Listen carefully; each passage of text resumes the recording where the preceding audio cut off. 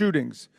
Whether this miracle is of divine providence or of an adventitious nature will be up to each of us to ponder, but our job in Congress is not simply to marvel at miracles or count on good luck, but to act as public policy legislators to do whatever we can to prevent future political violence, attempted assassinations, and mass shootings.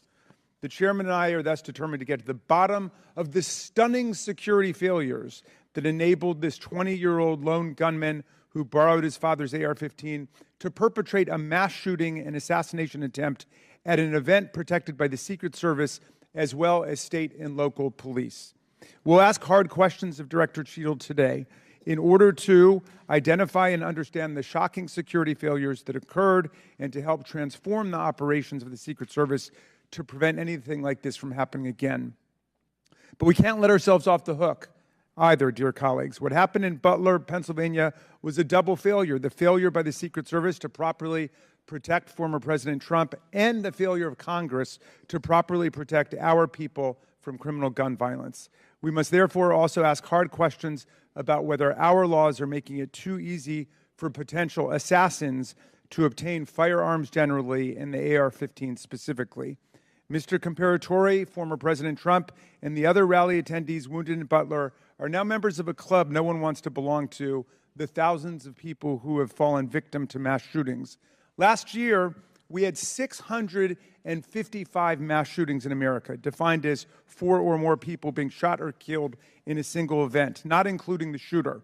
712 people died and nearly 2,700 people were wounded in these attacks in 2023. Mass shootings are commonplace. They happen at political rallies and constituent meetings, in our elementary schools, middle schools, and high schools, in churches, synagogues, and mosques, in movie theaters and parades, in nightclubs and grocery stores, in concerts, and on street corners. Here are the worst mass shootings in the last 11 or 12 years. The list is a grim reminder of the horrific damage and death wrought by assault weapons and the AR-15 in particular that have taken the lives of our children, parents, colleagues, and neighbors. This is a very partial list. Mass shootings have become so frequent that we don't even hear about them anymore. Since the mass shooting in Butler, there have already been at least 10 additional mass shootings in America, 2 of which took place the same day that former President Trump was targeted. One of the mass shootings on that violent Saturday, July 13th, happened at 11 p.m. at a nightclub in Birmingham, Alabama, where 4 people were shot dead and 10 others wounded. This means, amazingly, that the Butler attack was not even the deadliest mass shooting to happen in America on that day. A weapon that can be used to commit a mass shooting at an event under the full protection of the Secret Service, together with dozens of state and local police, is obviously an intolerable threat to the rest of us who do not receive such protection and obviously does not belong in our communities. It's time to pass universal background checks and build on this administration's work to ensure that we permanently close the loopholes in the Brady law for gun show purchases, online purchases, and private sales to prevent those weapons from getting into the hands of people we know to be a threat to others. What happened in Butler shows why even closing these loopholes, however, will not keep assault weapons out of the hands of potential assassins and mass murderers. Under federal law, and in the vast majority of states, even young people not old enough to buy a beer legally can legally purchase and own the AR-15 and carry it in public. The shooter in Butler used his father's AR-15. We have to find the courage and resolve to pass a ban on the AR-15 and other assault weapons. A ban has broad support. Even the New York Post loudly endorsed such a ban in 2019.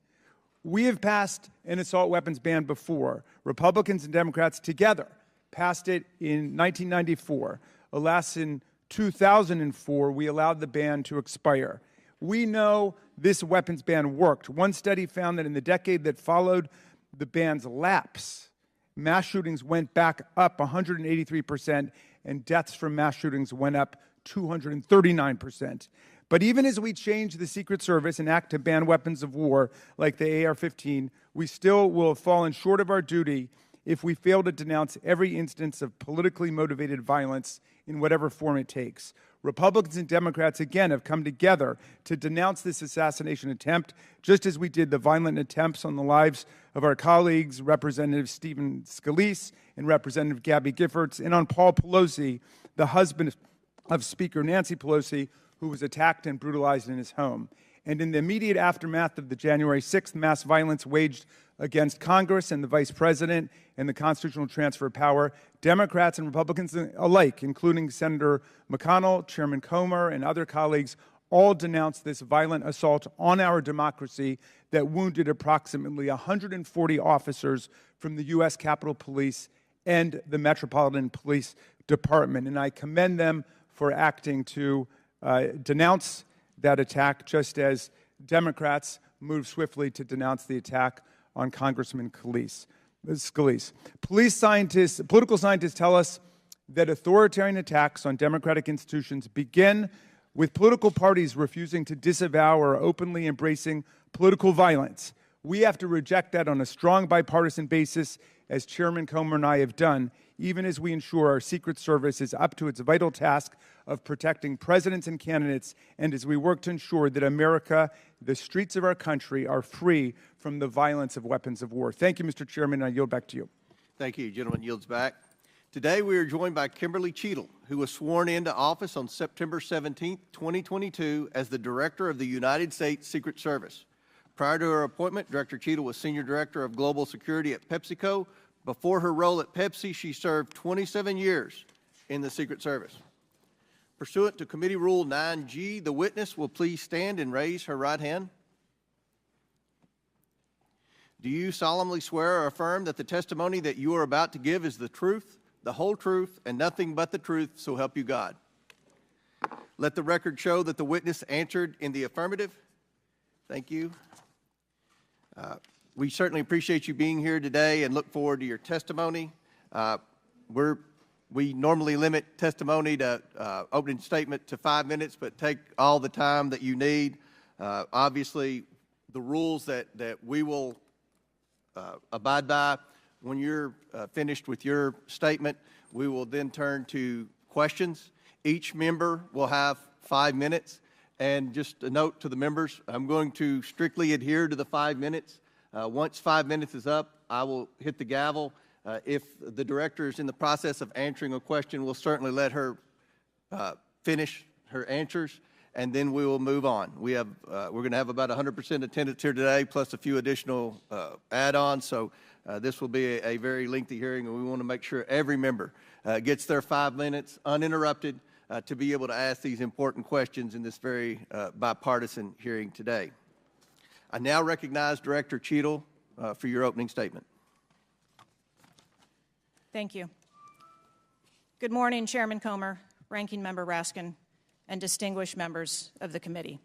My name is Kimberly Cheatle, and I am the Director of the United States Secret Service. I appreciate the opportunity to appear before you today. The assassination attempt of former President Donald Trump on July 13th is the most significant operational failure of the Secret Service in decades, and I am keeping him and his family in my thoughts. I would like to offer my sincerest condolences to the family of Corey Comparator, a former fire chief and a hero who was killed in this senseless shooting. I would also like to acknowledge those who were injured in Butler, David Dutch and James Copenhagen, and I wish them a speedy recovery. I would be remiss if I did not also extend my condolences on the passing of your colleague, Congresswoman Sheila Jackson Lee. Ms. Jackson Lee was always engaged in the oversight of the Secret Service, and her passing is a great loss to this body. The Secret Service's solemn mission is to protect our nation's leaders. On July 13th, we failed. As a director of the United States Secret Service, I take full responsibility for any security lapse of our agency. We are fully cooperating with ongoing investigations. We must learn what happened, and I will move heaven and earth to ensure that an incident like July 13th does not happen again. Let me state unequivocally, nothing I have said should be interpreted to place blame for this failure on our federal, state, or local law enforcement partners who supported the Secret Service in Butler. We could not do our job without them. We rely on the relationships built over years of working together to secure events and conduct investigations. Our agents, officers, and support personnel understand that every day we are expected to sacrifice our lives to execute a no-fail mission. As witnessed on July 13th, our special agents shielded former President Trump with their own bodies on stage while shots were being fired. Selflessly willing to make the ultimate sacrifice without hesitation, I am proud beyond words of the actions taken by the former president's detail, the counter-sniper team who neutralized the gunman, and the tactical team who was prepared to act. I will be transparent as possible when I speak with you, understanding, though, at times that I may be limited in providing a thorough response in this open setting due to associated risks with sharing highly sensitive protective methodologies. I do not want to inadvertently provide you today with inaccurate information. Since January 1st, 2024, the Secret Service has successfully secured over 7,500 sites. Every protective advance comes with its own set of challenges and requires a customized mitigation strategy, including specific assets. Security plans are multi-layered, providing 360 degrees of protection. These layers include personnel, technical, and tactical assets, which are a force multiplier for our protective posture. During every advance, we attempt to strike a balance between enabling the protectee to be visible and our protective requirements to be secure. I know this because I have spent 29 years in this agency. I came up through the ranks.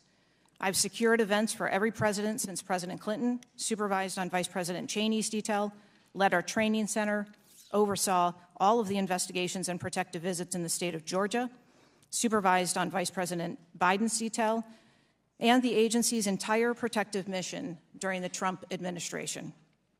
The comprehensive advance process involves collaborative planning between our Secret Service, the protectee's staff, local law enforcement partners, and the level of security provided for the former president increased well before the campaign and has been steadily increasing as threats evolve.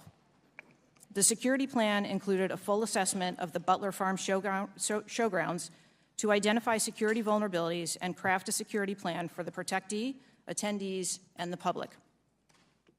Immediately following the assassination attempt, I directed the activation of my crisis center.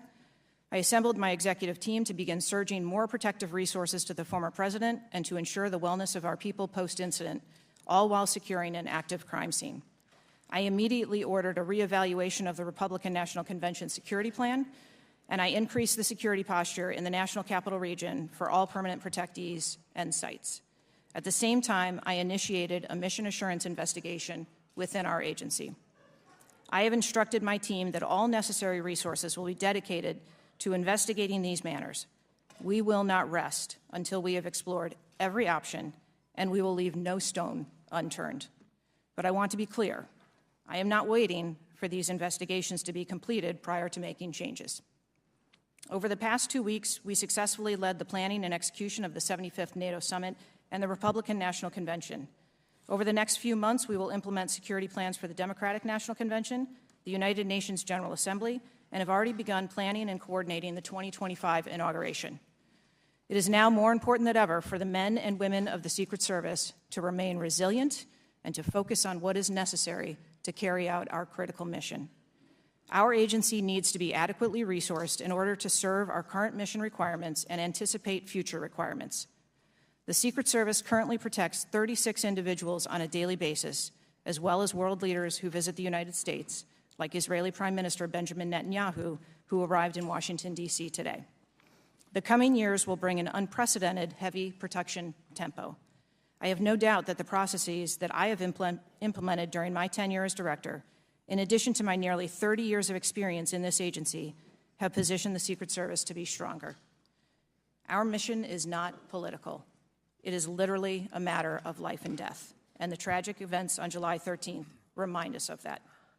I have full confidence in the men and women of the Secret Service. They are worthy of our support in executing our protective mission. I will now answer any questions that the committee may have. Thank you very much, Director Cheatle. We'll now begin our 5 minutes questions, and I will begin. Just for the record, the Secret Service has an annual budget of around $3.1 billion, and I believe around 8,000 employees. Is that correct? Yes, sir. Obviously, there were many security failures on the day of the attempted assassination and leading up to that day. Let's start with the building that the shooter used to shoot President Trump from. At any point Saturday, did the Secret Service have an agent on top of that roof? Sir, I'm sure, as you can imagine, that we are just 9 days out from this incident, and there's still an ongoing investigation. And so I want to make sure that any information that we are providing to you is factual. You can't, okay. Why did the Secret Service not, can you answer why the Secret Service didn't place a single agent on the roof? We are still looking into the advance process and the decisions that were made. Okay.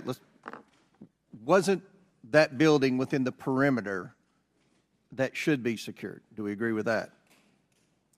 The building was outside of the perimeter on the day of the visit. But again, that is one of the things that during the investigation we want to take a look at and determine whether or not other decisions should have been made.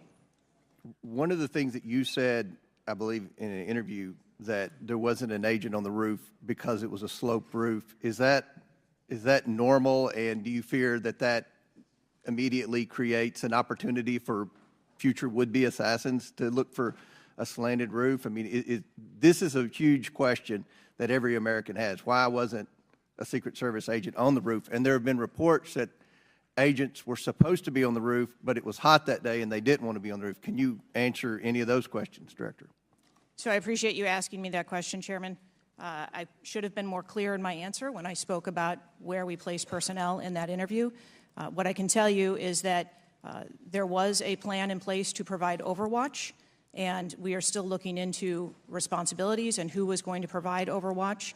But the Secret Service in general, not speaking specifically to this incident, when we are providing overwatch, whether that be through counter snipers or other technology, prefer to have sterile rooftops. Did the Secret Service use any drones for surveillance that day? So again, I'm not going to get into specifics of that day in itself, but there are times during a security plan that the Secret Service does deploy an asset like a drone. There were reports that the shooter used a drone just a few hours before the rally start time. Is that accurate? I have heard those same reports, and again, am waiting for the final report. Do you know, if you can't answer the question, that's your answer. But can you answer this? Do you know, I'm not asking yes or no, but do you know if the shooter used a drone before the shooting? That information has been passed to us from the FBI. How many Secret Service agents were assigned to President Trump on the day of the rally? Again, I'm not going to get into the specifics of the numbers of personnel that we had there, but we feel that there was a sufficient number of agents assigned. There are reports that several agents assigned to the rally on July 13th were temporary agents not normally assigned to President Trump. Is that accurate? What I can tell you is that the agents that were assigned to former President Trump are Secret Service agents that provide close protection to him, and that was what was actual on that day. How many temporary agents were there that day? Quite frequently, sir, during campaign events, the Secret Service utilizes agents from HSI or the Department of Homeland Security. You don't know how many? Supplement you can't answer? our plan. Have the investigators reconstructed the shooter's precise movements over the past days, weeks, and months? So, again, we need to have confidence that if the FBI is leading this investigation, that they're leading a credible investigation, because there's some of us sitting up here today that don't have a lot of confidence in the FBI. So I will repeat the question. Have the investigators reconstructed the shooter's precise moments over the past days, weeks, and months? I understand your question, Chairman, and I share your concerns about wanting to make sure that we have factual information. The FBI is conducting a criminal investigation. The Secret Service is conducting an internal investigation. There are a number of OIG investigations, and there is the external investigation that the President Last question for me. Before July 13th, had the Trump detail requested additional resources? What I can tell you is that for the event on July 13th, the details that were the assets that were requested for that day were given. Okay. My time has expired. Chair now recognizes Ranking Member Raskin for 5 minutes. Thank you, Mr. Chairman. It's been reported that before former President Trump got up on the stage at around 6 p.m. on Saturday, July 13th, that the local police had identified and even photographed a man who was acting suspiciously. And this man, who turned out to be the gunman, had been flagged as a potential threat. Is that accurate? What I can say is that the individual was identified as suspicious. So he was known to be suspicious before former President Trump took the stage. That is the information I have received. Why was he allowed to take the stage with a suspicious person having been identified in the crowd? So I appreciate the question, and I'd like to make 2 points.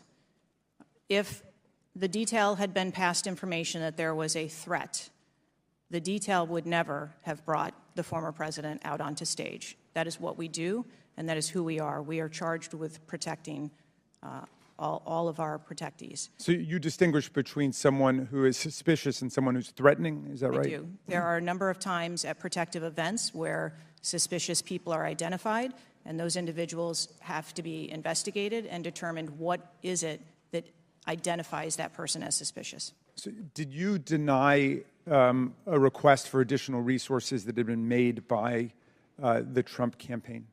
There were no assets denied for that event in Butler on the 13th. I see. So you're saying there were requests made for additional assistance for other specific events rather than for the campaign as a whole. Is that right?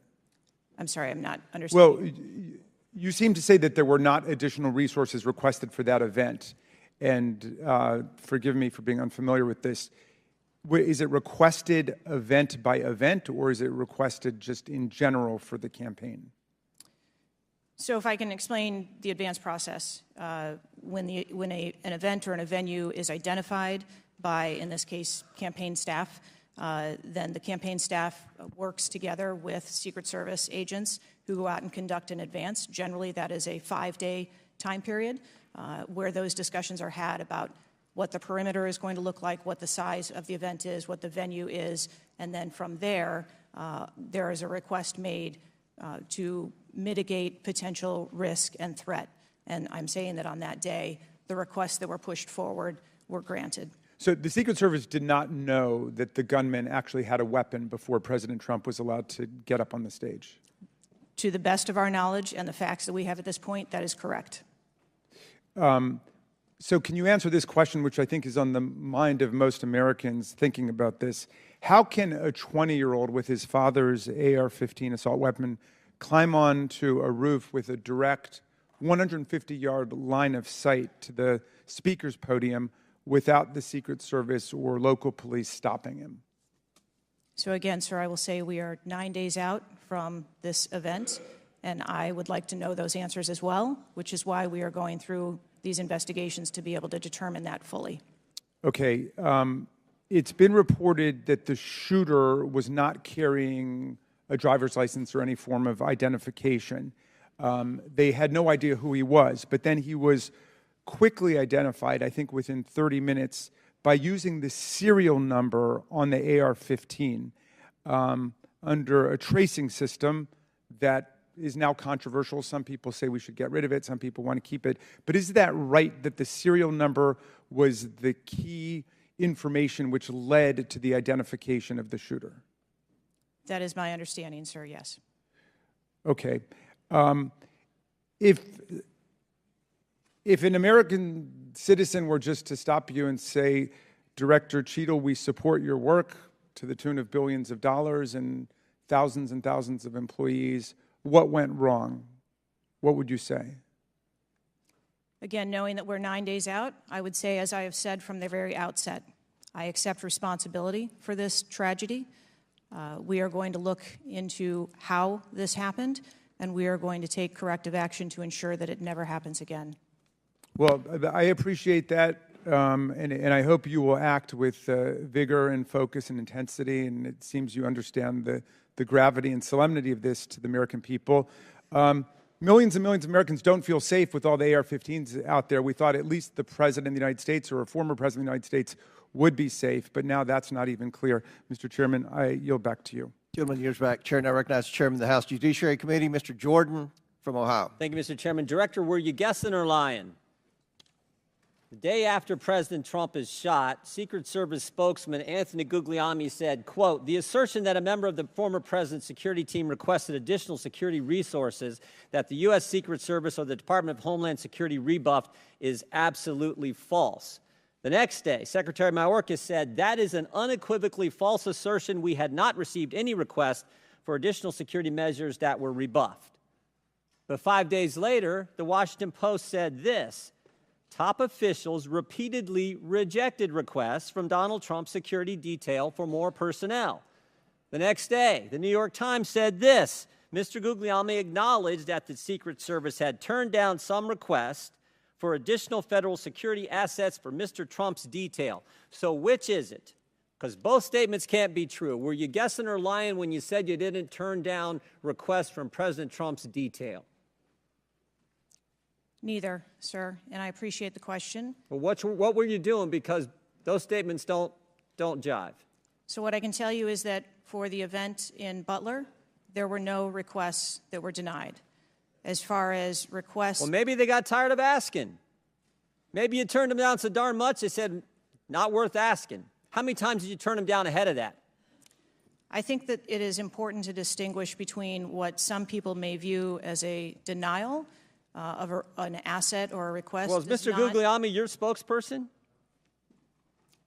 He said he acknowledged the Secret Service had turned down some requests. I'm asking how many? A denial of a request does not equal a vulnerability. Well, tell me what it is. There are a number of ways that threats and risks can be mitigated with a number of different assets, whether that be through personnel, whether that be through technology, or other resources. Well, tell the committee which it was. They asked for additional help in some form or another. You told them no. How many times did you tell them no, and what did you tell them no to?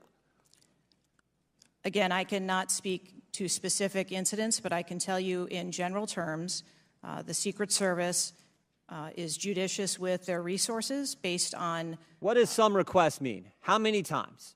Some indicate requests is plural. So more than once they asked for additional help and you turned them down. What did they ask for and how many times did you turn them down? Pretty basic questions. So again, without having all of the details in front of me, sir, what I can tell you is that there are times... You didn't get briefed on how many times you turned down the Trump detail when they asked for additional help? I'm sorry. You didn't get briefed on that before you came to this hearing knowing you were going to get asked that question? What I can tell you is that in generic terms, when details make a request, there are times that there are alternate ways to cover off on that threat or that risk. But that's not what he said. He said they were denied certain requests, some requests. This is your spokesperson, not me talking. This is the Secret Service talking. And what a change from absolutely false, unequivocally false to, oh, by the way, there were some times where we didn't give them what they wanted. That's a huge change in 5 days. And the fact that you can't answer how many times you did that, that's pretty darn frustrating, not just for me, but for the country. I hear your frustration. Let me ask you this. Were any of those requests denied to President Trump's detail after you knew about the Iranian threat? What I can tell you, again, I don't know the specifics, is that there are times when we can fill a request. It doesn't necessarily have to be with a Secret Service asset or resource. We can fill that request with locally available assets. You spoke to anyone at the White House since July 13th? Yes, I have. Who'd you talk to? I have briefed the President and the Vice President. Talked to the First Lady? No, I have not. Talked to the White House staff? Anyone in the White House communications? No, I have not. Have you talked to the counter sniper who took the shot that took out the bad guy? Yes, I have. And can you tell us about that conversation? I would not want to reveal conversations that I've had with my employees. But that's exactly the kind of information the American people want to know. American people who pay your salary. I understand. This is an ongoing investigation. And Who's all doing the investigating at Secret Service? I know the Inspector General, but is there also an internal investigation in addition to the Inspector General? We are conducting a mission assurance investigation internally, yes. You know what it looks like, Director? It looks like you won't answer some pretty basic questions. It looks like you got a 9% raise and you cut corners when it came to protecting one of the most important individuals, most well-known individuals on the planet. A former president, likely the guy who's going to be the next president. Looks like you guys were cutting corners. That's what it looks like to me. Is that true? I am here today because I want to answer questions, but I also want to be cautious. You might want to, but you haven't answered. I don't think you've answered one question from the chairman, the ranking member, or me. Well, we got a lot of other people asking. We'll see if your record improves. But right now, you haven't answered, I don't think, any questions. I yield back. Gentleman yields back. Chair now recognizes Ms. Norton from Washington, D.C. Thank you, Mr. Chairman. In the summer of 1963, as a law student, I traveled to the South to work in the civil rights movement. When I arrived in Jackson, Mississippi, I was met by a civil rights activist who showed me around town and tried to convince me to work in Jackson that summer. I recall talking with him and his wife about the raw atmosphere in Jackson. Later that day, he took me to the bus station for my trip to my assignment.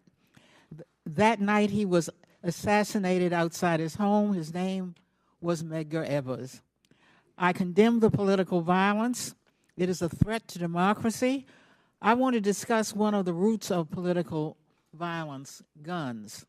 For years, Republicans, including a member of this committee, have introduced legislation and amendments to repeal or block the District of Columbia gun violence protection laws, including its bans on assault weapons and large capacity magazines. The shooter at the Trump rally used the mass shooter's gun of choice, an assault weapon, specifically an AR-15 style rifle, and presumably a large capacity magazine, which is defined in D.C. as a magazine that can hold more than 10 bullets. Under current D.C. law, D.C. does not recognize concealed carry permits issued by other jurisdictions, but it does issue concealed carry permits to both residents and non-residents.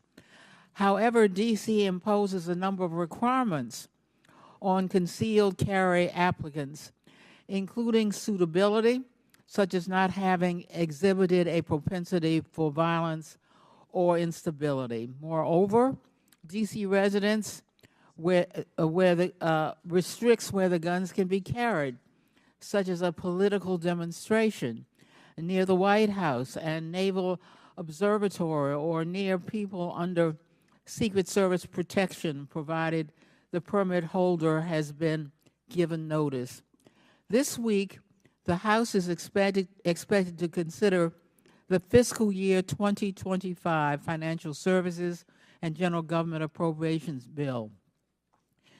This Republican-drafted bill would allow an individual with a permit to carry a concealed handgun issued by a state or territory to carry a concealed handgun in D.C., regardless of that jurisdiction's permit requirements.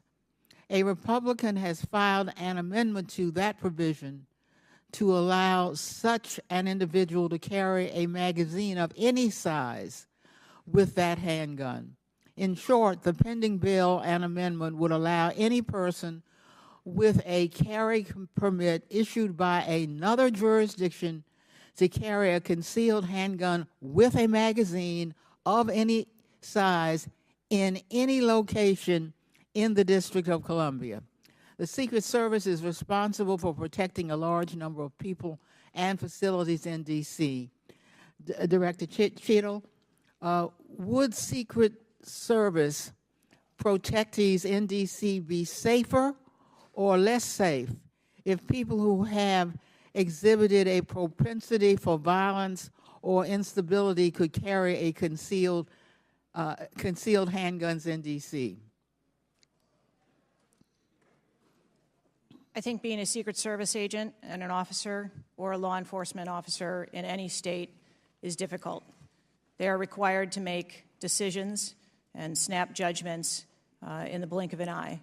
And I think that the officers and the agents that work here in the D.C. area do a great job of monitoring the public and reacting to threats as appropriate when they arise.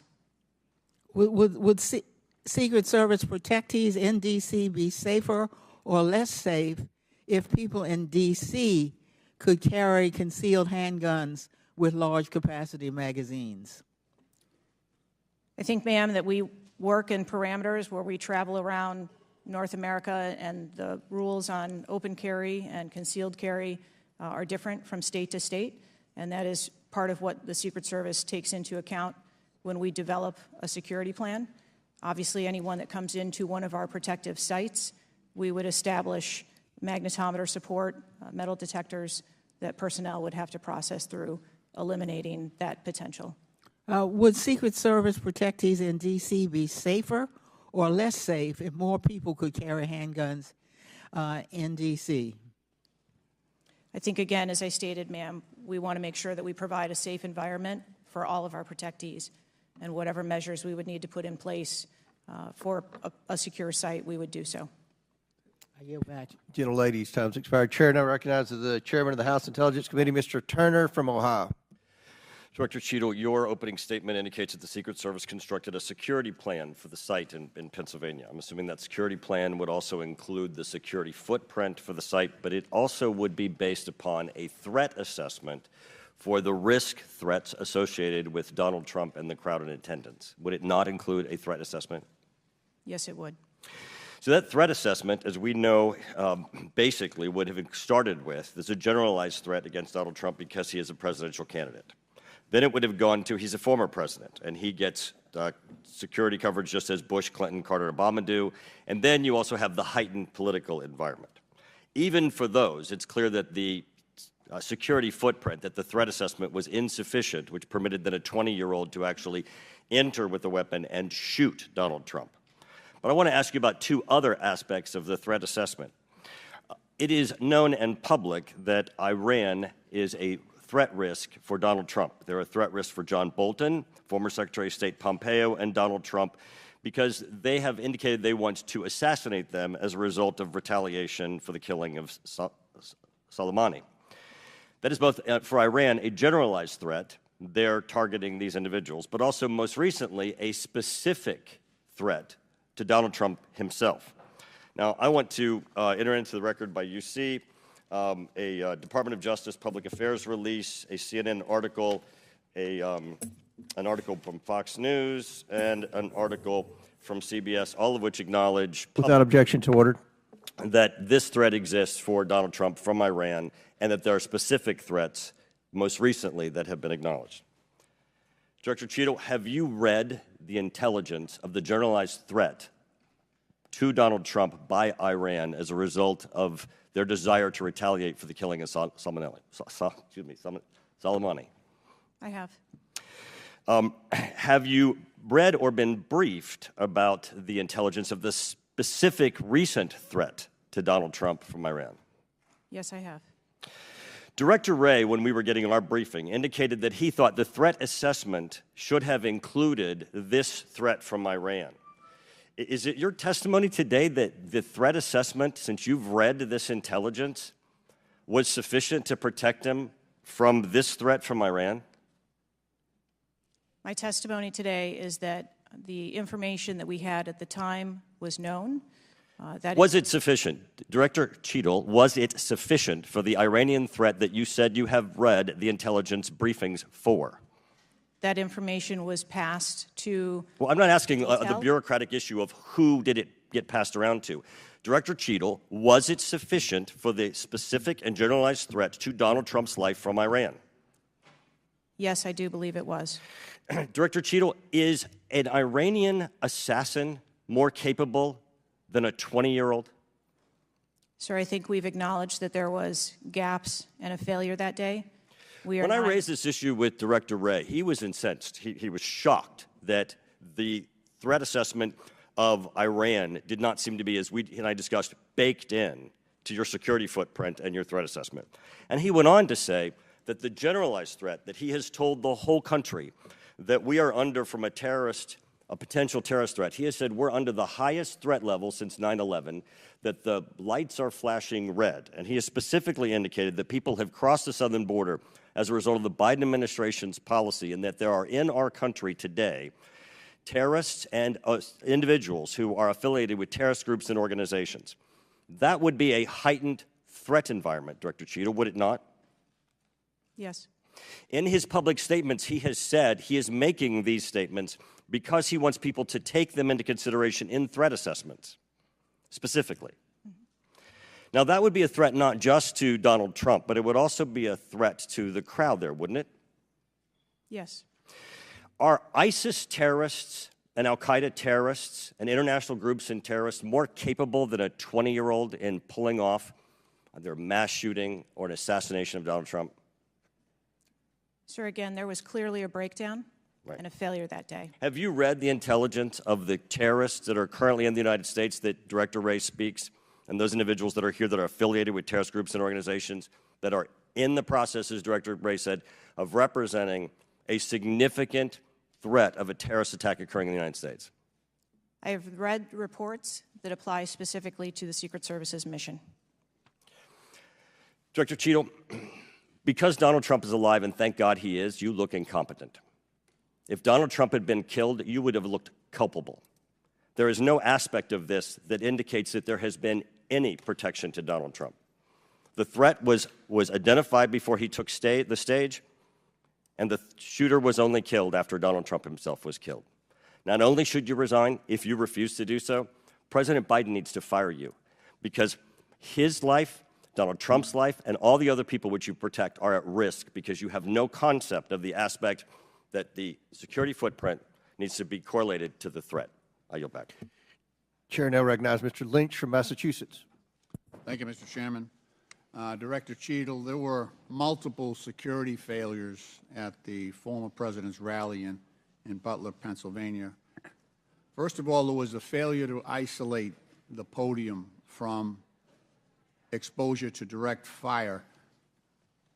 Do we know who made that decision to allow that rooftop to remain as an unprotected area? Do we know who came up with that security plan that omitted that? Sir, I don't have a specific person to identify for you. Okay, well, that's what I'm looking for, so let's move on. There's also a breakdown in security in failure to confront the shooter over an hour before the former president began his remarks, when the shooter was identified as a person of interest. What particularly allowed agents or law enforcement to identify him as a person of interest? So I appreciate the question, and again, I will say that we are 9 days out, and there are a multitude of interviews that are still taking place. Okay, so did he have a rangefinder? There were some reports that the individual had a rangefinder. That would certainly raise my suspicion. Did he have a rangefinder? Yes, he did, but may I explain that at a number of our sites, especially when you're at outdoor venues, a rangefinder is not a prohibited item. It is sometimes an item that is brought in by individuals if you're going to be in the back. Did anybody confront him on that? Anybody ask him questions? What are you doing with the rangefinder? Anybody confront him on his presence where he was in proximity to the president? So again, to my knowledge, I believe that was the process that was taking place, was to locate the individual. Did they confront him? Did they go up to him? Did they talk to him? I do not have those details at this time. Those are important details. There was also a failure to communicate between law enforcement to act quickly upon information provided by either local law enforcement or rally attendees that the suspect was positioned on the roof. There were minutes of delay before any meaningful action was taken, even though he was several hundred feet from the podium, and this was obviously minutes before the shooting. Let me ask you, there was considerable delay in removing the president from the podium after the shooting began. He got shot in the air. It was still over a minute before he was removed from the stage. Meanwhile, this shooter had multiple clips, several clips. He got off 8 shots, and he had the capacity and the ability, if he was not neutralized, to basically mow down that whole Secret Service detachment as well as the president. What, from your own investigation, caused that delay under the circumstances? What I can tell you is that when the agents identified that the shooting was taking place in under 3 seconds. They threw themselves on top of the president. I understand that. There was heroism there. No question about it. No question about it. But protocol would indicate, and these are,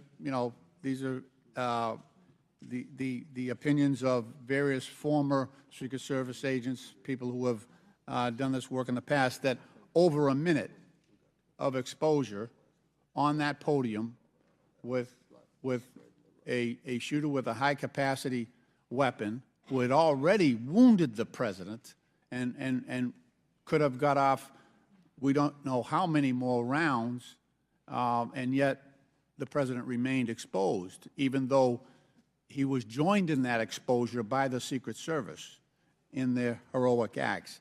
It just, I don't know if there's a good explanation for that. Our personnel created a body bunker on top of the president. I get that. Shielding him. Yeah, this was an AR-15 style weapon that would have made pretty quick work if he was determined and able to do so. This is not the first investigation that we've had of the Secret Service during my time here on this committee, and the last one we had, our previous investigation determined that the Secret Service was experiencing a staffing crisis that poses perhaps the greatest threat to the agency, and that's a quote. Is that staffing crisis still in place? Is that still something that you deal with on a daily basis? As of today, the Secret Service has just over 8,000 employees. We continue to hire, knowing that we need to ensure that we keep pace with What would be the full complement of And gentlemen, time's expired, but please answer the question. yeah. I'm sorry. What would be the full complement that you're looking for? You've got 8,000, and how many would be a full complement for the service? So we are still striving towards a number of 9,500 employees approximately in order to be able to meet future and emerging needs. Okay, thank you, Mr. Chairman, for your courtesy. I yield back. Chair recognizes Dr. Fox from North Carolina. Thank you, Mr. Chairman. Director Cheatle, what grade would you give the Secret Service's performance in Butler, Pennsylvania on July 13? As I've stated, ma'am, this was clearly a failure. I would grade the agents and officers who selflessly threw themselves in front of the president and neutralized the threat an A. I think that we need to examine the events that led up to and prior to that day. You stated in 2021 that the Secret Service has a zero-fail mission. It's clear that the events of July 13 show a cascade of failures that cost Corey Comparator his life, nearly cost former president his life, and injured David Dutch and James Copenhaver. When an agency fails spectacularly at its mission, those responsible must be held accountable, and the problems must be fixed so they cannot happen again. Why should the American people or the officials you're responsible for protecting have confidence in your ability to lead the Secret Service after such a spectacular failure? I appreciate the question, and I am committed to finding answers so that we can make the agency stronger after this. You said on July 15 that the buck stops with me. How are you taking accountability for the Secret Service's failures during the July 13 assassination attempt on President Trump? I have taken accountability, and I will continue to take accountability. I am responsible for leading the agency, and I am responsible for finding the answers to how this event occurred and making sure that it doesn't happen again. So I would like to explore how you got the job as director of the United States Secret Service. Is it typical for the director of the Secret Service to be recommended for the role at the behest of a president's family and senior staff, perhaps at the request of Joe Biden or Anthony Bernal? I got the job as a director of the Secret Service because I spent 27 years in an agency with a mission that I absolutely love. I started my career in Detroit. I worked my way up through investigations and protection. Was there competition for the position? You would have to ask those who were involved in the interview process. But you think you are the best person in the country to head the Secret Service? I think that I am the best person to lead the Secret Service at this time. The Secret Service receives billions in funding each year, as has been explained by my colleagues here. In fact, you've had an increase in real terms of 55%. As you're no doubt aware, staffing levels for those assigned to protect the president, former presidents, and other senior officials has decreased by about 350 between 2014 and today. Clearly, a lack of financial resources not to blame for the staffing shortage. In 2022, the Secret Service saw nearly half its workforce leave in 1 year, and during the same year, it was ranked dead last among law enforcement agencies in the best places to work in the federal government. Can you explain why your agency was so poorly rated and why so many staff left in just 1 year? So with all due respect, I dispute the statistic of half of the employees leaving in 2022. I think that has been inaccurate data that's been reported out there. But what I can tell you is, as I have returned as the director of the agency, we have had an increase in hiring and staffing and an increase in resources, and we are committed to continue to hire so that we can be staffed appropriately to meet the dynamic mission that we have. Well, you may want to dispute it, but it's out there. My understanding, given the high-profile failures and rotten culture at the Secret Service during your nearly two-year tenure, why should the American people have any confidence in your ability to lead the Secret Service to perform its zero-fail mission to protect our senior leaders? The Secret Service has an incredible culture. Our men and women place service over self. They come in every day willing to risk their lives for our protective mission, and they work investigations that thwart people who would do harm to children, child exploiters. We have an incredible mission, and our culture is we will get the job done no matter what. Well, those on the front line certainly have a great culture, and they were willing to risk their lives for President Trump. But I'm not sure the leadership at the agency has this right kind of culture. I yield back, Mr. Chairman. Chair now recognizes Mr. Conley from Virginia. Thank you, Mr. Chairman. Well, I hope the American people do appreciate the incredible daily risks Secret Service agents take on our behalf. You mentioned there are 36 regular clients you've got that you protect constantly, but I was participating in the NATO summit just 2 weeks ago. We had 32 heads of government and heads of state, plus visiting heads of state and heads of government. Presumably, you provided protection for all of them. That is correct. Just saying. Help us understand, however, I will stipulate that there's an ongoing investigation. You don't want to go into too much detail on that until you've been able to ascertain all the facts and analyze what they mean.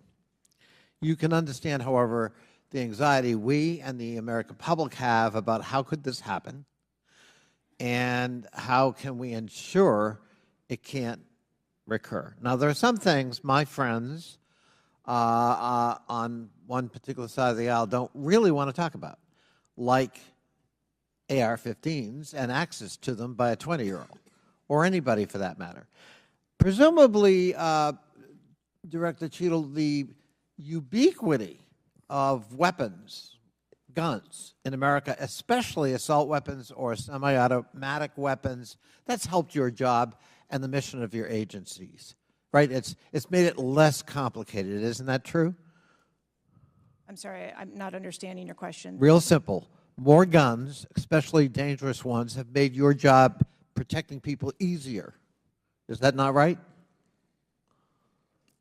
I think from every Director Cheatle, this is simple English.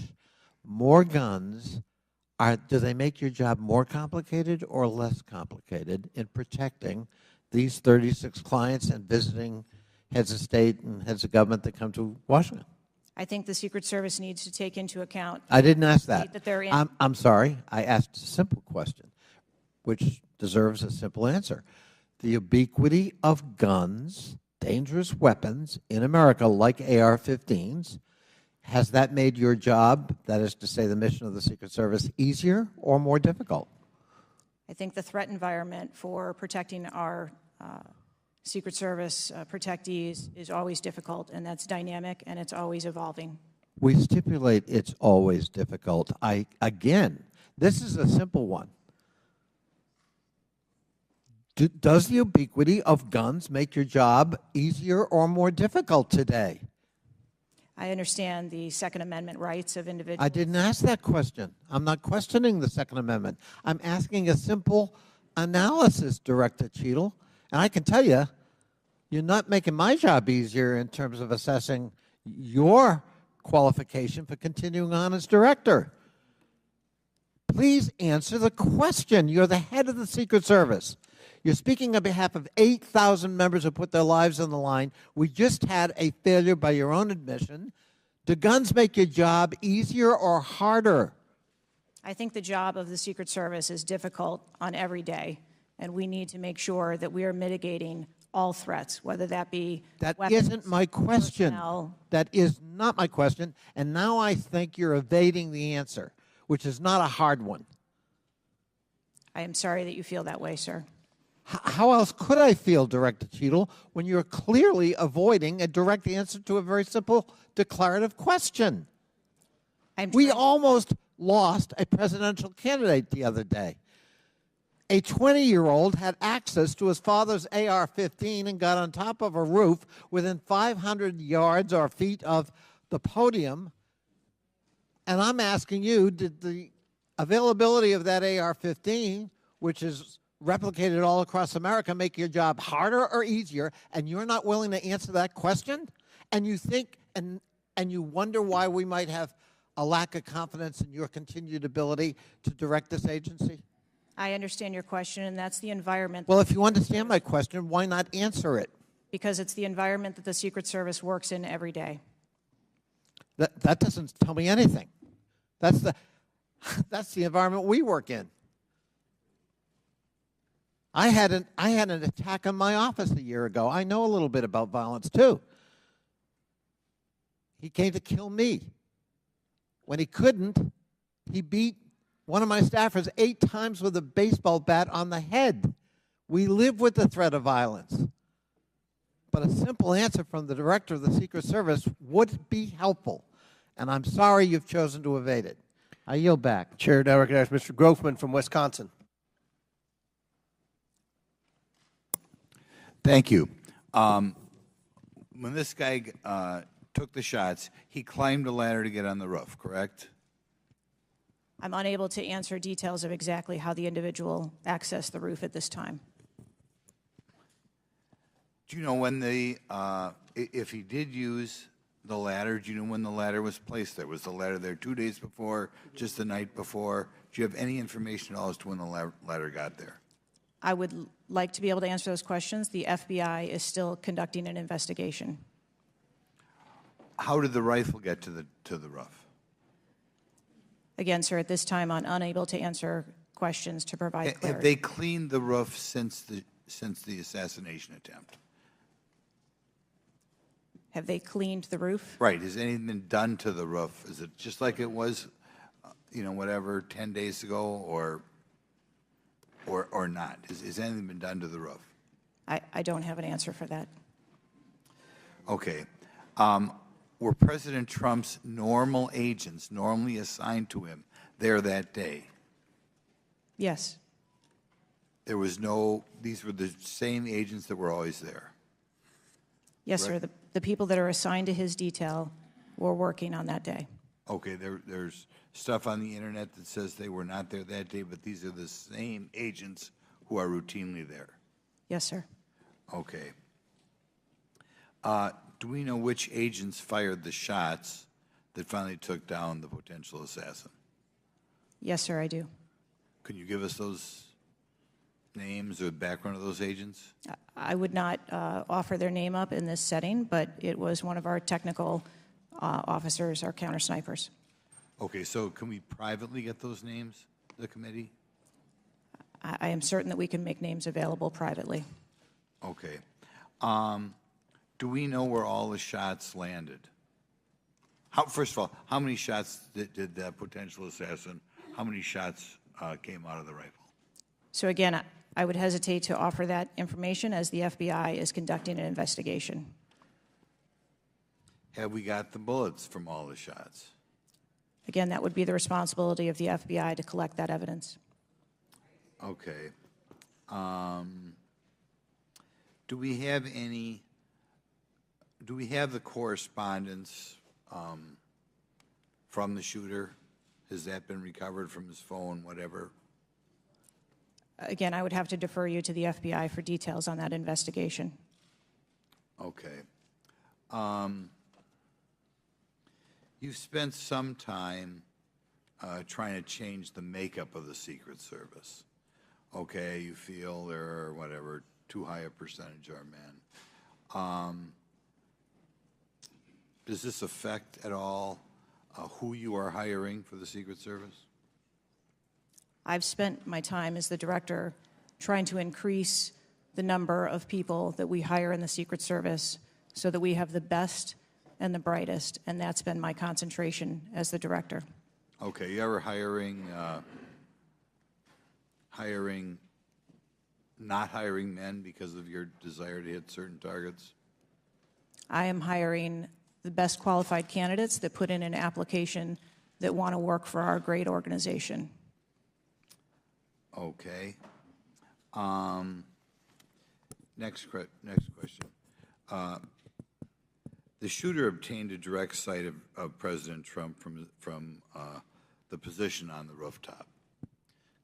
I assume that is not something that should ever happen. It should never happen. Do you want to elaborate a little on how that happened, or what you wish you had done differently, or would do differently next time there's a Trump rally? Again, sir, the facts of this particular event are still unfolding.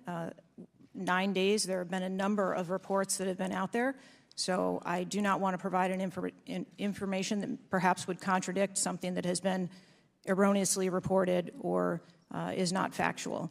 But there clearly was a mistake, and we will take every effort to make sure that this never happens again. Could you elaborate why you want 1/3 of the Secret Service to be women? I've never stated that I want 1/3 of the Secret Service to be women. 30% or something. You had some target, no? Okay. Would gentlemen yield? Sure. I'll yield. What was, Director, what was erroneously reported? You said, to Mr. Grothman's question, you said something was erroneously reported. What are you referring to? I'm referring to their... His question was in the context of the shooter using a ladder to get on the building. What was erroneously reported? Because you won't tell us anything, but you'll tell us something that wasn't reported accurately?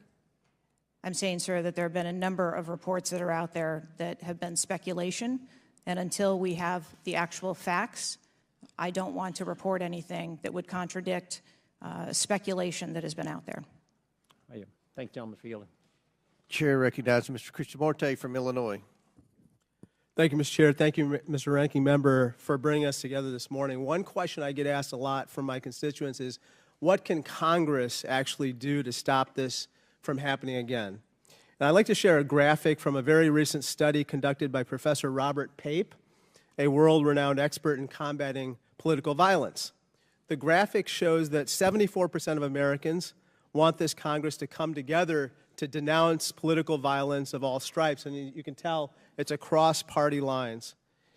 I commend the chair and ranking member for putting out the statement the other day condemning political violence, and to further this effort, I'd like to ask all my colleagues to join Dr. Brad Wenstrup and me in introducing a resolution that we think can secure unanimous House passage in deploring and condemning political violence, and we will be circulating that resolution shortly. Director Cheatle, as you know, the shooter began shooting at 6:11 p.m. Eastern on July 13th. NBC reported that at 5:51 p.m., 20 minutes before the shooting began, the state police informed the Secret Service of their concern. Now, the rally was not paused at that point, correct? No. And according to NBC, just 2 minutes later, at 5:53 p.m., the Secret Service notified its snipers about the gunman. The rally wasn't paused at that point either, correct? No. Let me show you some video footage by rally goers. If you could play the video on the screen up here. This was taken 2 minutes before the shooting started. If you could turn up the volume. Criminals. We have criminals. We have drug dealers. We have people that should not be here. Right on the roof. It's much tougher than it happens. You went right on the roof, big guy. Up here. Ma'am, that doesn't look like suspicious behavior. That looks like threatening behavior to me. And the rally wasn't paused at that point either, correct? I can tell you, as I stated earlier, sir, that the moment that the shift surrounding the president were aware of an actual threat. That's a threat right there. The guy's on the roof and everybody's yelling at him. Yes. And directing the officer's attention to him. The rally was not paused at that point, correct? We are currently still combing through communications and when communications were passed. Well, I can point you to this communication. It's 2 minutes before the shots started ringing out. Director Cheatle, yes or no? Was there ever a moment where the Secret Service actually considered pausing the rally? The Secret Service would have paused the rally had they known or been So the told answer is there no. was an actual threat. The answer is no. Correct? I can speak to you in generalities. No, I don't want I don't generalities. I know want all of the specifics. communications The that were- answer is no. You did not consider pausing the rally, correct? The people that are in charge of protecting the president on that day would never bring the former president out if there was a threat that had been identified. Well, they did, because we've now identified 3 points in the 20 minutes before the shooting that the threat emerged. Let me point you to something else, which is the building that the shooter was perched on, seen here. This building is called the AGR building. I'm sure that you're familiar with it. It's no more than 150 yards from the stage where Donald Trump stood, yet the security perimeter was drawn such that the AGR building was placed outside of it. Director Cheatle, according to the Washington Post, the AR-15 styled rifle used in the shooting had a range of 400 to 600 yards, and therefore the AGR building was clearly within rifle range of the stage, correct? Yes. NBC News has reported that in the days before the rally, the Secret Service had identified the building as a vulnerability that required special attention, correct? That's reporting from NBC? Yes. So I am still looking into an active investigation. I know, but it's been 9 days. I mean, you should know that, right? And yet, despite the fact that the AGR building was in rifle range of the stage and it was flagged as a vulnerability, this building was put outside of the Secret Service's security perimeter. And I respectfully submit the Secret Service must expand its security perimeter to account for the kinds of weapons that can be used outside the perimeter to endanger the protectees inside the perimeter, ma'am. Let me turn your attention to some conspiracy theories that have been circulating and ask you to comment on them. First, you have not found evidence that the incident was a staged shooting, right? Correct. And you haven't found evidence that this was a result of a conspiracy of high-ranking government officials, correct? Correct. And you have not found evidence that this incident was in fact directed or perpetrated by a foreign state or entity, right? And that's the last question, but I'll let the director answer that, please. Not at this time. Thank you. I yield back. Gentleman's time's expired. Chair, now recognize Mr. Cloud from Texas. Thank you. I just wanted to confirm there was only one counter sniper who took one shot. Is that We had multiple counter sniper teams available yeah, on the that premises, but is only one took one shot? Is that correct, or only one? Correct. Okay. How many spent shell casings were found on the roof? Again, I would have to defer you to the FBI's criminal investigation. Okay. Word is that the car was rigged with explosives. Again, sir, I'd have to defer you to the FBI's investigation. Okay. You're not curious about, you don't communicate with them? No. Okay. CNN reported that the Secret Service did not sweep the building the shooter was used to shoot President Trump and other attendees. Is that true or false? So we are conducting a mission insurance investigation and will depend on the information that we obtain from our investigations. Okay. The Secret Service knew there was a suspicious person anywhere from 8 minutes before President walked on stage to 30 to 60 minutes. We have different reports. Was President Trump or his team notified of the threat? I think there's a difference and a distinction between suspicious person and threat. Yeah. So we are going back and looking at communications to know when the information about a suspicious person was passed to Secret Service personnel. Okay, but was President Trump or his team notified? Again, we are going back and looking to make sure that we have the exact information of when those notifications were made and who those notifications were made to. Okay. I think it's troubling for a lot of us that the number one question everyone in America is wondering is why was the roof left open? And after 9 days, we should at least maybe have a little bit of that information. And when you come to this committee hearing and you don't have anything to say about that, it's very, very troubling. Did you review the security plan for this event? I personally do not review security plans for events that take place across the country. Any of them? We have a number of events Who's that take the place. top level official who reviews the security plans? There's a number of people that review security plans. Who's as they ultimately unfold. responsible for signing off on a security plan? It's a conjunction of personnel. There are people on the ground, there are supervisors on the detail, there are people at headquarters. So there's not one person who says, okay, this is good, it's copacetic, we're going for it? I think much in the way that we build our security plans, where they are No multi-layered. doubt there's teams working different aspects of it, but ultimately, isn't there an individual who signs off on the plan? Much like how we design our security plans, they're multi-layered, there are multiple layers. So there's of no people. accountability? There is accountability, sir. There's, this is whether it's the FBI or Fauci or anything, it's time after time after time, these multiple layers of accountability turn into layers of plausible deniability in agency after agency after agency. That's got to be fixed, because you keep coming here and expecting, yes, you're saying I'm responsible, and you're accountable for it, but then there's nothing. What do you mean by that? I mean, you're saying you're going to keep your job, right? I assure you, sir, that if we determine through the course of our investigation that someone or people need to be held accountable, we will do so. What level of, if President Biden, God forbid, had been shot and killed, would you think that was worthy of resignation?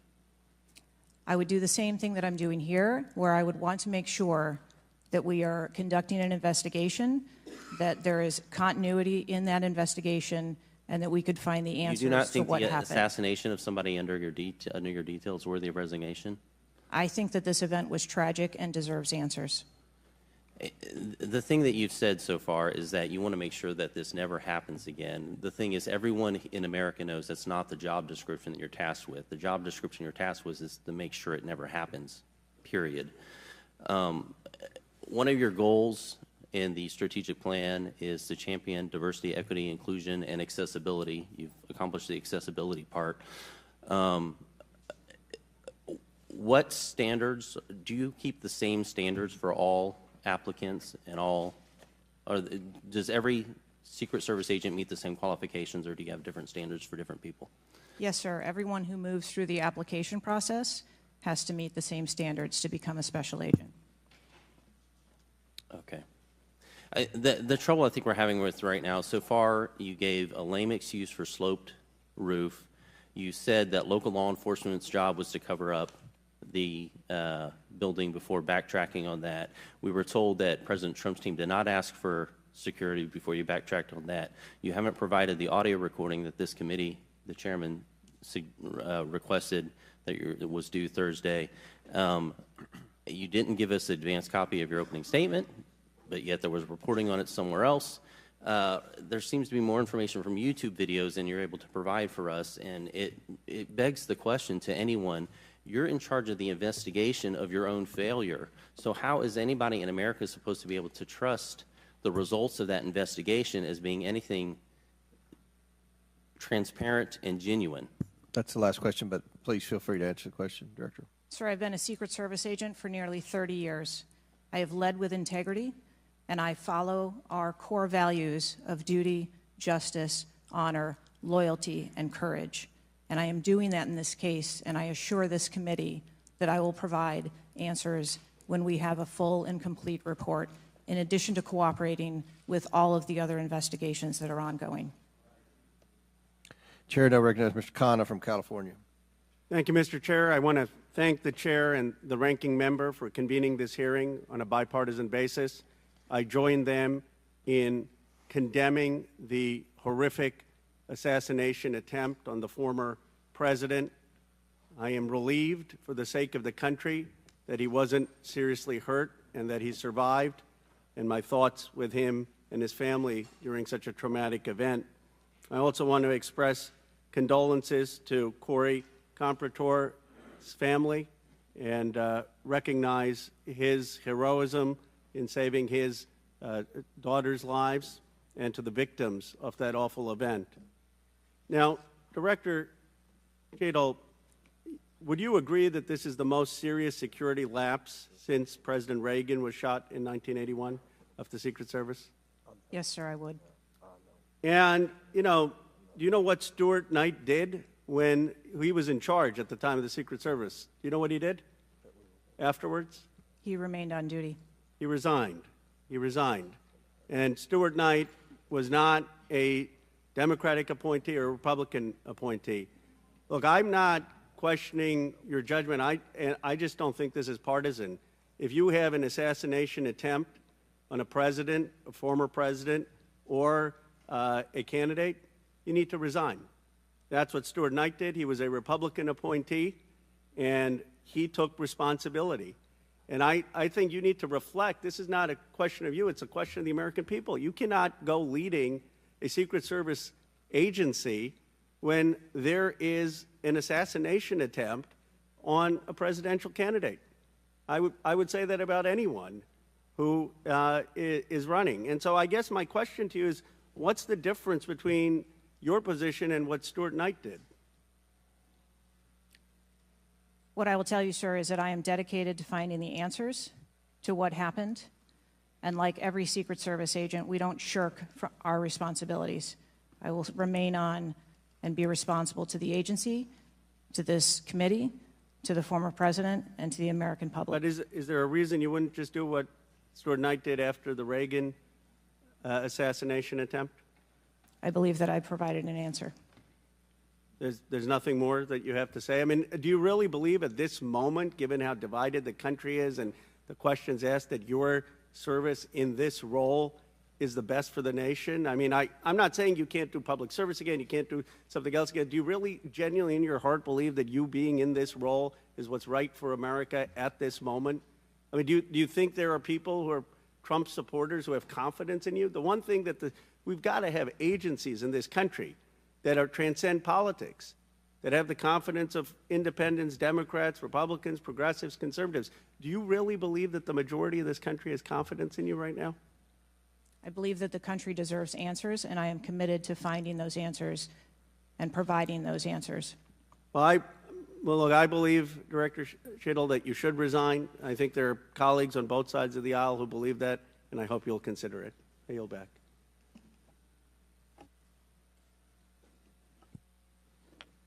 Chair now recognizes Mr. Palmer from Alabama for 5 minutes. Director Cheatle, did local law enforcement ESU teams have compromise authority to engage a perceived threat? Yes. Why do you think they didn't use it? I believe that they follow the same use of force that our agency... You don't, when you have compromise authority, you don't have to get permission if you perceive a threat. And there were not just the ESU units, but there were local law enforcement that had line of sight on the shooter before the shots were taken. So one of my questions is there was supposed to be a briefing with the Secret Service sniper units, your counter-assault team members, with the contract team, with the local ESU teams. That didn't take place. Why was that? So I have been told that there has been a briefing. There was a briefing that took place. I've been told that there wasn't one. And again, we are still looking into the facts of the investigation. So let me ask you this. When were you informed that there was a credible threat against President Trump, former President Trump? When did you learn of that? Sir, the former president has a number of threats. I didn't ask you that. There was a credible threat from Iran. When were you informed of that? Answer the question. We have been monitoring the threats You for the knew former before. president. You knew before the rally, okay? All right. The site security plan is generally drafted by the site supervisor and the site agent, probably out of the Pittsburgh district office. Did they take into account the credible threat against President Trump? Our personnel take into account the threats that are Then out why there. would they leave a building? And I will correct the distance that's been quoted. It was about 140 yards with clear line of sight to the president. Why was that building not occupied on the roof? I mean, you could have put Barney Fife on the roof and kept somebody from getting up there. So why wasn't that done? The plan that was developed that day encompassed a number ma'am. of security mitigations. The issue is the site supervisor, the site agent, and the special agent in charge, who I think signed off on the plan, did not include that in the inner perimeter, and they didn't have a plan to secure the building. As I understand it, the Butler County ESU unit was situated on the second floor of a building next to that, but they didn't have a clear line of sight of the roof. The angle was too severe. The photograph that was taken of the young man, of the shooter, when he had the rangefinder, was taken at 5:15. It wasn't until 5:38 that photograph was transmitted to the Secret Service sniper units. I don't understand the lack of interoperability here in the communication process. I don't understand why people didn't perceive that as a credible threat. The video that Mr. Christopher Morphy had shown there was clearly a credible threat. So how is it that all of these mistakes could be made? How many explosive devices were found on or near the site? Again, I would have to defer you to the FBI. Madam, I believe they were in his car, and I think there might have been one near a main gas line. It wasn't just the fact that he had a rifle. It was the fact that he had the ability to inflict enormous harm, enormous numbers of casualties, had those devices exploded. I want to know also, when your agents conduct a site review, are they fully informed of all of the threats that are being made against the principle that they're protecting? What I can tell you is that when our agents go out to conduct an advance, their whole goal is to ensure the safety and security. I understand what the goal is. The failure to secure that building not only put the former president's life in danger, it put the lives of individuals in the crowd in danger as well. I mean, the Reagan shooting, there were other people shot at that time as well. And the Secret Service members' lives were in danger. So I don't understand how you can continue to stay in the position you're in when this was a failure of historic magnitude. 43 years without anything like this happening. And you failed, in this case, in a spectacular way. Mr. Chairman, I yield back. Gentleman yields back. Chair recognizes Mr. Mfume from Maryland. Thank you, Mr. Chair. I want to commend you and the ranking member on your joint statement and for holding this hearing that we might all at least attempt to try to get some answers. Some of us, Ms. Cheatle, grew up in an era not too unlike what we see today in terms of political violence. And some of us remember the November 22nd, 1963 assassination of President Kennedy. Some of us, like myself, remember 2 days later when Jack Ruby on live TV shot and killed Lee Harvey Oswald. We've seen over and over and over since that time these kind of attempts, whether it was the assassination of Martin Luther King or Bobby Kennedy, or the attempted attack on George Wallace in Laurel, Maryland, the shooting in 1981 of Ronald Reagan, our friend and colleague Steve Scalise shooting here in D.C., and the unfortunate attack on Paul Pelosi, and now this matter regarding former President Trump. Let me try, if I might, to take another walk at this. People just assume that whoever is in charge takes full responsibility when there's never been, at least on this magnitude and scale, this sort of failure. So when members ask you, are you going to resign, and you say you have no intention to, they are perplexed, like many people who watch what's going on.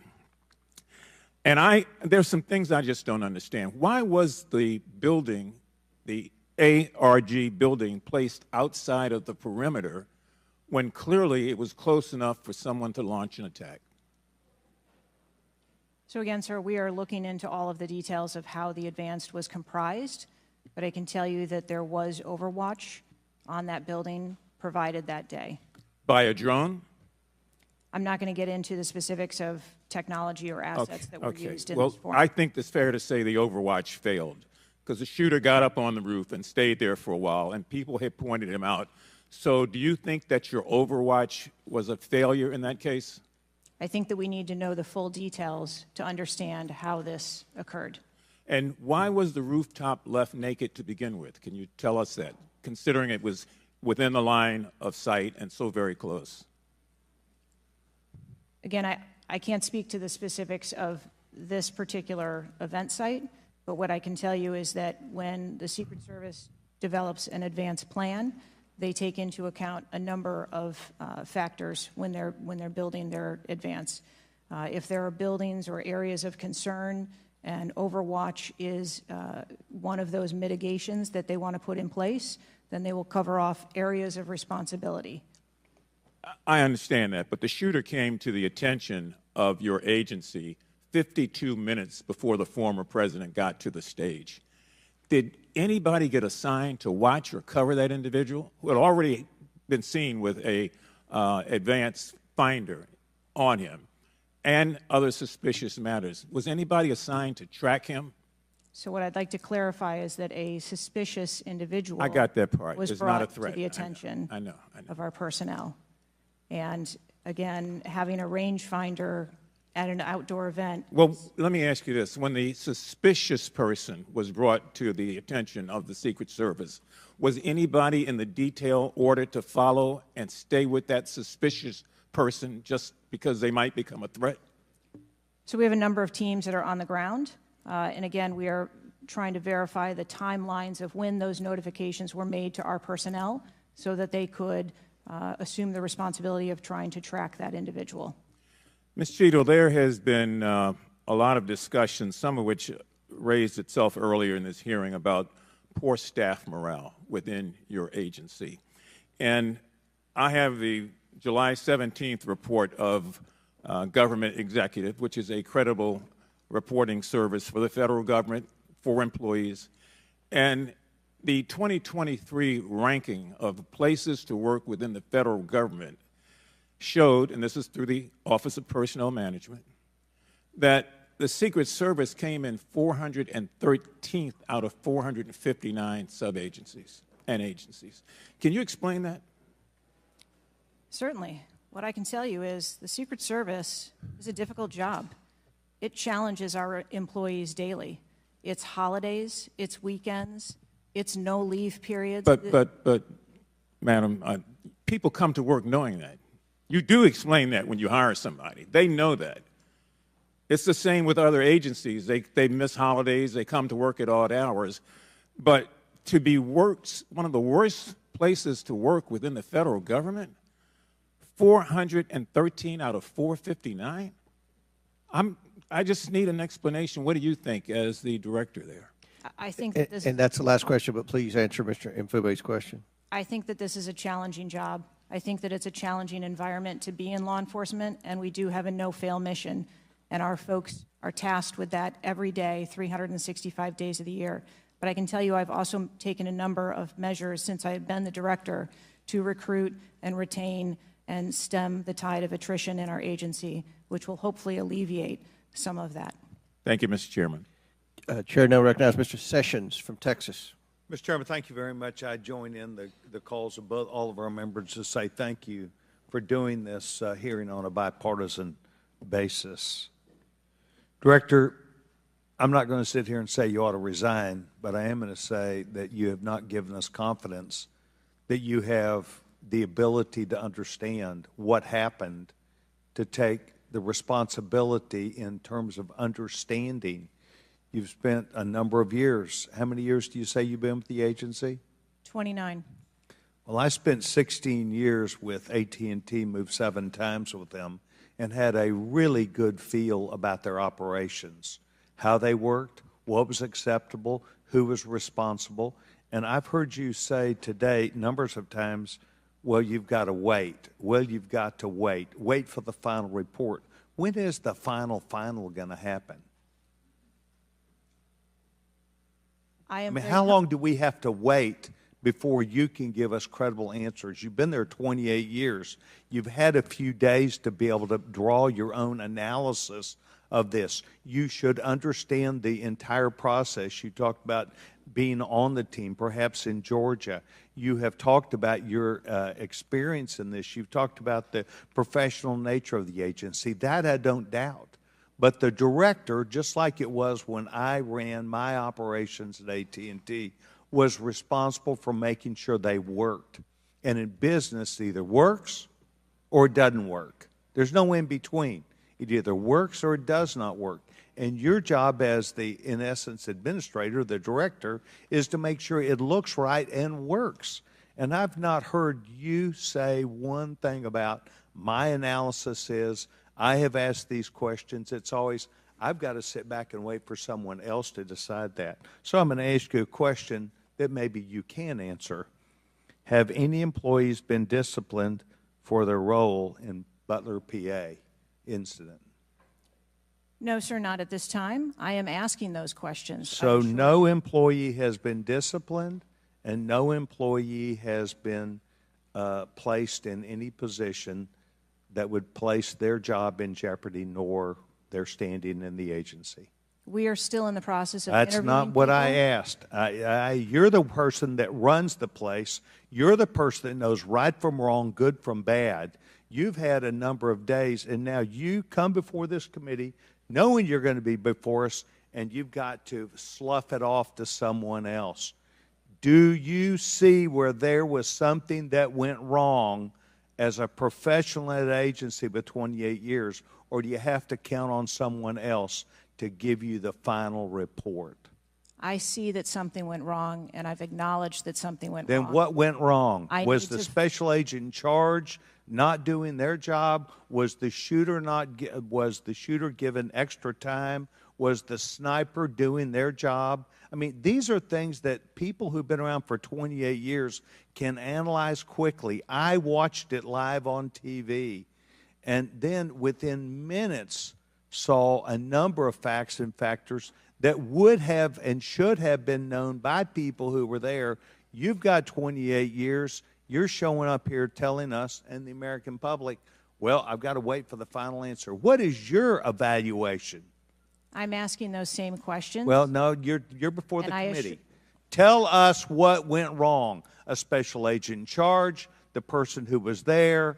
Tell us, and don't try and play a shell game with us. Do you have the ability to effectively, as the director of this agency, to understand what went wrong and at least tell us, I do or don't know what I'm doing?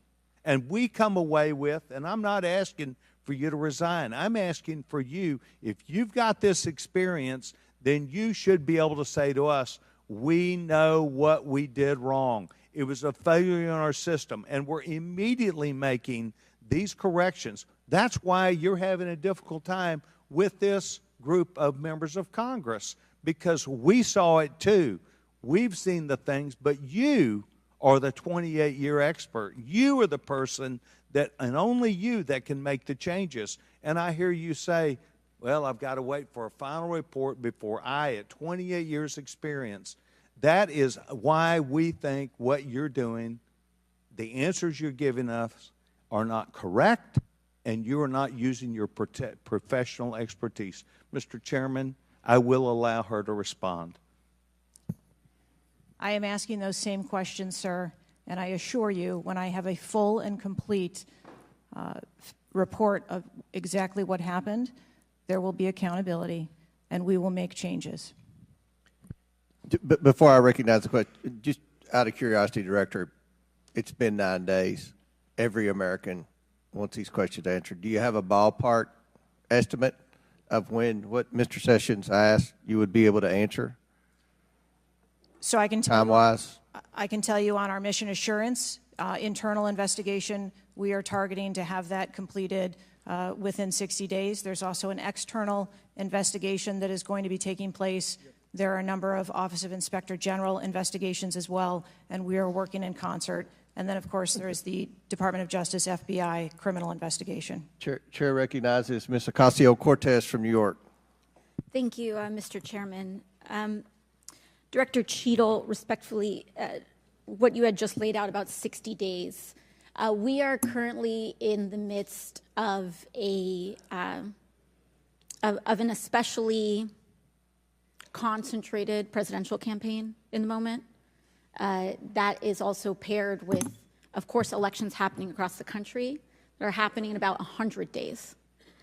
So the notion of a report coming out in 60 days when the threat environment is so high in the United States, irrespective of party, is not acceptable. And I think it's very important to understand that. This is not theater.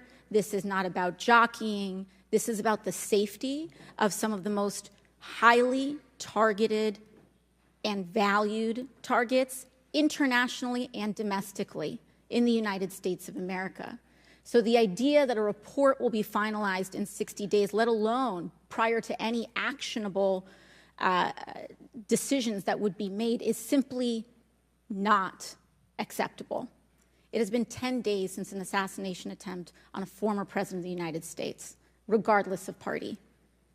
There need to be answers. Again, this party, this committee, this is not a moment of theater. We have to make policy decisions, and we have to make them now. We do. And that may be and that may require legislation. That may require policy that we must pass in the immediate term. And without that, we are flying blind. So the lack of answers and the lack of report is just simply not something that we can accept here. Director Cheatle, is there a standard perimeter that the Secret Service establishes around an event, or are those perimeters independently determined per event and scenario? There is no standard. Every event and every venue is different and treated as such. So each event has a different perimeter that is established depending on the logistics of that event. Now, you established earlier that the building upon which the shooter operated from was outside of that established perimeter, correct, for the Butler, Pennsylvania event?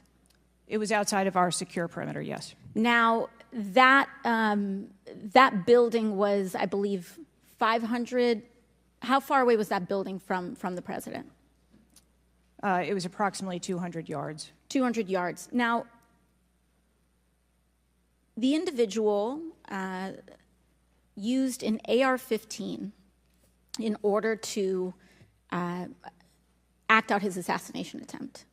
An AR-15 has a range of about 400 to 600 yards. My question is, why does the Secret Service perimeter, why is the Secret Service protective perimeter shorter than one of the most popular semi-automatic weapons in the United States? There are a number of weapons out there with a number of ranges. Again, an advance was completed.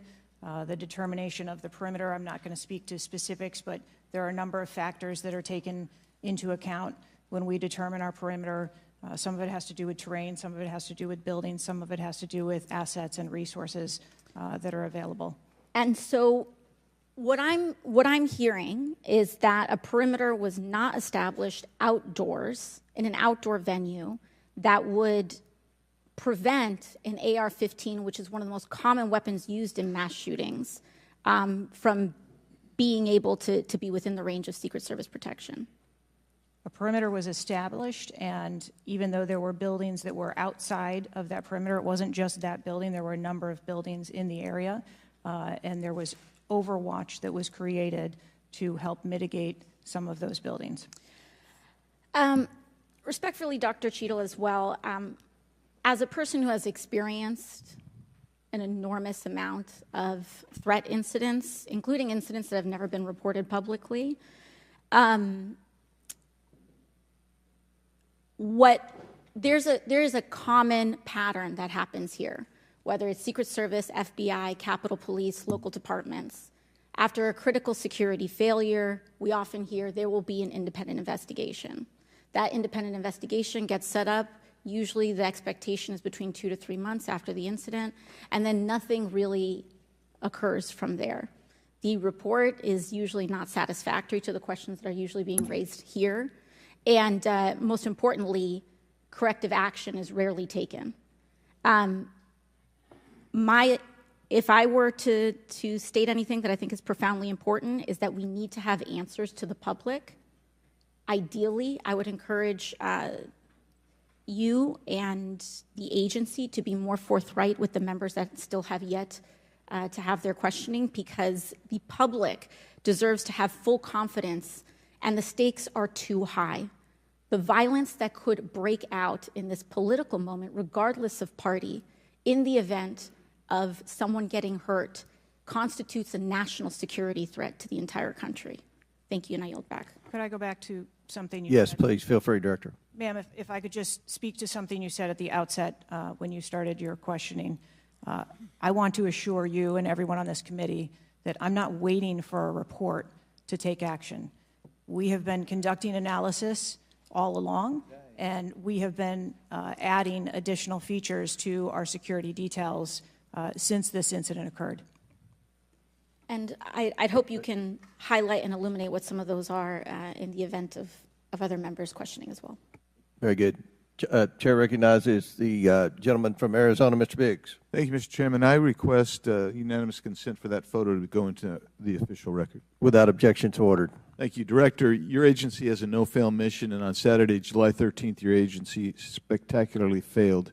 The failure resulted in the death of Corey Comprador and serious injury to 2 other rally attendees, David Dutch and James Copenhaver, besides the injuries to President Trump. It is unfathomable that a 20-year-old on the radar of Secret Service and local law enforcement before President Trump went on stage was able to climb onto the roof of a building with a rifle and fire off multiple rounds before he was neutralized. Was Mr. Crooks acting alone? Again, I would have to refer you to the FBI's investigation. Was he just a lone gunman? I would have to refer you to the FBI's investigation for motive.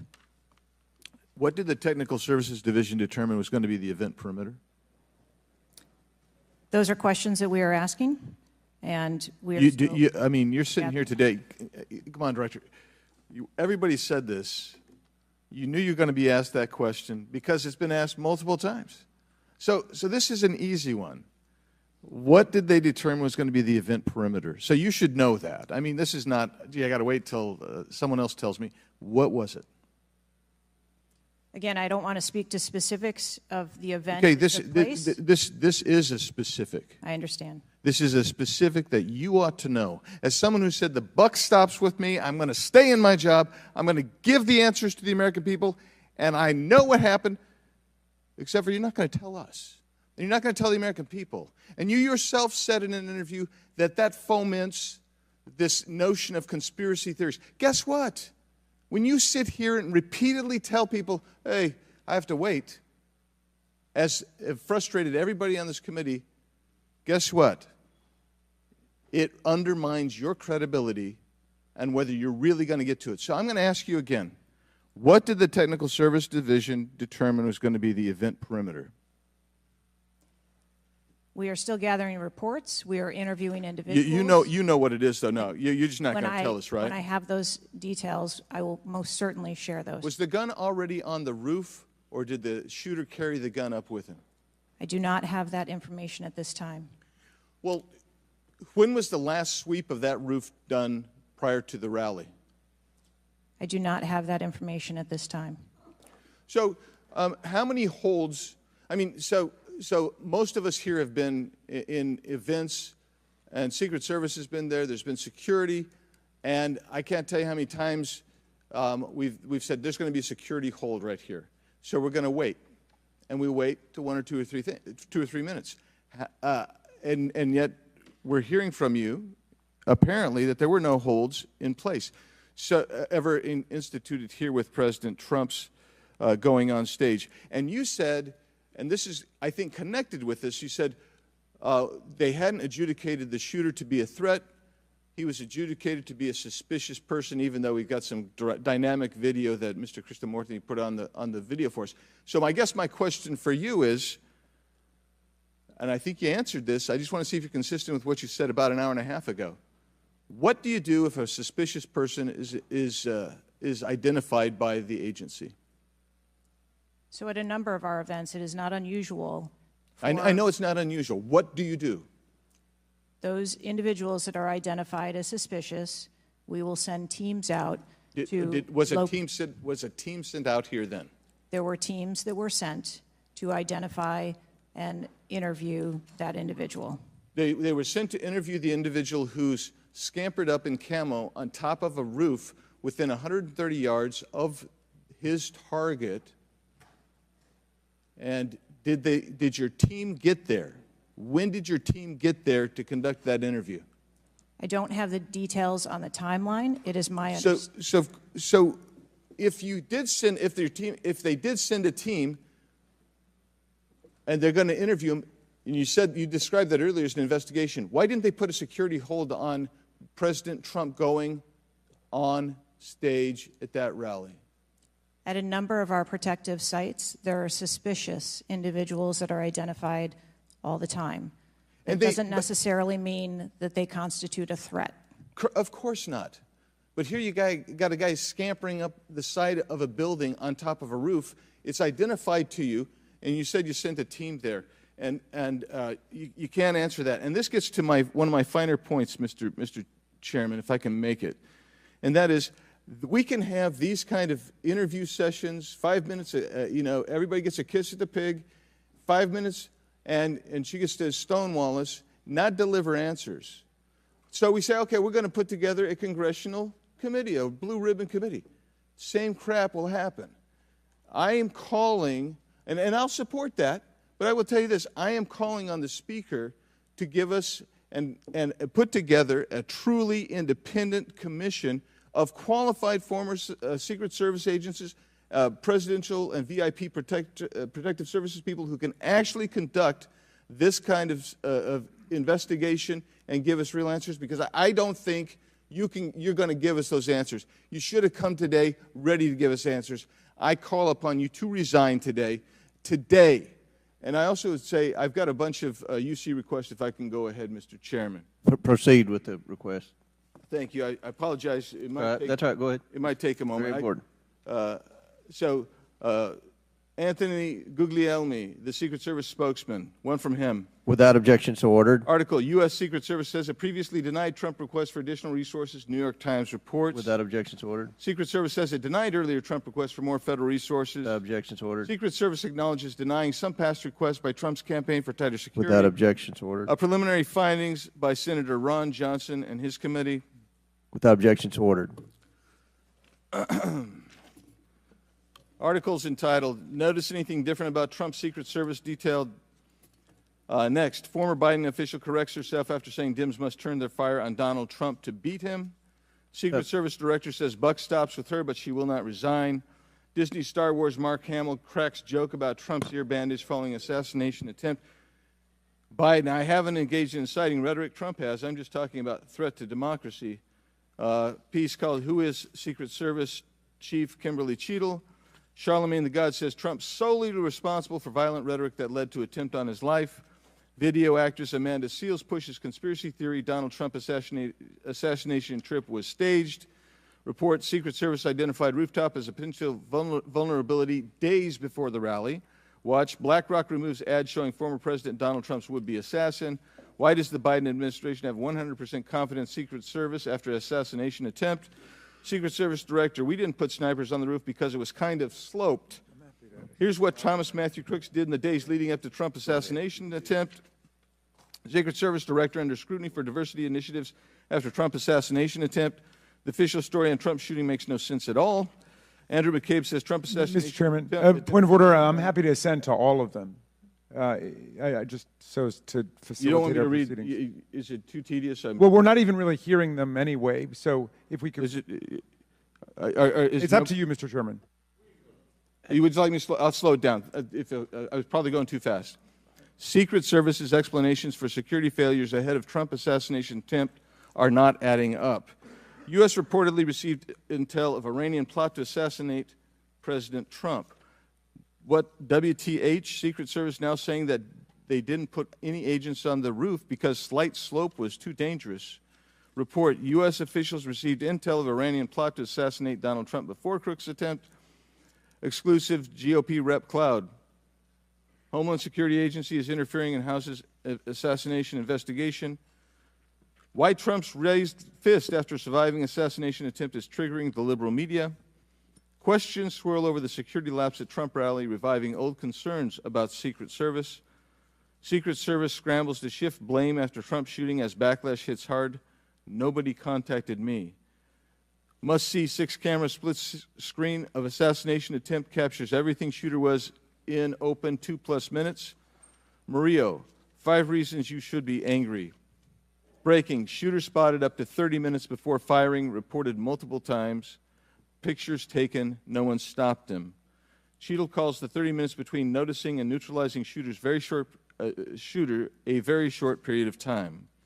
Secret Service Director says buck stops with me on Trump assassination attempt but won't resign. Mr. Biggs, we'll stop right there. We can retake them on the next one. I know there are more, Okay. but without objection, we'll enter into the record all of those, and we'll take up the others after the next speaker. Chair now recognizes Ms. Brown from Ohio for 5 minutes. Thank you, Mr. Chairman. I first want to highlight certain comments from Ranking Member Raskin, my colleagues on both sides of the aisle, President Biden and Vice President Harris, and that is political violence is completely unacceptable in this country, full stop. It is an assault on our democracy itself, and I am devastated by this attack on a candidate for the president, for the office of the highest office in the land, and continue to pray for the victims of this shooting and their families.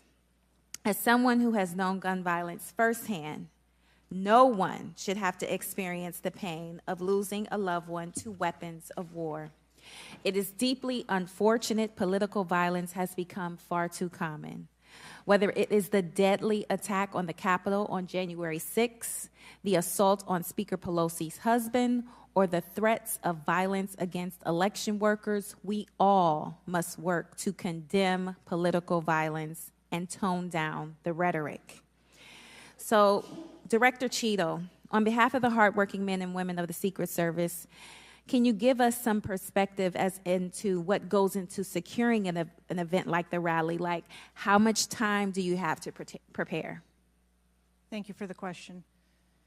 Generally, when we receive notification that there's going to be an event taking place at a venue, the advance team assignments are made, and there is a 5-day process to conduct walkthroughs, coordinate with staff, local staff, and whether it be campaign staff or the protectee staff, and then with local law enforcement on where the perimeter is going to be, the size and the scope of the event, how many attendees there are going to be, if it's an indoor rally, outdoor rally, what sort of assets are available locally, what sort of assets the Secret Service can bring to bear, and what the scope of the event that the staff is trying to accomplish. So to that point, how many agents were recommended or requested as opposed to how many were assigned?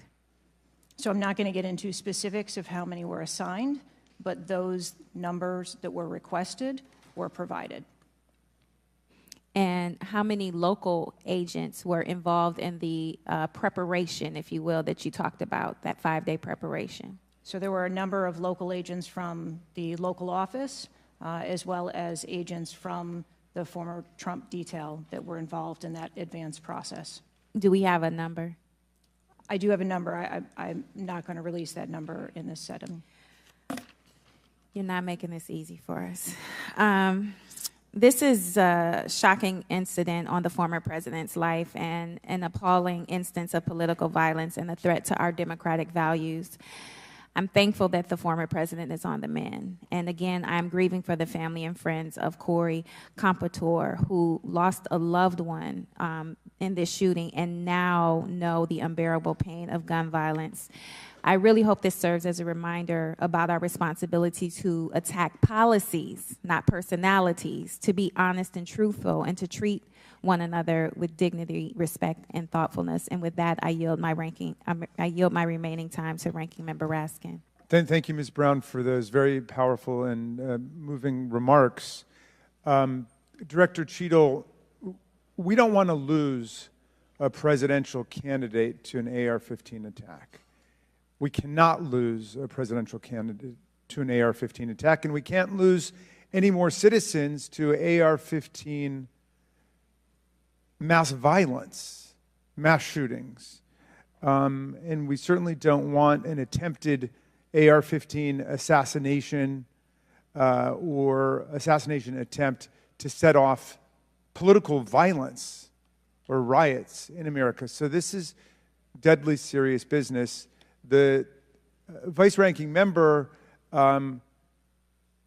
pointed out that a report in 60 days won't do it for us because we have a responsibility. Members of Congress have a responsibility to take action now if there's anything we can do to prevent this. So my question for you is, what is informing your operational decisions right now that you've invoked?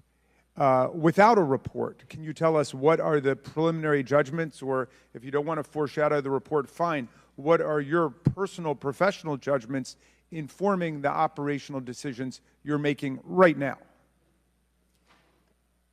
Certainly, and I appreciate that question.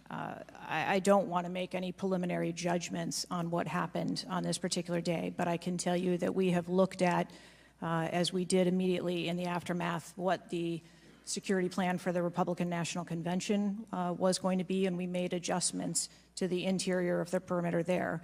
We looked at the protectees that we have here in the Washington, D.C. area and our protective sites, and we did make some adjustments to their security posture. And as we continue to move through the next several weeks, even yesterday with the announcement of the president no longer running, we have made adjustments to the vice president's detail. We are already prepared for an eventual VP nominee, and we continue to make those assessments. I think it just shows how dynamic the environment is that this agency works in every day. So you've made the same kinds of common sense judgments and intuitive recommendations that members of the public and members of Congress are asking about right now? Yes. Okay, thank you. I yield back, Mr. Chairman. And before I recognize Ms. Mace, I have to say, Director, we're pretty close to the halfway point during this. You answered more questions with an ABC reporter than you have with members of Congress. We have a lot more questions. The American people are demanding that we get answers to those questions, and that's what the purpose of this hearing is today. So I'm sure a lot of the questions that have already been asked are going to be asked again, and hopefully we can get some answers to those questions. I strongly implore you to answer those questions. You're here with a subpoena, and we expect you to answer the questions. Chair now recognizes Ms. Mace from South Carolina.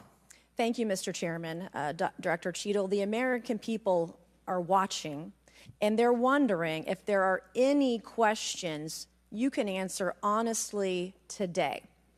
So, Director Cheatle, I have a series of questions, very specific questions. I want very specific answers. Most of my questions are going to demand a yes or no answer. Do you understand? I do. Okay, my first question. Both sides of the aisle today have asked for your resignation. Would you like to use my 5 minutes to draft your resignation letter, yes or no? No, thank you. Was this a colossal failure? It was a failure. Yes or no? Was it a colossal failure is the question, yes or no? I have admitted this is a terrible This is a yes or no series of questions. Was this a colossal failure, yes or no? Yes. Was this tragedy preventable, yes or no? Yes. Has the Secret Service been transparent with this committee? Yes. Would you say the fact that we had to issue a subpoena to get you to show up today as being transparent? Yes or no? I have always been eager Yes to or no? come You didn't and want to talk answer to the question. committee. We had to issue a subpoena to get you to show up today. That is not transparent, by the way. You stated earlier Secret Service is not political. Is that correct? Yes. Okay. Would you say leaking your opening statement to Punchbowl News, Politico's Playbook, and Washington Post several hours before you sent it to this committee as being political? Yes or no? I have no idea how my statement got out. Well, that's bullshit. So, Mr. Chairman, I would like to ask unanimous consent to enter into the record articles by Punchbowl News, Political Playbook, Washington Post, all done at 5:24 a.m., 6:12 a.m., 6:34 a.m., a solid 3 to 4 hours before this committee got your statement. Without objection, so ordered. Okay. Is the Secret Service fully cooperating with our committee? Yes. Okay, you say you're fully cooperating with this committee. On July 15th, this committee sent you a list of demands of information that we wanted. Has the Secret Service provided this committee a complete list of all law enforcement personnel that were there that day? Have you done that? Have you provided a list to the Oversight Committee? Yes or no? I will have to get back to you on that. That is a no. Have you provided all audio and video recordings in your possession to this committee, as we asked on July 15th? Yes or no? I would have to get back to you. That is a no. You're full of shit today. You're just being completely dishonest. Mr. Chairman, Mr. Chairman, I point of privilege. Come on. We have to maintain decorum in this committee, no matter how have you provided upset we any get. and all memos to this committee that we've asked you on July 15th? Have you provided all memorandums within the Secret Service? I would have to get back to you on that. That is a no. You are being dishonest or lying. You're being dishonest here with this committee. These are important questions that the American people want answers to, and you're just dodging and talking around it in generalities. And we had to subpoena you to be here, and you won't even answer the questions. We have asked you repeatedly to answer our questions. This isn't hard. These are not hard questions. Have you provided us all communications from the Secret Service related to that day and that rally? Have you provided this committee? We've asked for this information on July 15th. Have you provided any of this information that this committee has asked of the Secret Service? Any of it? I'll have to get back to you. Have you even read this letter that we sent you? Did you even read this? Yes. Okay. And you have said you don't know, you have no idea. Well, the answer is no. We haven't gotten a single document or piece of information or data from you or your agency in related to the rally that we have asked you for. So, was this attempted assassination of Donald Trump a failure of training or execution or both? I think that those are answers that we need to Training, examine. execution, or both? Which one? I think those are answers. All right. How many Secret Service personnel have lost their jobs due to this colossal failure? At this time, none. How many Secret Service personnel have been required to take a refresher course on how not to let people shoot Donald Trump? Our personnel are currently operational. We are examining the facts of this investigation, and we will make the changes necessary. What time did law enforcement become aware that there was an individual on the roof with a clear line of sight to President Trump? I am still verifying timelines. Of course. 9 days in, you have no answers. How many minutes went by between the time law enforcement saw and took photos of crooks and the shooting? How many minutes? I am still verifying timelines. 57 minutes. Thank you, Mr. Chairman, and I yield back. Gentlelady yields back. Before I recognize Ms. Stansberry, I believe I want to recognize Mr. Mfume for a unanimous consent. Yeah, thank you, Mr. Chairman. I beg your indulgence. I meant to do this earlier. I'd like to have unanimous consent that it be submitted for the record. The 2023 ranking of best and worst workplaces in the federal government, compiled by the Office of Personnel Management, which shows the United States Secret Service coming in, again, as I said earlier, 413th out of 459 sub-agencies, and this appears in the July 17th edition of Government Executive. Without objections ordered. Chair now recognizes Ms. Stansberry from New Mexico. Thank you, Mr. Chairman. I want to start by just saying that part of why you have bipartisan agreement here on the dais about the severity and importance of this hearing is because this is not just a single shooting. This is about national security and the security of our democracy. It's not just one operational failure. This is about our public officials safe, and what does that signal to our country and to the world about American security and the ability of our officials to do their job safely? So I want to start by saying thank you to all of our brave men and women who are in the uniform, whether it's the Secret Service or local law enforcement, who put their lives on the line. I think obviously we honor their service, but this is really about operational failures and what it means for our country at large. And I also want to reaffirm that we must condemn unequivocally political violence of any kind, not just political violence, and that it cannot be tolerated in this democracy. And also to offer my prayers for the slain Fire Chief Corey Comprator, and also prayers for those who've been injured. Now, I think, the tone of this hearing is, how is it that a 20-year-old young man with a gun that was legally purchased by his father could, on the day of a rally, go to a gun shop, legally purchase ammunition, show up to a secured site, and then not only attempt an assassination of a political figure, but kill and injure 2 others? How could this happen? I'm not asking yet. I think we've had a lot of testimony here today. I want to talk a little bit about the timeline. Now, here's what we know, and I know, Director, you were also on the call that we had a few days ago with the FBI and other law enforcement, so I respect that you are not able to share, based on your testimony, some of the details that are currently being investigated, but I know you were on the call because I heard you on the call and you heard them too. So I'm going to lay out the timeline a little bit. On July 3rd, the rally was announced that it was going to be in Butler. On July 6th, 3 days later, we know that the shooter searched for dates for Trump and DNC events. On July 7th, so this is 4 days after the announcement, the shooter went to the site. He actually physically went to the site. On July 12th, the shooter went to a gun range where he and his dad regularly go and practiced shooting. And the next day, on July 13th, he went to the site again before the rally began. We know that he then went and searched online for a gun store, where he went and he purchased 50 rounds of ammunition, went home, got his father's AR, which was legally purchased, and returned to the venue. At 5 p.m. that evening, this is more than an hour before Donald Trump actually took the stage that evening, local law enforcement were made aware that there was a suspicious man. In fact, at 5:20, local law enforcement flagged that he had a rangefinder, and they radioed their concerns and sent around pictures of the individual.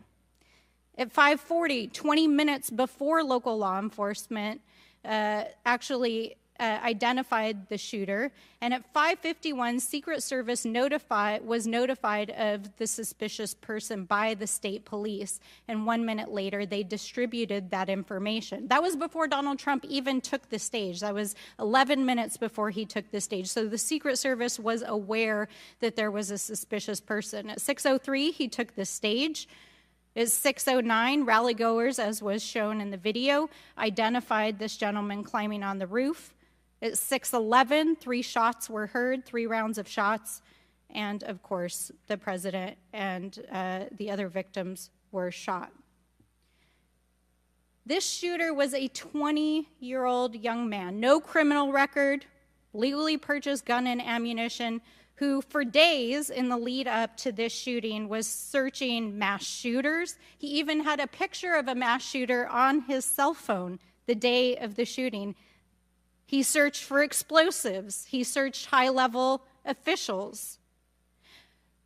So the American people want to know, how did a 20-year-old young man with access to a military-style weapon actually bring it onto an unsecured perimeter, who for days had been planning a mass shooting event? And I think that, Madam Director, with all due respect, the answers that we've received here in this hearing today are completely unsatisfactory.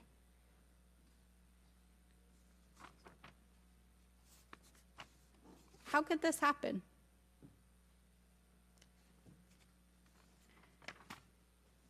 We need answers. We need answers not just for the family members of the gentleman who was killed and those who were injured, but we need answers for our democracy.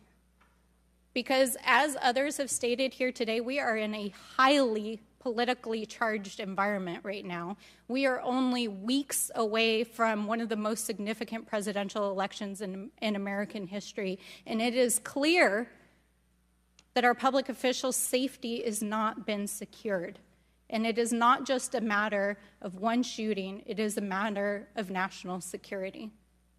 So I hope that you will take our comments to heart. I hope that there will be accountability, and we need answers. And with that, I yield back. Chair now recognizes Mr. LaTurner from Kansas. Thank you, Mr. Chairman. Director Cheatle, I have a question just right off the bat. Something that you've bragged about repeatedly is that you've increased protection for the 36 individuals that the Secret Service is also entrusted with. Is that correct?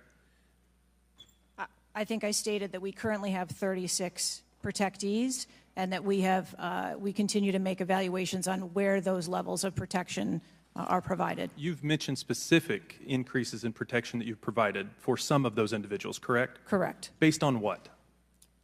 Well, some of it has been as a result of the tragic incident that occurred on the 13th. We went back and reassessed where we were at in providing protection and wanted to make sure that we were not, overlooking anything considering this most recent incident. So the Secret Service needed to learn that allowing a rooftop 150 yards away from a protectee, not putting that in a perimeter, not having someone guarding that roof, that information is new to you, and it's caused you to increase protection to other folks that are under your care?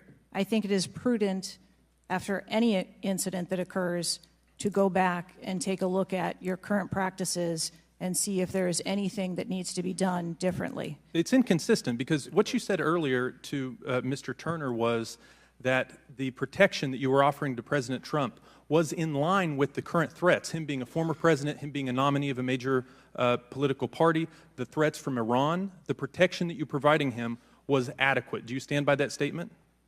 Yes. Okay. Do you think it's a problem that the Americans' trust in the federal government is an all-time low? Do you think that's a problem? I think that it's unfortunate. I don't know why you're quibbling with my word. Is it a problem or is it not? I think the American public deserves to have trust in their federal government. Okay. I don't know why you're being difficult. It's a simple question. Are you concerned about the increasing prevalence of conspiracy theories going on out there right now? Yes. I am too. You've been incredibly inconsistent with your answers before this committee today and what you were willing to reveal. You've acknowledged that the shooter was identified with a rangefinder, that President Trump's detail was sufficient for the threats he faced from Iran, that certain details were erroneously reported, in your words, but you haven't been willing to provide any information about the decision to place the building in question outside the perimeter, the explosives placed in the shooter's vehicle, the use of a drone by the shooter, or when exactly the Secret Service identified the shooter as a threat rather than merely suspicious. What is your standard today for what you are willing to answer and what you are not, because you've been inconsistent? I'm certain that you can understand that some of the information that's been provided to you thus far has come from the FBI's investigation and has come from information that we have released. I want to make sure that information that is being provided to this committee is consistent and is factual. But the question about the drone that the chairman asked at the beginning of the hearing, he said, do you know this information? And you acknowledge that, yes, you do know the information, you just don't want to tell us. I guess my question is that if you wanted to wait till the end of the investigation to draw conclusions, which you've acknowledged you're not, you're drawing conclusions right now and making changes. But if that was your standard, that you want to wait till the end of the investigation to draw conclusions, okay, at least you would be consistent in that. But what we're wanting to know today, and what would dispel some of the conspiracy theories out there, what would increase trust with the American people, is for you to let facts out, for you to tell us what you know. And I want to understand from you, why is that a problem? Why is it inconsistent with a quality investigation to release to the American people today at least the information that you know for sure? Because you certainly know for sure more information than you're willing to give us today. I have released that there was a failure and that there are gaps that we need to make sure that they don't happen again. That's not acceptable. That's not enough. That doesn't quell any conspiracy theories out there. In your 27 years of experience, would you have been concerned about an elevated location within 150 yards of a protectee that did not have a Secret Service presence? Just based on your experience. What I can tell you is that every site and every venue No. I'm asking for your experience. Looking at this situation, would that have been of concern to you? Or would you have agreed that it's fine, it doesn't need to be covered? What I have explained today You're is not going that to answer. there was... Is it true that at 5:45 p.m., approximately 18 minutes before President Trump took the stage, the Beaver County Emergency Services Unit noticed the shooter on the roof and photographed him? Is that a fact or not?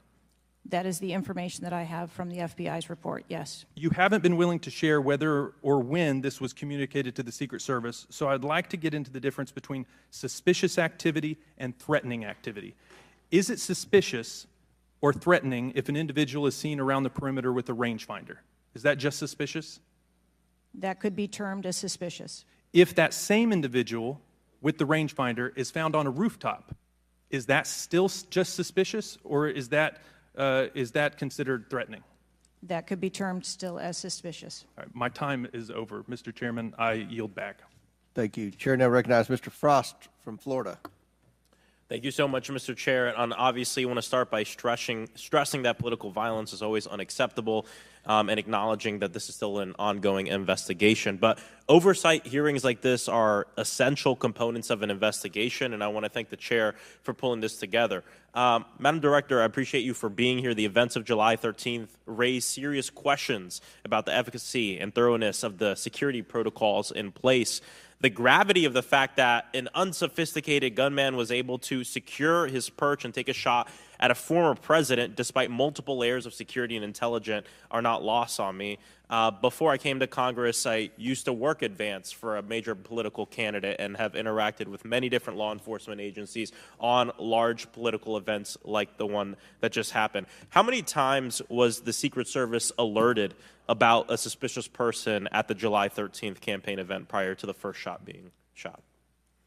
I don't have an exact number to share with you today, but from what I've been able to discern, somewhere between 2 and 5 times there was some sort of communication about a suspicious individual. To the Secret Service specifically? Mm-hmm.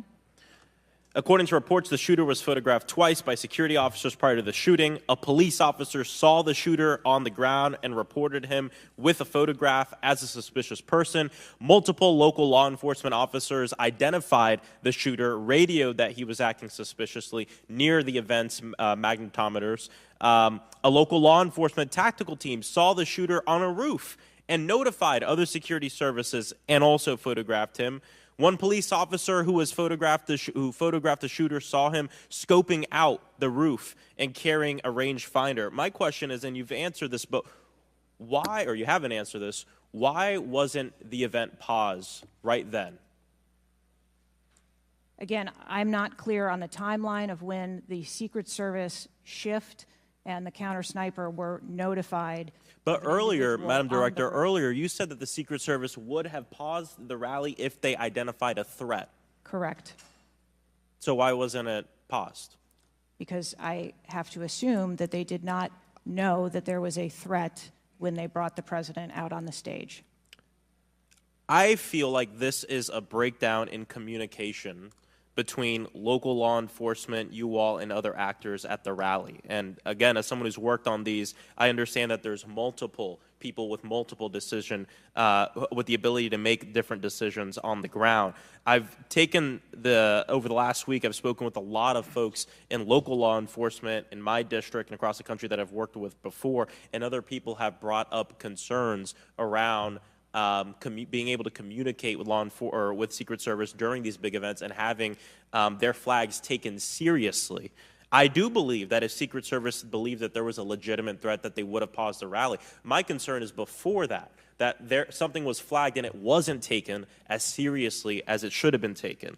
So I think this shows an issue with communication. And I want to know, Madam Director, what you intend to do to fix that, not in 60 days, but now. We are in the middle of a presidential election. Obviously, a former president who had an assassination attempt, another rally goer who was killed due to this gun violence. We now have a presumptive nominee of the Democratic Party who's also historic, first black woman to be running for president. And so I am worried about everybody's life. What do you all intend to do to fix this communication breakdown and making sure that you actually take what local law enforcement, local folks are saying more seriously? We take what local law enforcement relays to us seriously. Let me just be clear on that. As far as the communication, But not this time.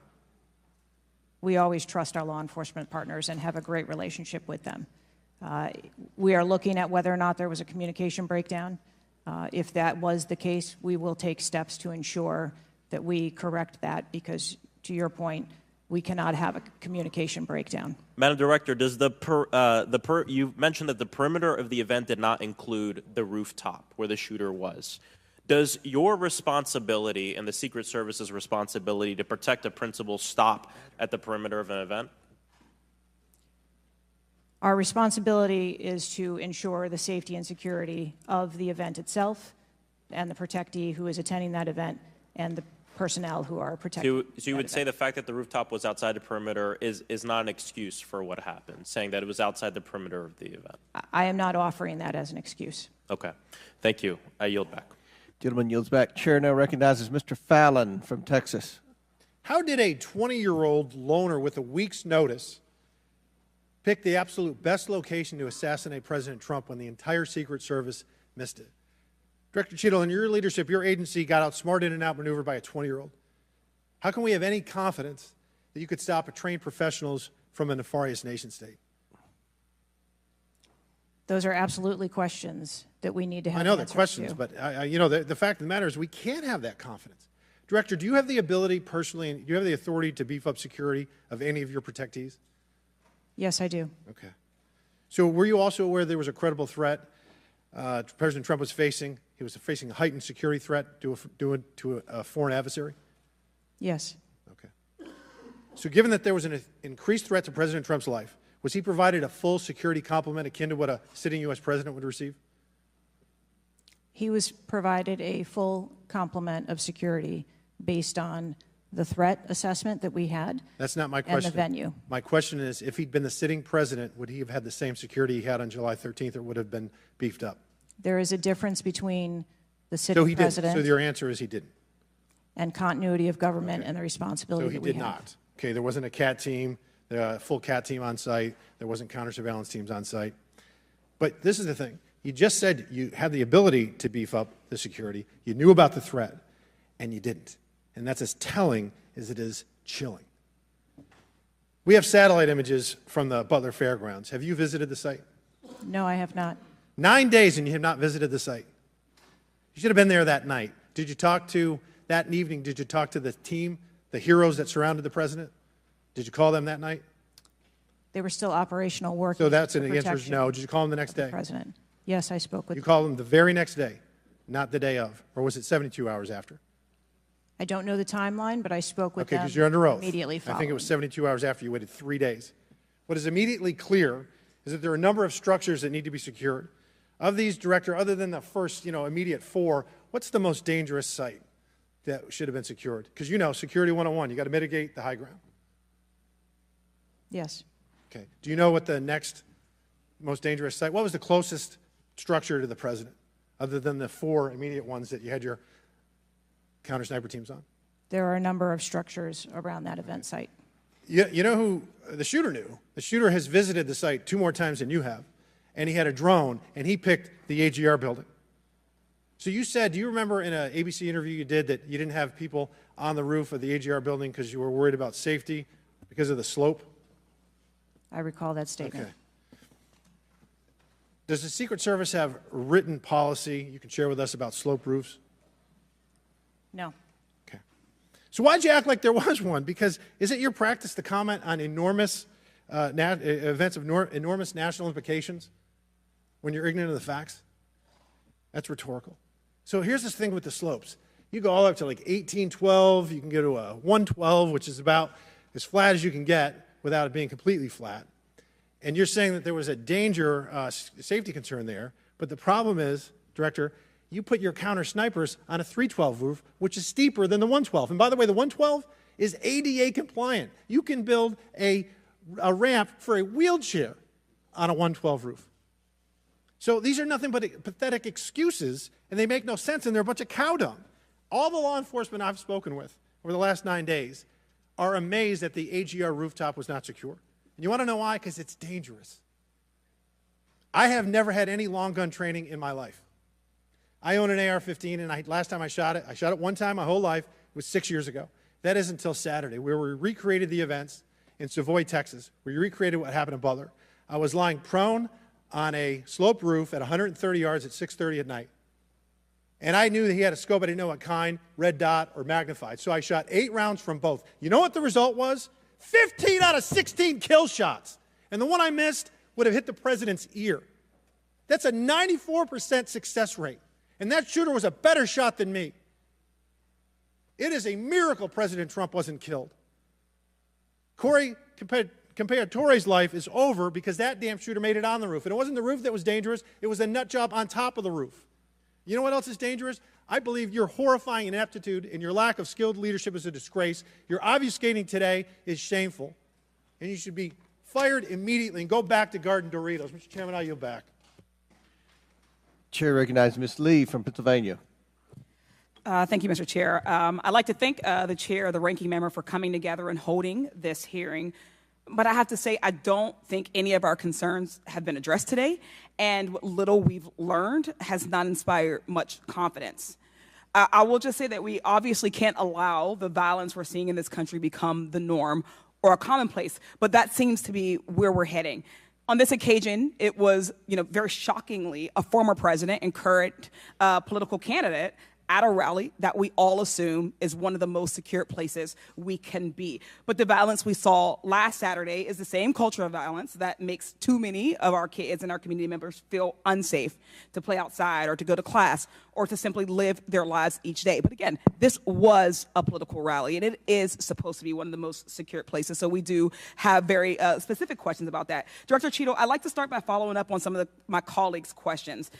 My colleagues, Mr. Krishnamurthy and Mr. Frost, highlighted a number of points that showed the shooter presenting an active threat. So I'd like to ask you, Director Cheatle, to clarify what the protocol is for postponing or canceling an event based on a threat, and how the events on July 13 didn't meet those standards. So again, I think we're talking about the distinction between suspicious behavior and a threat. And at the time that this individual was identified, they were displaying suspicious behavior. I'm still waiting for interviews from the FBI to determine what it was that identified that individual as suspicious and what those behaviors were. To that question, does suspicious behavior vary between different events? For instance, if we have an event with a president, would there not be a heightened standard for suspicious behavior? I think that there are a number of ways that someone could be identified as suspicious, and it doesn't matter whether it's at a rally or an indoor event or who the protectee is. I think it's up to law enforcement or citizens to identify someone as suspicious. Okay, thank you. According to the Associated Press, at least 6 different agencies, including 2 sheriff's office, local police, state police, as well as fire and emergency rescue officials, were involved in securing the rally in Butler. When there are so many teams that are collaborating, who takes the lead and how is that determined? The Secret Service is responsible for the security of the site and the coordination. And that was the case on July 13th? Correct. Okay.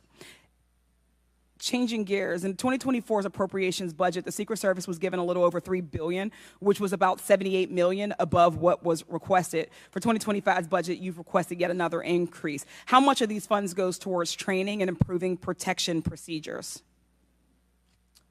I would have to get back to you on the training aspect of it, but about 30% of our budget is for protection and facilities and training. But clearly the problem can't be a lack of funding. So what exactly do you see as the core problem that led to this failure, that led to your agency being outgunned by a 20-year-old using his father's gun and acting on his own without a particularly sophisticated plan or technology? I think that we are waiting to determine exactly what those failures or failure was so that we can make sure that the Secret Service is stronger after this. So we've heard a lot today that you can't answer because it's an ongoing investigation, that you're still figuring out the details, and that you won't answer basic questions. You've said 60 days for the investigation, but I simply don't think that's acceptable. Do you really plan to keep avoiding questions and the American people's questions, ours and the American people's questions, for the next 60 days? I'm not avoiding questions. I want to make sure that I am providing factual and accurate information. Certainly, but is there no in-between, right, between what is obviously a fact and what you can surmise from the details that you already have? I assure you, when I have a full and complete report of what took place on that day, I will certainly come back and make that available. Certainly. Studies indicate that the United States is experiencing increasing levels of political violence and tension. Does the Secret Service see increasing political violence as a threat to its work? And if so, how is the Secret Service adapting its strategies and protocols to account for increasing political violence? We are constantly evaluating the threats that we receive and monitoring that, and we make adjustments on a daily basis to our protectees based on what those threats are and what actions we need to take. Yes or no? Do you believe that stricter controls on the availability of assault weapons would make it easier for the Secret Service to fulfill its missions of protecting public officials? I think the Secret Service is tasked with providing a safe environment, which is why we put into place a number of mitigation factors. Certainly, but do assault weapons make it easier or harder for you to do your job? I think that any weapon makes it difficult for us to do our job. Okay, I yield back. Chair Doe recognizes Mr. Donalds from Florida. Thank you, Chairman. Director, real quick, at what time was Secret Service aware of the active threat against President Trump? Director, what time? So the Secret Service was aware that there was an individual who had been identified as suspicious and that that individual was attempting to be tracked down. At what time? I don't have a specific timeline other than to tell Director, you, it's been 9 days. I understand At what that. time? I want to make sure that I give you factual information, sir. Director, have you talked to the agents on the ground that day? Yes, I have. You've talked to all of them. Mm-hmm. Your senior team has talked to every agent that was on the ground that day. Yes, we have. Have they all corroborated the same time they identified the shooter or they were made aware of the shooter, either by attendees in the crowd or a local police department? There are a number of reports of when those times were made. Was it those 5 minutes notifications. before the first shot rang out?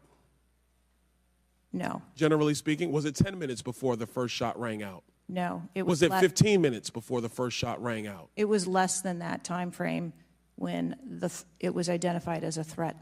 How many days before the shooting took place did Secret Service actually do their advance work to secure the facility that the rally was going to be held at? 5 days. In the 5 days prior, when the security advance team did their work, did they identify the rooftop as a potential threat? Again, I'm pulling those reports and that information. It's been 9 to days, conduct those Madam interviews. Director. Did they notice a rooftop 150 yards away that was a potential threat? Yes or no? I am certain that the rooftop was noticed. I am pulling the reports. What was the security parameters around securing that rooftop? What did they do? There was overwatch provided for that rooftop. Did Overwatch fail? I am waiting to hear what the results of the investigation were so that I can identify where the failure was. Who did you talk to that was on the ground that day that was responsible for Overwatch? What are their names? I'm not going to provide their names in this setting. Did you talk to the people that were providing Overwatch that day? I've talked to the people that conducted the advance on that day and that were working the shift and were the counter snipers on that day. So you talked to the counter sniper team. You talked to the people who were providing Overwatch that day, and you talked to the advance team, correct? Yes, sir. What did they tell you? We are putting together a comprehensive report so that I can identify exactly where the gaps and the failures. When the counter sniper team was on the roof, and they identified that there was suspicious activity on the roof in question, what was the chain of command's orders around the person on said roof? Because I'm quite sure somebody saw under your organization, the Secret Service, I'm quite sure somebody saw the shooter on the roof. So what was the communication through the chain of command to deal with said person? What I can tell you is that when the individual was identified by the counter sniper, they took one shot and neutralized that individual. But that was after the shooter already took a shot. Is that correct? That is correct. So what you're saying now is that the Secret Service did not see the shooter on the roof until after the shooter took a shot? I do not have all of those details at this time. If you don't have those details after 9 days, Director, then what you're telling me is that you guys didn't see it. Is that correct? I am telling you I don't have all the details of the sequence at this time. Director, it's been 9 days. Either you have the information or you do not. Is that correct? We are still in the process of conducting interviews and an investigation. Some of my colleagues have texted me over the last couple days, bipartisan, about whether you should lose your job, and I've been quiet on that question because I wanted to see what you were going to do today.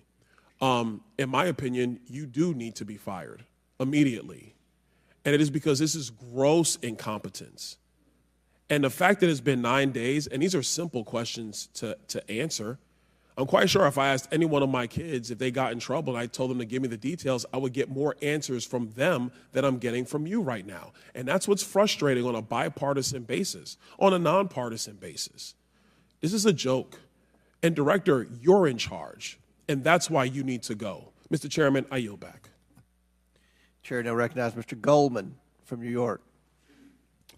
Thank you, Mr. Chairman. Director, I want to follow up and just understand a little bit why there is so much information about this out in the public, including some from you and your communications team, and yet you're here pursuant to a subpoena under oath in front of Congress, and you're unable or unwilling to answer some of those same questions. Can you just explain why you are answering so many fewer questions here than you have to the media? I'm answering the questions that I'm able to answer based on the fact that there are multiple ongoing investigations. But you have answered some of these questions previously, correct? To the public, to the media. Which questions? Well, did you have an interview with ABC News? Yes, I did. Okay. And did you explain the interaction between local law enforcement and the Secret Service, and that local law enforcement was responsible for securing the perimeter of the building where the shooter was? I said that the Secret Service is responsible for designing and implementing and executing the security plan, and that we rely on the assistance of our local law enforcement partners to assist us with that plan. Let me ask you something. Were you given any instructions about what you can and cannot answer here today? My ability to answer questions is solely reflective of the fact that there are multiple ongoing investigations, and I want to make sure that I provide accurate information that doesn't conflict with any of those investigations that are going on. So is it your view that you can't talk about anything that happened that day until those investigations are completed? My view is that I want to make sure that this committee and the American public gets correct and actual information. And so is it your view that that can only happen after the completion of the investigation? It is my view that when the investigations are complete, that we will be able to share that information. And how about before that? If I have factual information that I can share before that, I absolutely will. I'm guessing you have factual information as to when the suspicious photograph of the suspicious person was relayed to the Secret Service. There's a timestamp on that text message or whatever it was, correct? Sir, I'm sure you can understand that when you're dealing with text messages, emails, and other communications, the timelines don't always match up. Not really if they're time-stamped, but let me move on. Because you have acknowledged that this was a major security failure. Is that right? Yes. Do you acknowledge that it was a major security failure not to secure the rooftop of the building that the shooter shot from? I believe at this time that the rooftop was provided overwatch. I acknowledge that we are unaware at this time how the individual was able to access the roof. Overwatch meaning from other counter sniper, other higher points? Correct. And so was it a failure then that when that shooter was on the rooftop that Overwatch did not identify him before he fired his shots? I don't have the timeline of how the individual accessed the roof, where they accessed the roof, or how long they were on the roof. Let me ask a couple things quickly. You have testified here about all the resources that the Secret Service needed to deploy to protect the NATO summit and all of the leaders here. Is that right? Yes. Did you have to rely more on local law enforcement because of the NATO summit for this event? The Secret Service routinely works with local law enforcement at every event. It doesn't matter whether it is a NATO summit, NSSE, the RNC in No, but that's not my Milwaukee. question. Obviously, there's a natural give and take as to, I'm sure, how many agents you deploy and how much you rely on local law enforcement. Did you have to rely more on local law enforcement because there were fewer Secret Service assets available because of the NATO summit? No. I hope we get answers before the completion. I don't like the fact that the media has received far more answers than Congress has. If this is a function of getting your ducks in a row, I assume you have access to a lot of these reports and a lot of this information, and you should have come prepared here today. And I would just want to flag, Mr. Chairman, before I yield back, that I want to just point out one thing that my colleague from Texas was talking about. When he said he recreated the shooting twice with an AR-15, and he had a 94% success rate, 15 out of 16 shots. I don't know why that doesn't convince him that we should get rid of AR-15s, but clearly we need to do something about the prevalence of AR-15s and weapons of war on our streets. And I yield back. Chair now recognize Mr. Perry from Pennsylvania. Thank you, Chairman. Director, I guess 60 days is the time of the investigation. Is that the information that you've put out, or where did that come from, 60 days? Or is that just information that the committee members are talking about? I stated that earlier today. I've asked Okay, my 60 team. days. So are you receiving regular updates? You're in charge of the Secret Service. This is about your organization, what happened 9 days ago. Are you receiving regular updates from the FBI on their investigation? Yes, I am. So you know some things are true, some things are probably not true. We want to talk to you about the things that we're hearing about and find out if they're true. Have you've been in contact with the FBI, then you're getting updates on a daily basis, right? Yes. Based on what you said. Okay, so, and are you confident that the person in question, Mr. Crooks, was the only person firing that day against the president or the crowd? Is he the only one? I'm not asking you yet if he acted alone, but is he the only one, or can you say that with certainty to the American people? That is the information I have at this time, yes. Okay, does it appear he acted alone? That's the information we have at this time. Okay, now let's talk about the fact that he was noticed as a person of interest, of concern, suspicion, as you say. Your PI team, how do they stay in, there's a sea of people. How does the PI team get to that individual that's in question in the sea of people? How's that individual tracked? Our protective intelligence teams that work at our sites are paired up with a local police counterpart. and so they work in conjunction together. So they just follow them around, or let me ask you this. Looking at the site, you have multiple perimeters, right? You have the secure perimeter, the inside perimeter, you have multiple perimeters. Was the AGR so-called building the highest location affecting the site of the rally? Was it the highest location? I believe the highest location at the site was where our counter snipers were. What about the water positioned. tower adjacent? What about how high is the water tower? I don't have the height on the water tower. Okay, seems like water towers are pretty high, at least in the photo. It looks like it might be, there might actually be a building right behind the AGR building that is even higher than the building that Crooks fired from. You're familiar with cover, concealment, and defilade, right? You're familiar with those terms? Yes. So how would your sniper team or your PI team track the individual and give vectors to Secret Service on the PI team to get to that individual to question him? And how would you cover the defilade, the cover and concealment of low areas that you can't see from where your sniper team immediately adjacent to the president were sighted? How would you do that if you're not up on the high ground? So when our counter sniper teams go out and conduct an advance, they have a methodology and provide a grid system that our response teams are able to vector in if they see something that is troubling. So when Mr. Jordan asked about the assets that were requested, let me just ask you about assets requested. Were aerial assets requested for this event from either the Secret Service or state police or anybody else, drone, manned, otherwise? Aerial assets, were they requested?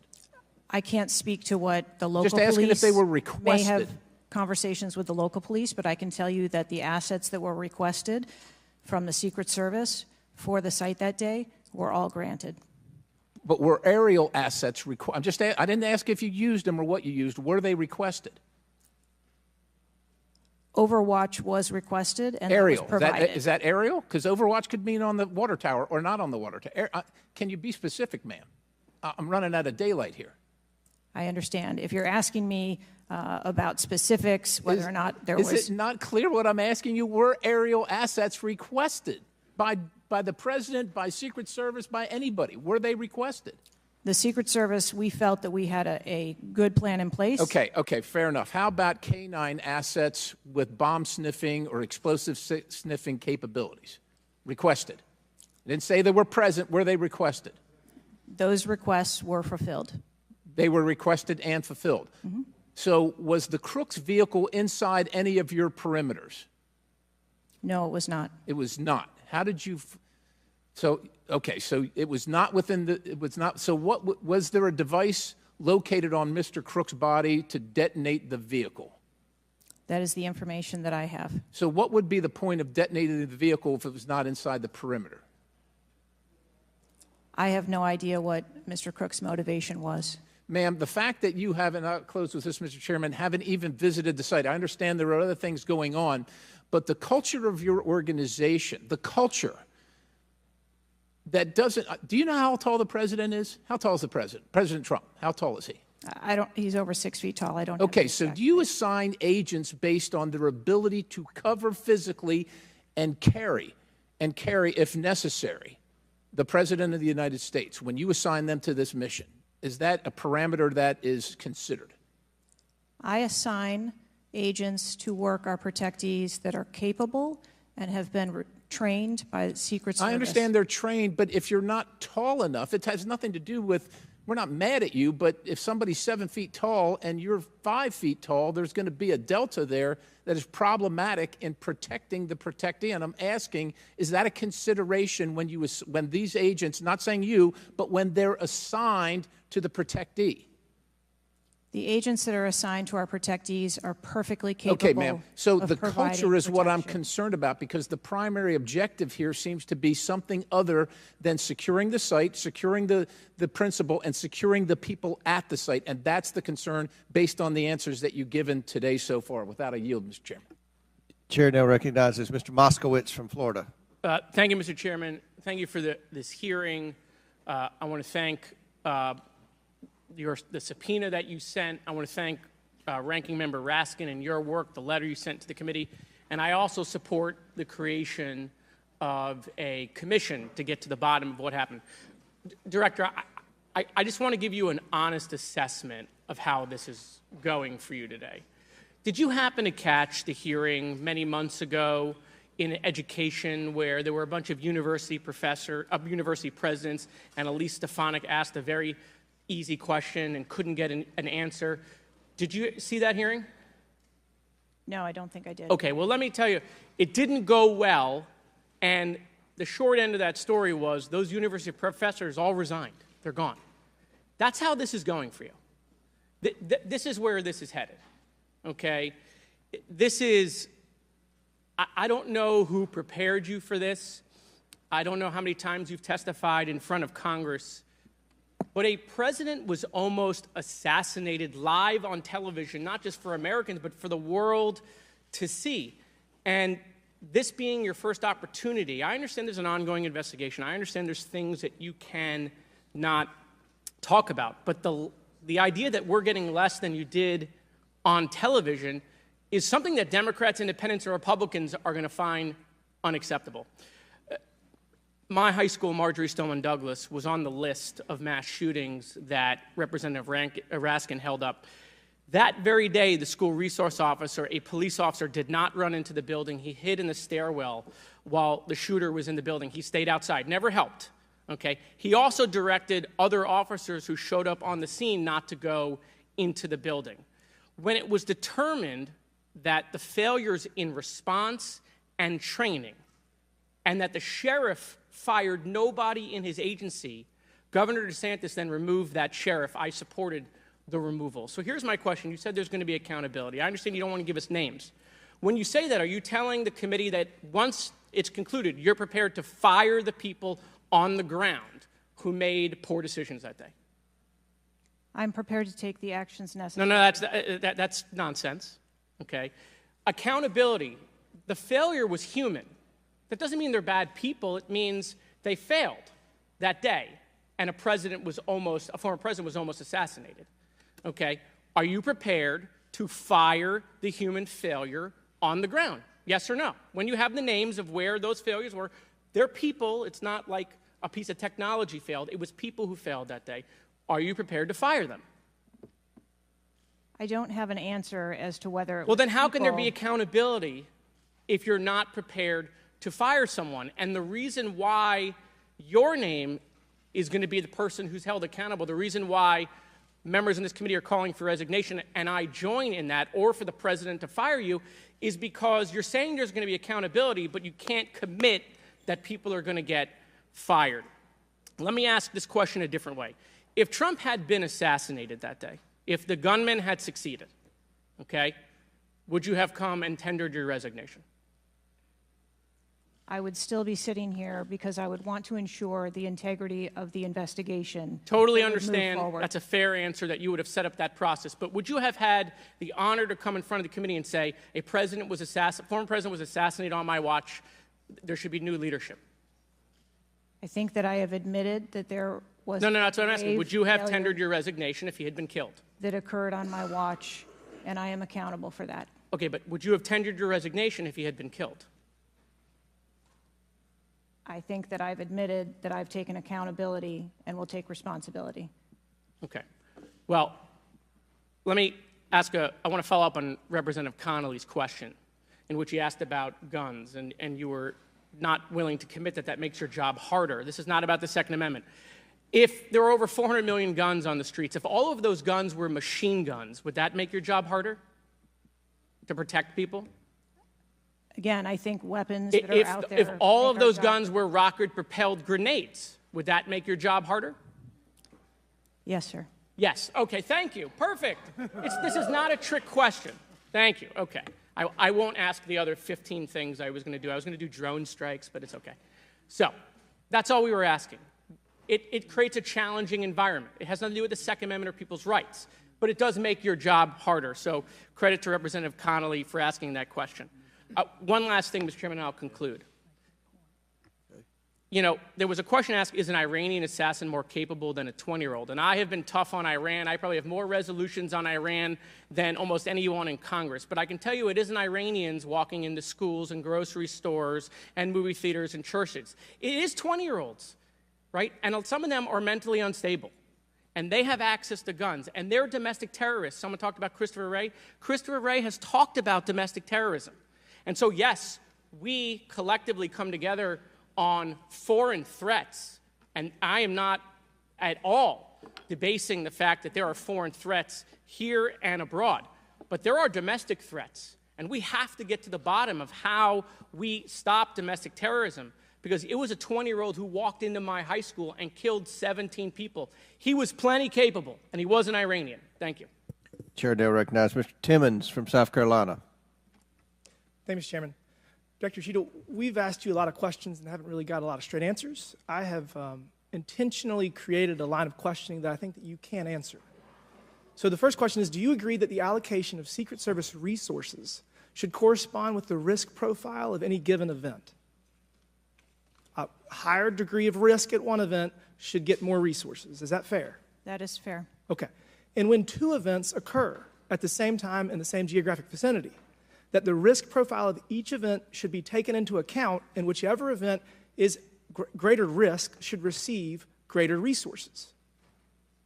That is correct. Okay, so I'm going to go over the Trump event. So this was publicly announced July 3rd, Butler, Pennsylvania. The venue is an outdoor fairground, open air, no existing security. The crowd size was expected to be tens of thousands. It ended up being over 20,000. There were general and specific threats from foreign adversaries. As the chairman of intelligence remarked, Iran has said they want revenge, as well as when President Trump was in office, he made a lot of people mad, terrorists to be included all over the world. And, President Trump is the former president and the future president. So I would say that that is a fairly high-risk event. Would you agree? Yes. Okay, let's conversely, the First Lady had an event at a casino in Pittsburgh, just a few dozen miles away. It was a dinner for the Italian Sons and Daughters of America. It was publicly announced on July 10th. What's interesting is that the casino is actually extremely secure. They already have magnetometers existing prior to this event even being announced. It was in a ballroom. And the size of the crowd, a mere 400. There were no specific threats. There may have been general threats. And the asset is the First Lady. Those seem like there's a huge disparity relative to risk. Would you agree? Yes. Okay, thank you. Multiple whistleblowers and various media outlets have reported that the Pittsburgh field office of the Secret Service allocated 12 additional post standers to the First Lady's event and 3 additional post standers to the Trump rally. Is that correct? There were no assets that were diverted from the First No. Lady's This is a very simple question. I'm not asking if anyone was diverted. Did the First Lady's event that was relatively secure, especially compared to Trump's rally, get 12 assets? And did the First Lady's event get 12 assets and Trump's get 3 from the Pittsburgh field office? That's a yes or no question. If you don't know, don't answer it. I mean, if you don't know, don't answer it. The number of personnel that were allocated to both of those events were comparable to the risk at both of those events. Wow. Really? So you think that the Pittsburgh casino, 400-person in a ballroom with ingress, egress through probably a very well-guarded parking garage was 4 times more dangerous than a 20,000-person rally in an open field with the former president and future president? You think that that's 4 times more dangerous, the casino event? I didn't say that at all. Well, they got 4 times the resources from the Pittsburgh field office, who was likely in charge of the final walkthrough for both events. I mean, we've continually highlighted the failures of the Secret Service at the Trump rally. And, you have the former and future president getting shot. You have multiple injuries, 1 fatality. And I would have to think that if we had 9 more post standards, 9 more individuals that have the training and the integration into the Secret Service defense of Trump at that rally, that I have a feeling that Crooks would have had somebody come say hello to him before he fired a bunch of shots. Do you think that's possibly true? There were significantly more assets and resources available at the former president's event than there were at the first. Who made the decision to deploy 12 post standers to the casino where the First Lady was having a 400-person dinner, and only 3 people from the Pittsburgh field office to the 20,000-person plus Trump rally? Who made that decision? There were additional Secret Service resources available at the former President Trump's event. Who made the decision to deploy 12 to the First Lady's event and 3 to the Trump event? The allocation of resources is decided based on the availability of personnel and their location and where they are, but there were sufficient resources What did you just that say? were given to Did you just the say there were former sufficient president's resources? President Trump event got that shot. day. Someone got killed. There were not sufficient resources, clearly. There was and a it gap. doesn't take 27 years of experience to know that.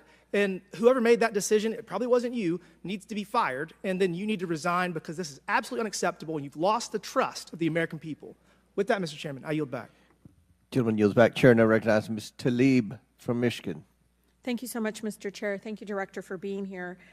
You know, when we hear the headline, a 20-year-old young man with access to an assault weapon commits an act of mass violence, I mean, we've heard this before, over and over again. But the unfortunate thing is that my residents don't get a committee hearing. We have not had one committee hearing about the over 260 mass shootings that we've had, killing hundreds of people, injuring hundreds, changing their lives forever. And don't get me wrong, to many of my colleagues, I mean, I watched, and even the pool of blood, the screams, it was horrific. But it made me think about the images I saw after mass shootings at schools, grocery stores. I mean, I think of Buffalo, New York at a supermarket where a racist gunman killed 10 shoppers with an AR. In El Paso, AK-47 style assault rifle killed 22. In Florida, in Parkland, Florida, 17 students and teachers murdered, again with an AR. In Pittsburgh, at a place of faith, Tree of Life Synagogue, 11 murdered. And don't get me about Newton, Connecticut, which still breaks my heart. 26 murdered, including 20 elementary school children. This year in Michigan, we've had, Mr. Chair, 2 mass shootings. 21 shot in Detroit. One of the most horrific shootings we've seen. 2 killed at a splash pad in Rochester Hills, Michigan. 8 shot there. Again, an assault weapon used. But the difference here is the former president gets a hearing in his attempt to assassinate, but our residents don't get a hearing about mass shootings, about gun violence in our country. You know, Mr. Chair, I ask this wholeheartedly. You know, they don't have Secret Service to protect them. They don't. I don't have these mass agencies protecting our kids in the schools or the supermarket, movie theaters, or going to a block party in Detroit. I don't have that. We don't have that. But I can't believe we're just going to focus on that and not the fact that we're hearing yet again in the headlines a 20-year-old young man having access to an assault weapon, a weapon of war many of my veterans say they have to be trained to use. But he can get it, wasn't safely stored by the parent, grabbing that gun, and innocent lives were lost. Director, I know you got asked about this, and I think it's important, though, you know, for us to hear this. But how difficult is your job when there's such easy access to assault weapons in the streets? I think the job of a Secret Service agent and officer is incredibly difficult. I think the environment we deal with every day and the dynamics of the threat environment is incredibly difficult. These are brave men and women who put their lives on the line, and a day like we had on July 13th is a day that no one in my agency ever wants to have as their responsibility. It is an incredibly difficult job. Yeah, I immediately thought of the children in the audience. I mean, when you think about going to a rally with your family, Again, their lives are forever changed. The incident are never isolated. I really believe these incidents are never isolated. And I know Detroit Free Press had reported that the 20-year-old Pennsylvania shooter looked up the 2021 Oxford High School shooting in Michigan. Can you comment on what information this shooter was looking up in regarding the tragedy of Oxford High School, where it took 4 of our high school youth there? I'm sorry, I'm not able to. The FBI has those details. So you can't even tell us, I mean, was he looking at the type of weapon? How many? Yeah, unfortunately, I don't have those details. Do you have, I mean, did they share that with you, though? I don't have the full content of what his searches were. I think that they are still in the process of examining all of his devices. Okay. Again, you know, the impact, I want to be really serious about this. The impact on our families is more than just this political rally, Mr. Chair. We have to talk about this, even if we're in disagreement. Let's talk about it, because I've seen statistics that show that we could be saving lives now if we ban these weapons of war from being able to buy it at the local store down the street. I mean, we just can't continue to allow this to happen. And unfortunately, my residents are not former presidents of the United States. They don't get a hearing. They don't get Secret Service, any of that. And even among those that are expressing the failed in the system, they just deserve better. They truly do. Thank you, and I yield.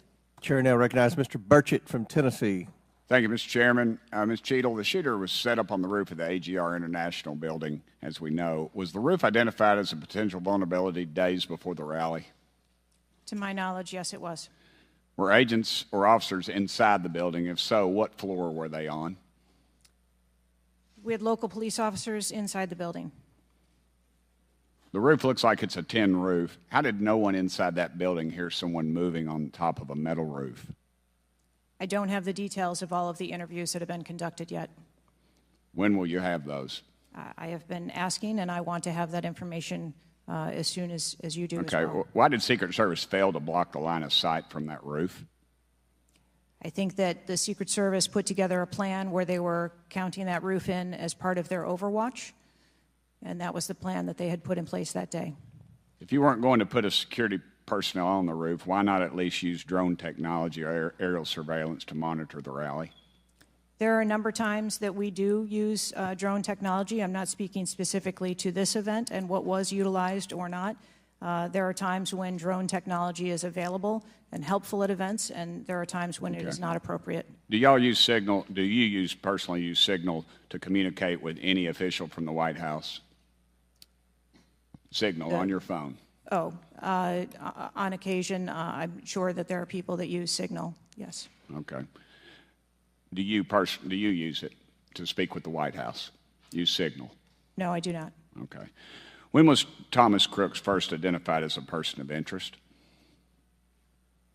Let me help you. At 5:10, he was spotted with a rangefinder at 5:51. And when did Secret Service notice him?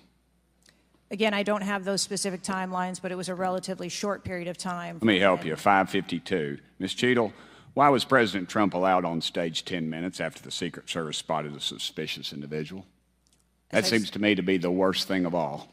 All the breakdown in all this communication, all the BS you've been feeding us here today or not feeding us, that seems to be the question.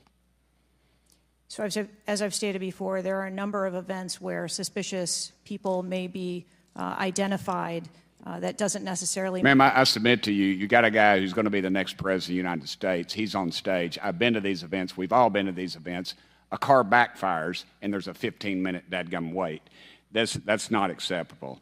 Did the Secret Service tell President Trump they'd spotted a suspicious individual before he was shot?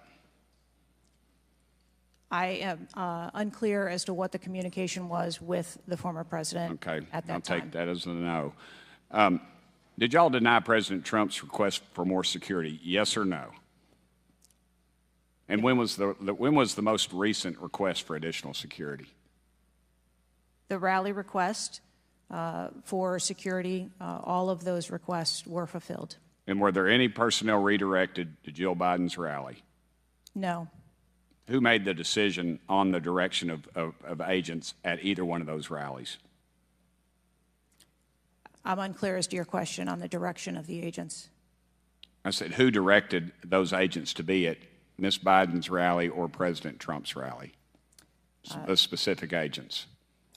So there is a methodology in which agents are available for assignments, and they are assigned based on either geographic location or logistics or flight. Ma'am, I appreciate all that, but that methodology about got President Trump killed. Was the security detail guarding President Trump a temporary detail? The personnel who are assigned to the former president's detail are assigned to him. Why was there a different detail on the opening night of the convention than the detail that was guarding him in Pennsylvania? The president has a very large permanent protective detail assigned to him. They work shift work, and so it could be that people you saw at the rally were not working the same shift the day that he was. I can assure you, ma'am, somebody that's a lot shorter than the president was not at the convention, and the people that were cowering down behind the mass of agents that were on top of the president were not in the convention hall. At least I didn't see them. You can't seem to answer a single question about an ongoing investigation, ma'am, and you don't know when the information will be released publicly. Are you waiting for the administration to sign off? No, I am waiting for the results of the investigation, at which time. Okay. Let me ask you one more question. You found explosives in the shooter's possession. Is that correct? The FBI found explosives. Do we know who directed this young man how to make those explosives? I believe that the FBI is still looking into that on their investigation. Ms. Cheatle, you said that the buck stops with me, and I agree. I don't think you should resign. I think you should have been fired. Ma'am, you are a DEI horror story. I've told my daughter multiple times, my wife and my daughter, we talk to her all the time about how she's going to succeed in life. She'll succeed in life by achieving. Ma'am, you have not achieved today. You've let the American public down. If it was up to me, you'd be gone. Thank you, Mr. Speaker, Mr. Chairman.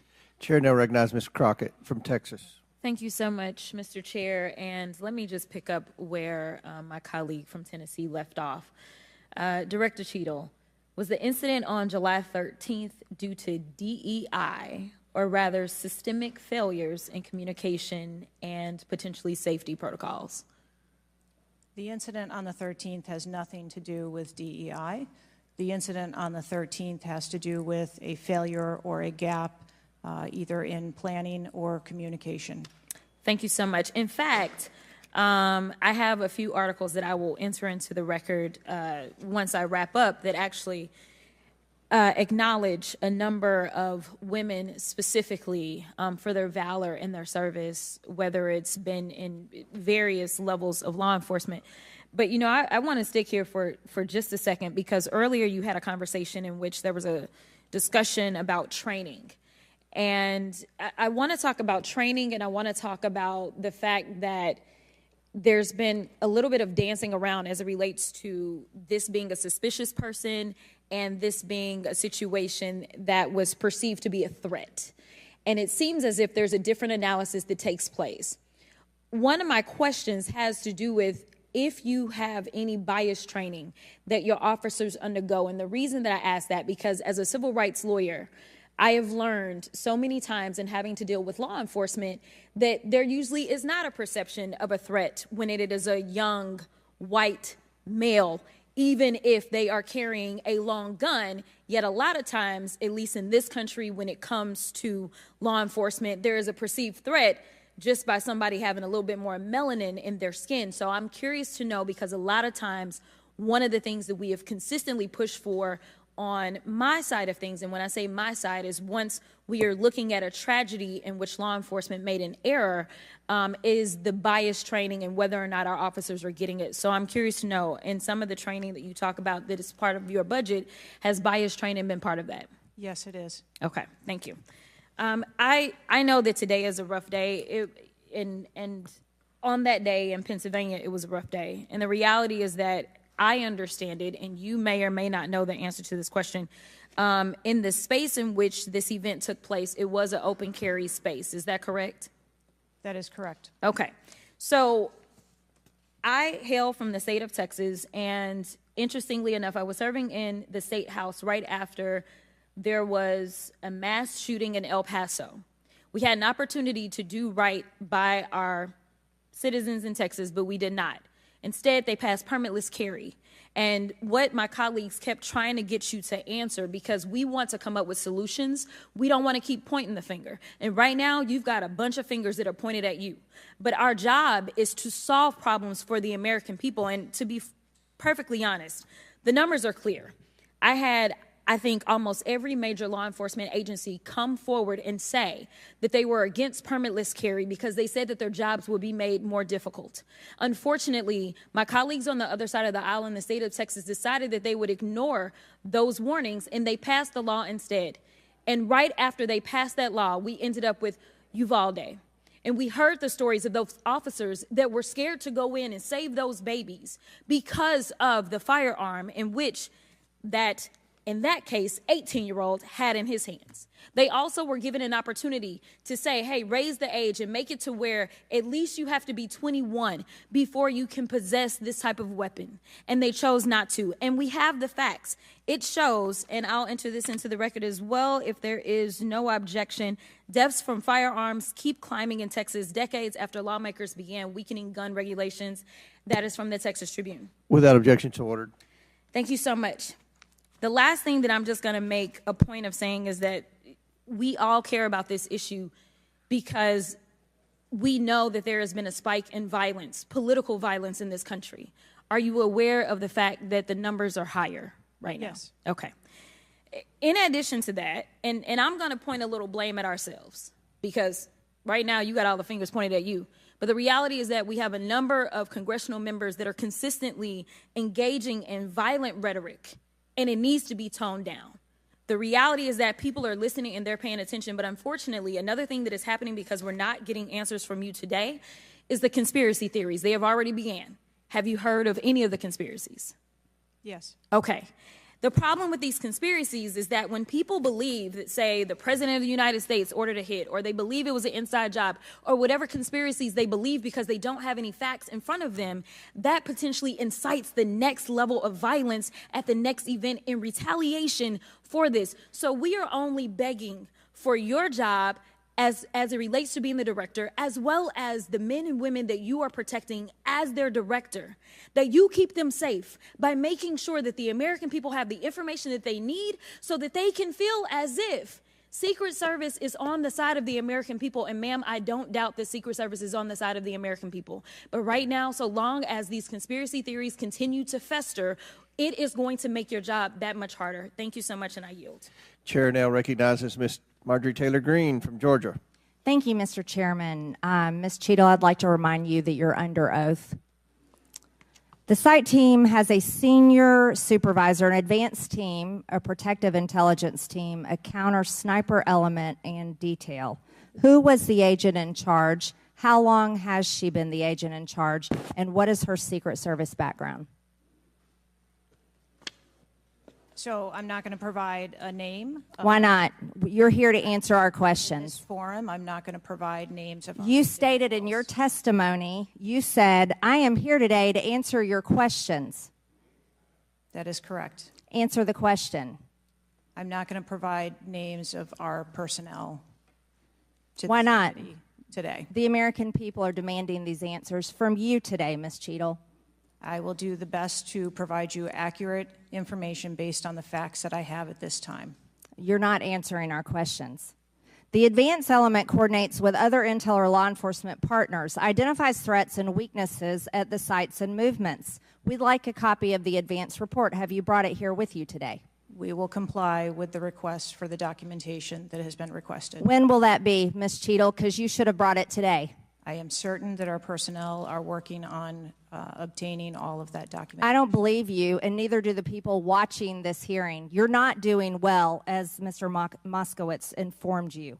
You've been sitting here for over 3 hours, and I have you know the entire country is demanding you resign and demanding that you be fired if you do not resign. Things are not going well for you. You need to answer the questions. Was there a protective intelligence team, and what technical resources were utilized for that event, specifically drone or helicopter assets? There were a number of technical assets that were deployed for that event, and there was a protective intelligence team that was assigned to that event. Why was Crooks able to fly a drone over the entire area the day of the rally and the day of his assassination attempt? To my knowledge, he did not fly the drone over the entire area. How did he fly a drone over the area, period? Any part of the area? Again, I would have to go back and check the timeline of when that took place and when the event... Why didn't you bring the timeline with you today to answer our questions? I don't have all of the answers on the timelines based on the criminal investigation. Were you not prepared today to answer our questions? I am prepared to answer the questions based on the information and wanted to be able to provide. Do you have a timeline at all from any of the day? I have a timeline that does not have specifics. That's shocking. That is absolutely unacceptable.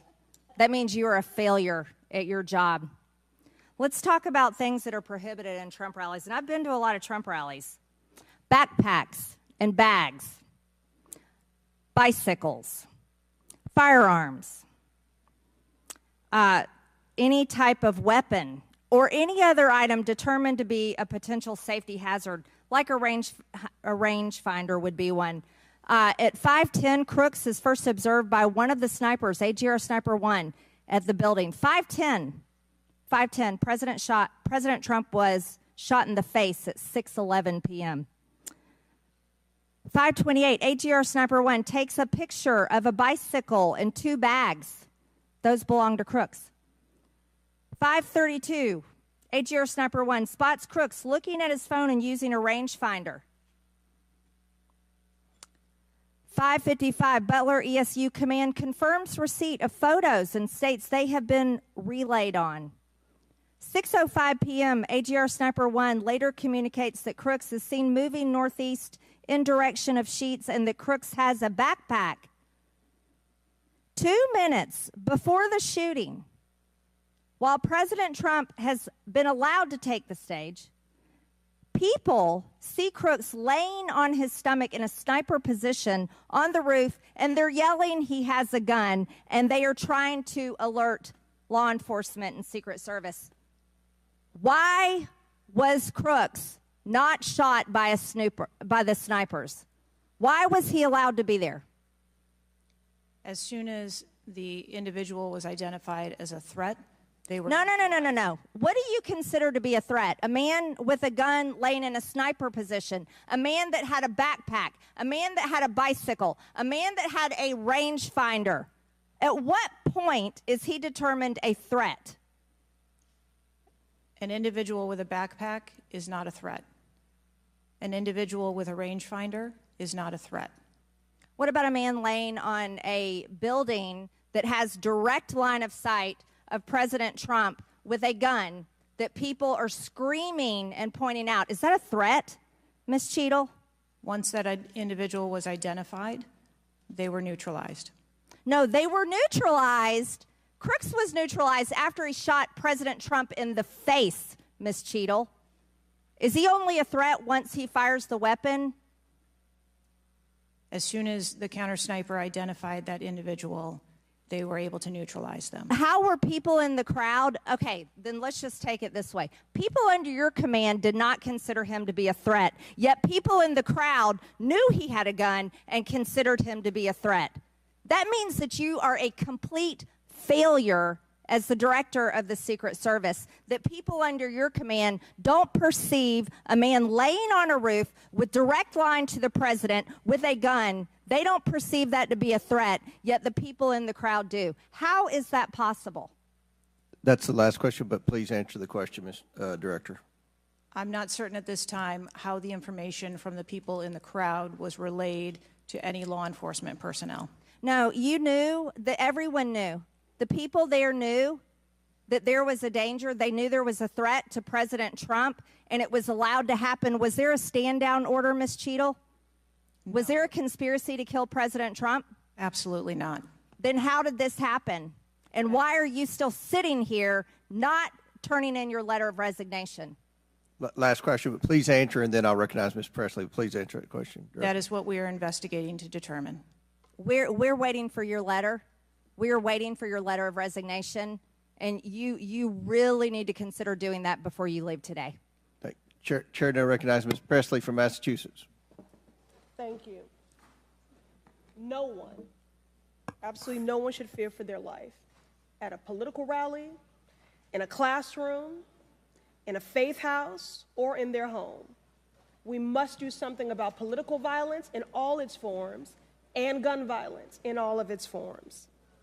Now, Director Cheatle, you have noted that numerous investigations are ongoing related to the Secret Service response and that we can expect a report in the next 60 days. With the election nearly 100 days away, that is an unacceptable timeline, and it makes people less safe. It also allows my colleagues across the aisle, Republicans, additional time to spread dangerous misinformation, which also puts people in harm's way. Some Republicans have exploited this moment to continue to attack progress towards racial justice and gender equity in America. Disappointing, but not surprising. I hesitate to repeat their racist and sexist tropes, but in summary, Republicans have wrongfully and shamefully stated that hiring women and people of color hindered the response to the shooting. Now, this is part and parcel of Republican strategy to constantly attack necessary diversity, equity, and inclusion efforts, to undermine the contributions that women, people of color, the disability community, and others make to this country each and every day. And it is disgraceful. In the wake of gun violence and tragic loss of life, Republicans are ignoring solutions like gun safety reform and instead trotting out sexist tropes. Can't say I'm surprised. I ask unanimous consent to enter into the record reporting from CNN titled "Right-Wing Media Figures Blame Women in Secret Service and DEI for Security Failure in Trump Shooting." Without objection to order. This article quotes members of Congress and others that plainly accuse DEI and the hiring of women as a liability for the Secret Service. Women have been an integral part of the agency since 1971 and are held to the same standards as their male counterparts. To use them as a scapegoat during a time of crisis is shameful and it is dangerously divisive. In fact, based on recent publicly available demographic data of the agency, the largest demographic groups among special agents are white and male. But to right-wing extremists, the truth doesn't matter.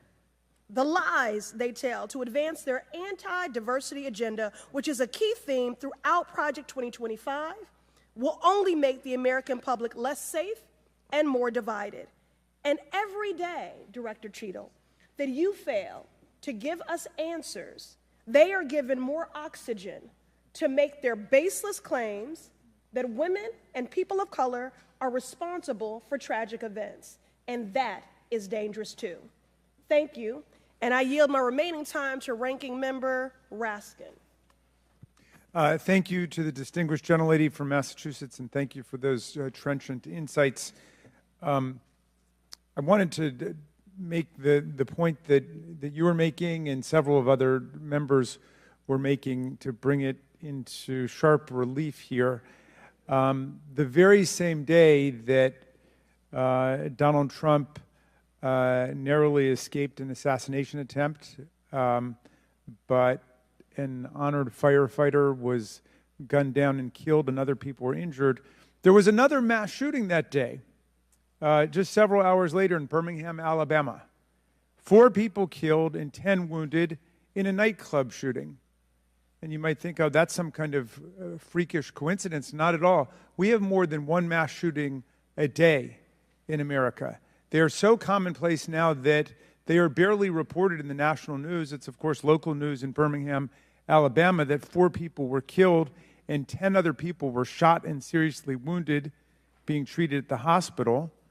These things are a nightmare for the families of the victims who've been killed, for the families who have to take care of people who've been seriously injured and wounded.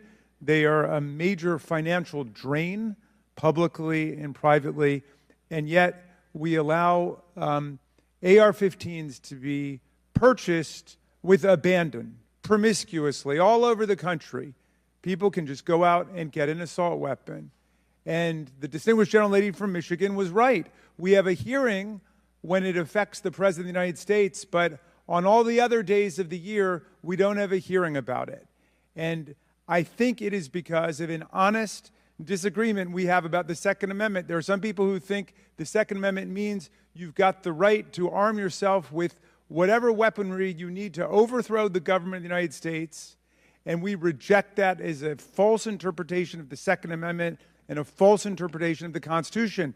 We can ban assault weapons. We did it back in 1994. It dramatically reduced these mass shootings, and when that ban was lifted, the mass shootings went up through the roof again, and we've shown it. And so just like we're demanding real answers and real action from the Secret Service, let us demand real action and real answers from ourselves about the nightmare of mass gun violence, which puts America into a category all its own when you compare us to the countries in the European Union or Canada or other similarly situated countries. There's nothing like what we're going through. So we've got to act on the Secret Service to protect ourselves against political violence, and we've got to act as a Congress to protect ourselves against AR-15 violence in America.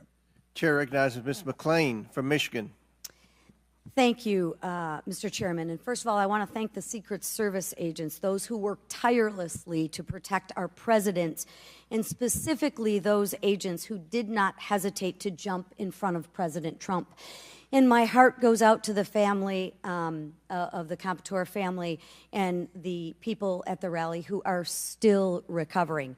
On the other hand, the Secret Service has a leadership problem, and it falls on you.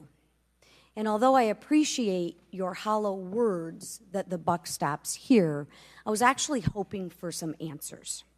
Director Cheatle, you must answer to the American people if you want to stay in charge. It's really, really simple. You want to keep your job, right? Absolutely. Okay. The best way to keep your job is to answer the questions, not play this shell game, not sing the Slim Shady song, wasn't me. I mean, come on. How long did you prepare for this hearing? I've been preparing for this hearing over the weekend and into last week. Okay, 5 days, 6 days? As soon as I was notified. And how long was that? About this hearing. Okay, 4 days? I began preparing. 4 days, 3 days? I'm not sure the date that I got the letter asking me to be here. What are you sure of? Are you sure the color of your hair? Are you sure the color of your suit? I'm just, like, tell the American people, what are you sure of? You don't even know when you started preparing for the hearing? I mean, the biggest hearing of your life, and you have no clue? You can't remember when you started preparing for this hearing? Can you understand why those words seem hollow to the American people who are supposed to entrust their faith in you?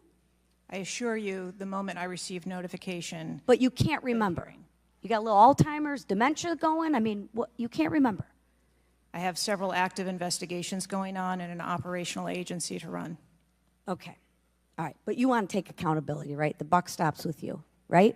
I am taking accountability. Super. Then let's start with trying to answer some questions. You keep referring to the FBI. When asked how many shell casings were on the roof, you referred to the FBI. When asked if there were explosives in the car, you referred to the FBI. When asked if Crooks was acting alone, you referred to the FBI. See a common theme here? I can go on and on. My question is, who at the FBI should I speak with? Wait for it. Wait for it. The FBI is responsible for the criminal investigation. Is there a name? I'm not certain. I'm not certain. All right, here we go. I'm not certain. I don't know. Let me ask a different question. Have you been in communication with the FBI? Yes, I have. With whom? I speak with the director and the deputy director. Okay. And what have they shared with you about this investigation? So I'll give you an opportunity to answer again. Did they share with you how many shell casings were on the roof? They have shared with me the evidence. Did they share with you how many shell casing were on the roof? Yes. Okay, how many were there? I would refer to the FBI for their How investigation many were there? and their information that they need to share in their investigation. So they've shared the information with you. You just don't want to share the information with us, correct? We have concurrent investigations that are going on. So they have shared this information with you. You know the answer to the question. You just refuse to answer the question from the member of Congress who has subpoenaed you to be here. Is there a different answer to that question? I was always willing to come here and testify before this oversight hearing. Beautiful. Then let's do that. Let's for once have your actions match your words. So you've been in communication with the FBI. You know the answers, and you refuse to tell us the answers. So I will ask you again. You know how many shell casings were on that roof. What is the answer to that question? I think it's pertinent. What is the answer to that question? I think it's pertinent to talk to you about the information that the Secret Service has and that the Secret Service knows related I'm to the asking events you on an that answer to the question. If you're supposed to be in charge, if the buck stops with you, how come you can't share the answers? What are you covering up? What are you hiding, my friend? I'm not covering anything up. Then why can't you answer a simple question? I would leave it to the criminal investigation to answer questions related to that. When you talk to the FBI and you ask them how many explosives, well, let me ask you, did you ask them how many explosives were on the roof? Did they answer that question? Or in the car, excuse me. Did they answer that question for you? Yes. Yes. So you know the answer to that question that my colleagues have asked you. But again, you refuse to give us the answers. You're playing this wasn't me. Well, I submit to you, if you can't, and it's not a can't, it's a won't. It's not a can't. It's not a I don't know. It's a I choose not to answer the question. Well, let me tell you, Ms. Cheatle, if you're going to lead, you need to lead. If you want to be in charge, then answer the question or step aside and have someone with the courage and the guts to answer to the American people the questions that they deserve answers to. And with that, I yield back. Chair now recognizes Ms. Boebert from Colorado. Thank you, Mr. Chairman. I'm going to continue down that vein. You have been here sitting today, Director Cheatle, definitively able to dismiss erroneous information and speculation. However, you are refusing to answer questions that we now know that you have the information for. You are saying that you are wanting to answer questions that the Secret Service has information to. Well, ma'am, you are the Secret Service. You are the director. You have said that you are the best for the job. So I'm going to ask you some questions now knowing that you do have answers from the FBI, whom you have been passing the buck to this entire day. And I'll start with something that, maybe the FBI doesn't know because it has to deal with you personally. You said you spoke with President Trump after the assassination attempt. And I want to know, did you apologize to him directly for nearly having President Trump killed? Yes, I did.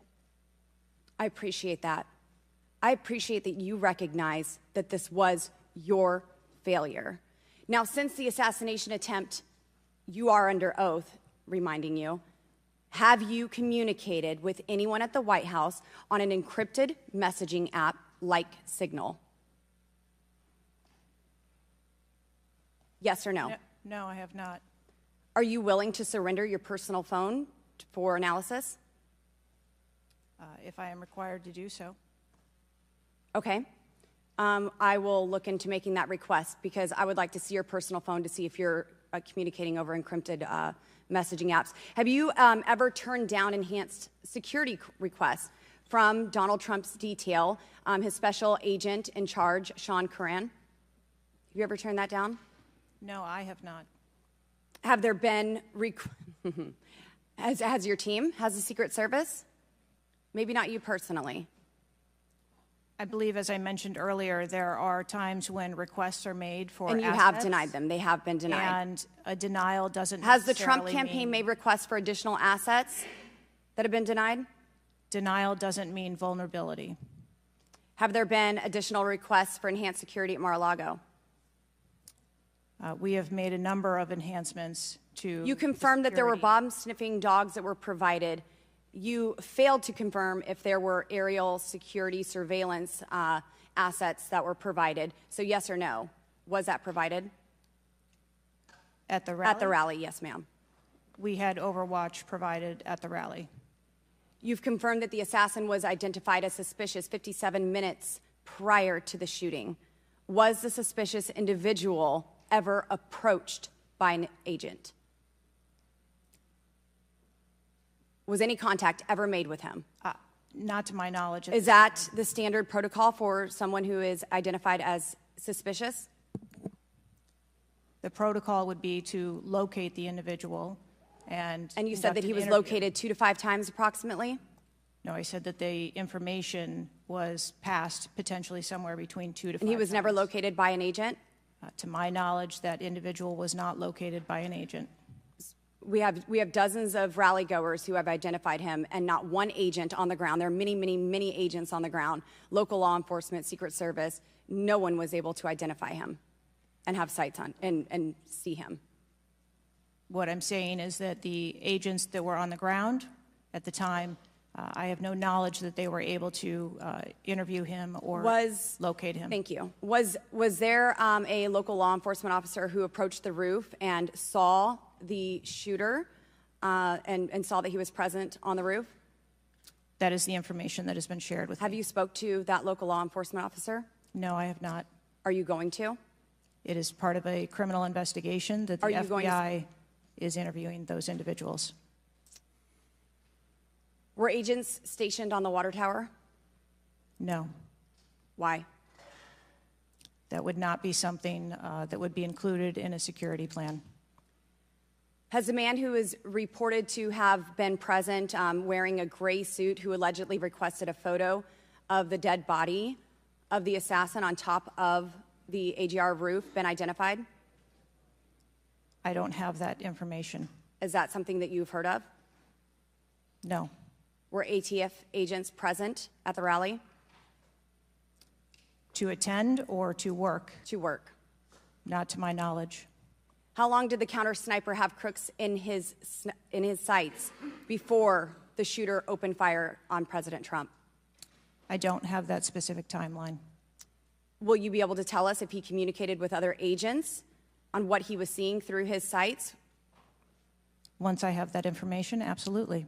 Because we need to know why he waited for multiple rounds to be fired at President Trump before the threat was neutralized. We need to know if he was given an order to hold fire. Now, it's you've excused the roof of being unmanned because of the slope of the roof. Do you continue to assert the slope of the roof as a credible reason for leaving this position undefended? First, I'll go back and correct that there was no order to hold fire. Our agents and officers have the ability to neutralize a threat at the time So you that don't they know, see it. I'm sorry, you don't know the communication that was taking place or how long he had him in his sights because you haven't spoke to him, but you do know that there was no order to hold fire. I can tell you the way that our personnel are trained. They are trained on the use of force scale that when they see a threat, they are authorized to neutralize that threat. They don't have to ask for permission. You excuse the roof being unmanned because of the slope. Do you stand by that assertion? The roof was not covered with an individual on it because there was overwatch provided. Apparently not. No, there was no overwatch provided. This is very evident. President Trump was shot. A man died. There was no oversight provided. I find this rather maddening, especially now knowing that you do have answers from the FBI, who you have been passing the buck to this entire hearing, not answering a congressional hearing, members of Congress, while you are under oath and under a subpoena. I find it maddening that the director, that our country has come centimeters away from oblivion under your watch. You have answers. You are refusing to give those to us, directing us to the FBI, and this entire thing is a waste of time. You are responsible for the loss of a life and the shooting that took place on President Trump You do need to resign. This is bipartisan. You need to be fired. You do not need to hold this position. You are not the best for this job. I am over my time, but I cannot tolerate your watch any longer, and I'm going to continue to call daily for you to be removed from your position, ma'am. Chair recognizes Mr. Fry from South Carolina. Thank you, Mr. Chairman. Director Cheatle, how long have you been with the Secret Service? 29 years, right? That's correct. And how long have you been director of the Secret Service? Just under 2 years. During your tenure as director under the Secret Service, I know we're here today to talk about the assassination attempt on President Trump, but how many other security lapses have occurred with protectees under your watch? I don't have a specific number, but there have been some lapses. There have been other lapses. Was one of them Jake Sullivan? Yes, sir. What happened there? There was an individual who was able to access Mr. Sullivan's residence. His residence? A protectee, somebody was able to break into his house. And what happened? Did anyone get fired because of that? There were individuals who have been reassigned. Reassigned. What other steps have taken? What I'm seeing, what other incidents have occurred other than Jake Sullivan?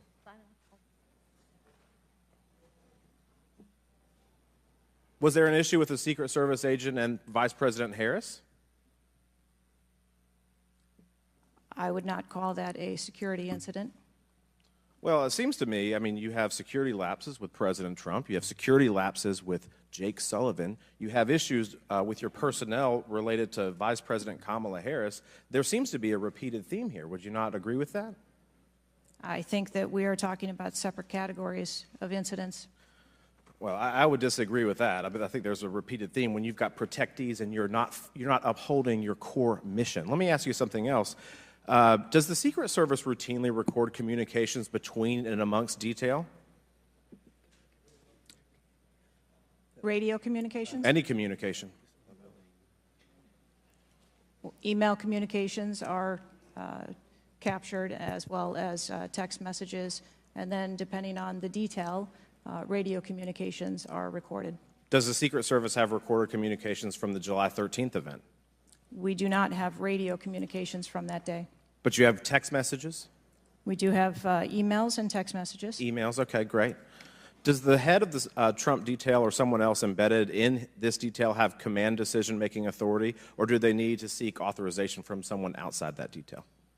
The head of the detail has the decision-making authority for things that are necessary for that detail. Is that standard for protection details? Yes, it is. Okay. Let me ask you something. During campaign events, is it common for the Secret Service to utilize other agencies? Yes, it is. What other agencies would be providing assistance to the Secret Service? There are a number of other agencies that provide assistance to the Secret Service during campaigns. We utilize personnel from the Department of Homeland Security. We utilize personnel from the Department of Defense, and we utilize local law enforcement partners.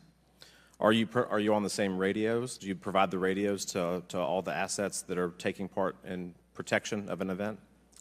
We provide radios to the personnel from the Department of Homeland Security that are assisting us. But not local law enforcement? Local law enforcement is working on their own radios. Are you on the same frequency? We ensure that we have counterparts in the security room, and so the local law enforcement will place one of their personnel in the security room with our personnel so that we have interoperability communications. Let me ask you something just about the timeline, because I think this is really interesting that we can't nail that down. I mean, I think there are lay people out there with more knowledge about the timeline than you seem to come before a subpoena in front of Congress. Was Mr. Crooks observed at the AGR building prior to the shooting? He was observed on the grounds outside of our perimeter prior to the shooting. At approximately what time was that? You don't have to give me the specific minute, but at approximately what time was that? I believe it was about 45 minutes or so prior to. Did the sniper team take a photo of Mr. Crooks? The local team did, yes. So it was a local team and not a Secret Service sniper? That took the photo. Okay. And did he relay that photo to Central Command? Again, it's an active ongoing investigation, so I want to make sure that I'm factual with the route that that photo took and who that was disseminated to and when. What time did when did Mr. Crooks' status go from a suspicion, a person that was under suspicion, to a threat? When did that happen? And maybe not even a specific time, Director Cheatle, maybe a certain event that happened that transformed him from a person of suspicion to a threat. When did that happen? To the best of my knowledge, based on what I have been told thus far, it's approximately 5 minutes to where individuals relayed that there was an incident being worked at the 3 o'clock of the president. So that was, but it was before the shots were fired? That is correct, but again, it was not phrased as a threat. It was just that something was being worked. Yeah, but my question is, when did he become, when did he transform from suspicion to threat? Because they're treated very differently. People can be suspicious, but they're not a threat until a certain point in time. So when did that happen? I believe that it was seconds before the gunfire started. Seconds. My gosh, we actually have a few questions that we got answered today. Listen, I'm going to wrap up here, Mr. Chairman, but here's the frustration that people have. The buck stops with you. You've said that yourself. But the problem in Washington, D.C., it is the only town in America that you can be so bad at your job that you actually get a promotion or don't get fired. You have not been able to answer the number of agents, whether or not requests were denied on additional security, whether or not law enforcement were able to engage before the shooting with the assassin, how he got on the roof, how the rifle got on the roof. You can't tell us how many shots he fired, whether the casings were recovered. You can't tell us anything about his cell phone. You can't tell us whether the rally was supposed to be postponed, given the intelligence that you were receiving. You can't tell us whether the car had a bomb. You can't even tell us his motive. And the American people are incredibly distrustful because it has taken 9 days to even get a scintilla of evidence out of you. Maybe if I was CNN or ABC or NBC, I would have gotten much more thorough and accurate information, but we have not received that in a subpoenaed hearing in front of this Congress. That is why the American people are frustrated, and I echo the bipartisan calls on this committee and all across this country that you should resign, or maybe when the president wakes up from his nap, he can fire you. Thank you, Mr. Chairman. Chair now recognizes Ms. Luna from Florida. Director Cheatle, can you please give me the names of the individuals who are in charge of your conduct for the rally? I'm not going to release names. Can you give me the today. titles? And how many individuals? No. Nothing? We had a full advance team that was responsible for advancing How many the site. people are the final approval authority? There are a number of people Can you that give me a are number? engaged in approving Can you the give plan. me a number? No, I do not have a firm number. Can you just confirm whether or not, I understand this is an open investigation, but in order to dispel conspiracy theories, have you guys been able to subpoena the shooter's Discord records, or has the FBI, to your knowledge? I believe that the FBI is working on those. Okay. Is it factual to say that you have not ruled out that the shooter was working with other people or persons? Again, the FBI is conducting the criminal investigation into the shooter. Can you, at least in an effort to dispel conspiracy theories, can you confirm or deny that? At this time, we do not have that there were any other people engaged. So you believe he was acting alone? I do. Okay. Have you been made aware of multiple eyewitness reporting that there was a second shooter on a water tower? I do not have any information related to any second shooter. Okay, the reason I asked that is because according to testimony from multiple witnesses, they did report that. And again, to my understanding, there were over 40 sniper teams that were briefed by the Butler ESU. And I want to make sure that people are aware, if you're saying that there's not another shooter, that we are able to clear that information, because from this whole entire briefing, it doesn't seem like much information has been able to get out to the American people. So I'm trying to dispel rumors, as I'm sure you understand. Was it true that Secret Service was present at the Butler ESU briefing? There was a briefing between the counter sniper teams that were working on the ground. Was Secret Service present? Yes, to my knowledge. Okay, I want to read you a report from people that seem to be throwing you under the bus and stated that they were in attendance and that Secret Service was not in attendance at the security briefing, according to individuals with knowledge, to also include that the AGR building where the shooter Thomas Matthew Crooks was located was actually not a part of their security perimeter for that. So there was not Secret Service present. It seems as though that when you were asked earlier from Rep. Krishnamurthy about whether or not Secret Service was aware of a threat, you had said no, they were unaware of a threat. And yet, according to communications, again, from law enforcement that were in some of these group chats, they actually had reported that Secret Service was made aware of a threat at around 5:59 p.m. as a part of the command, including Secret Service, aware of messages and requests about information about the suspect's location. Can you please tell me if you have knowledge of that at all? Again, I think we're conflating the difference between the term threat and suspicious. But you guys did have knowledge at 5:59 p.m. according to those group chats, did you not? Of a suspicious individual. Okay. Chairman, in my opinion, according to some of the testimony today, I feel that you have perjured yourself in some instances, and so I'm going to ask for a full review of the transcripts by staff, and if you find that to be the case, I do ask that you bring perjury charges against the director. I will say this, it is very frustrating, and I've talked to my colleagues and we've said it to your face, that you have been up here basically stonewalling our ability to get the answers to the American people. And what I will also say is that every single member of Congress does not feel safe with you in charge. You have heard that, and I think that we are all sitting ducks with you in directing the Secret Service currently. But more importantly, it sends a message to our adversaries that we are not protected, and we are one of the strongest countries in the world, so you have essentially made us a less safe country because of it.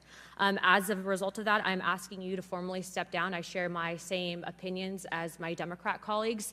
And I also think that your efforts to bring forward a full investigation and report in 60 days is unacceptable.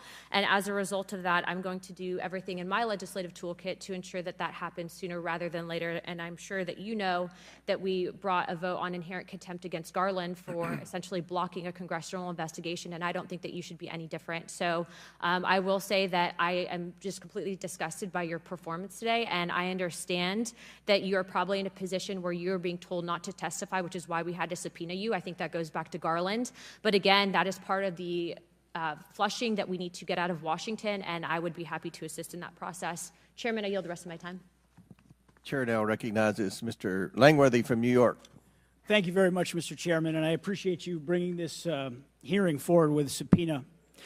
Director, yesterday I made the decision to get in my car and drive to Butler, Pennsylvania in preparation for this moment and asking you questions about the events of the assassination attempt on President Trump's life. I've done several presidential events prior in my career, and I wanted to see this site with my own two eyes because I don't believe the video footage tells the whole story or looking at things on a diagram. And I was absolutely appalled when I went to the site, when I saw the fact that I could have stood on the roof of that building, the AGR building, and hit that podium with a 9-iron, and I'm a lousy golfer. And the fact that that was not included in the perimeter is a complete dereliction of the duty of the U.S. Secret Service.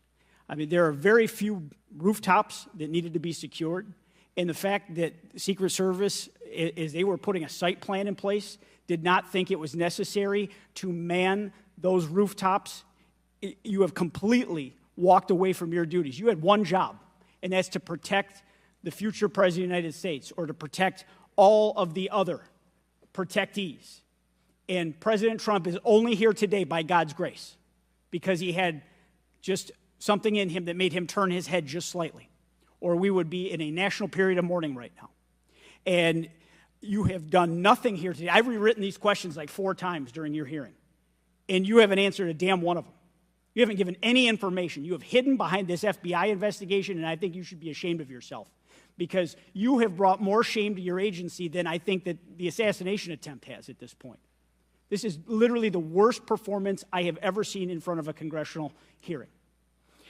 You have offered no reason for this committee, this body, or the American people to trust you or the Secret Service today. And you should resign. You have said that you've put new security measures in place after the assassination attempt. Can you tell us what those are? Because the American people want to know that you're taking real corrective measures. But today you've pointed to an investigation. Investigation or not, you still have a job to do with a zero-fail mission. But so far, there's been absolutely no accountability, and you've admitted that here today. Not one person's been suspended. Not one person's been put on a desk. Meanwhile, we've got the most contentious of elections in our nation's history, and protectees are in danger because of incompetent leadership. Not the agents. The agents piled on President Trump to protect his life.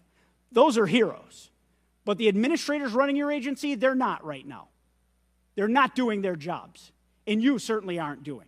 The most appalling part of Saturday's events is the countless opportunities that Secret Service had to stop Crooks before he even got on the roof. At 3 o'clock, Crooks raised suspicion by entering the rally with a rangefinder. At 5:45, a cop with a Beaver County Emergency Services unit saw Crooks eyeballing the roof at the AGR International Building. And then at 5:55, Secret Service was warned of a suspicious person and identifies Crooks as a threat. This was all before shots were fired 15 minutes later. Director, yes or no, did local law enforcement alert the Secret Service about Crooks' presence at the rally? Yes, they did. The shooter came to attention of law enforcement almost an hour before President Trump went on stage. Law enforcement alerted the Secret Service of the shooter. Over and over, you've said there's a difference between a suspicious individual and a threatening individual. Can you explain what the shooter needed to exemplify to be called a threat? So I'm not clear as to what identified him as suspicious to the individuals who originally clarified him that way. For the Secret Service, for an individual to be determined to be a threat, that individual would have to be seen with a weapon or capable of doing some sort of harm to our protectees. I mean, Director, an individual walking into a rally with a rangefinder, scoping out an unprotected rooftop, and he reportedly flew a drone over hours before. It sounds like a lot more than suspicious, especially at a presidential rally. Your operational lapses, your resource management, and poor judgment nearly resulted in the assassination of President Trump. I mean, the dereliction of duty here is just appalling. The fact that you haven't visited Butler is just maddening to me. You're not taking this job seriously. Many people here have called for your resignation. I've introduced a resolution here into this body that hopefully will get a vote this week calling on the president to fire you, ma'am. You have not done your job. You have put two black eyes on your agency, and you need to go. Mr. Chairman, I yield back. Gentleman yields back. Chair now recognizes Mr. Burleson from Missouri. Director Cheatle, I just want to kind of get an idea of what you can answer, because outside of what the FBI is responsible for, you have full responsibility for the Department of Secret Service. So the question is, what is the mission? Who defines the mission? Our mission of the Secret Service is to protect the president, the vice president, their immediate families, presidential candidates, the former presidents, and those by executive order. And we also have an investigative mission. And those are well defined? Yes, they Everyone within the agency understands the mission? Yes, they do. What about protocols and standards? Who defines the protocols and standards? We have a number of protocols and policies in place for the various missions that we have. So would it be safe to say that you failed the mission, the ultimate mission?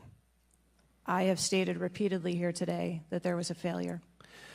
What about specific failures within protocols and guidelines within the agency? Again, I am certain that the investigation that is being conducted internally as well as the external investigation. You said earlier in the hearing that there was either a communication, there was errors in communication or in operations. Could it be both? In both errors in operational decisions and errors in communications? I think the investigation potentially could identify both. So I want to talk about communications. Representative Boebert asked earlier about using encrypted apps that you said you've not used, I guess, Signal. Have you used any encrypted app to communicate from your personal device? I do, on occasion, use encrypted apps to communicate. So you use some form of an encrypted app to communicate with people within the federal government, with local law enforcement? Whom are you communicating using the encrypted apps? Many times it's with colleagues and and associates. So you're communicating with colleagues on a personal device?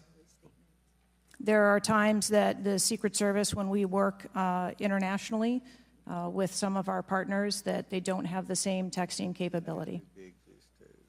And you're not able to do that with your government-issued device?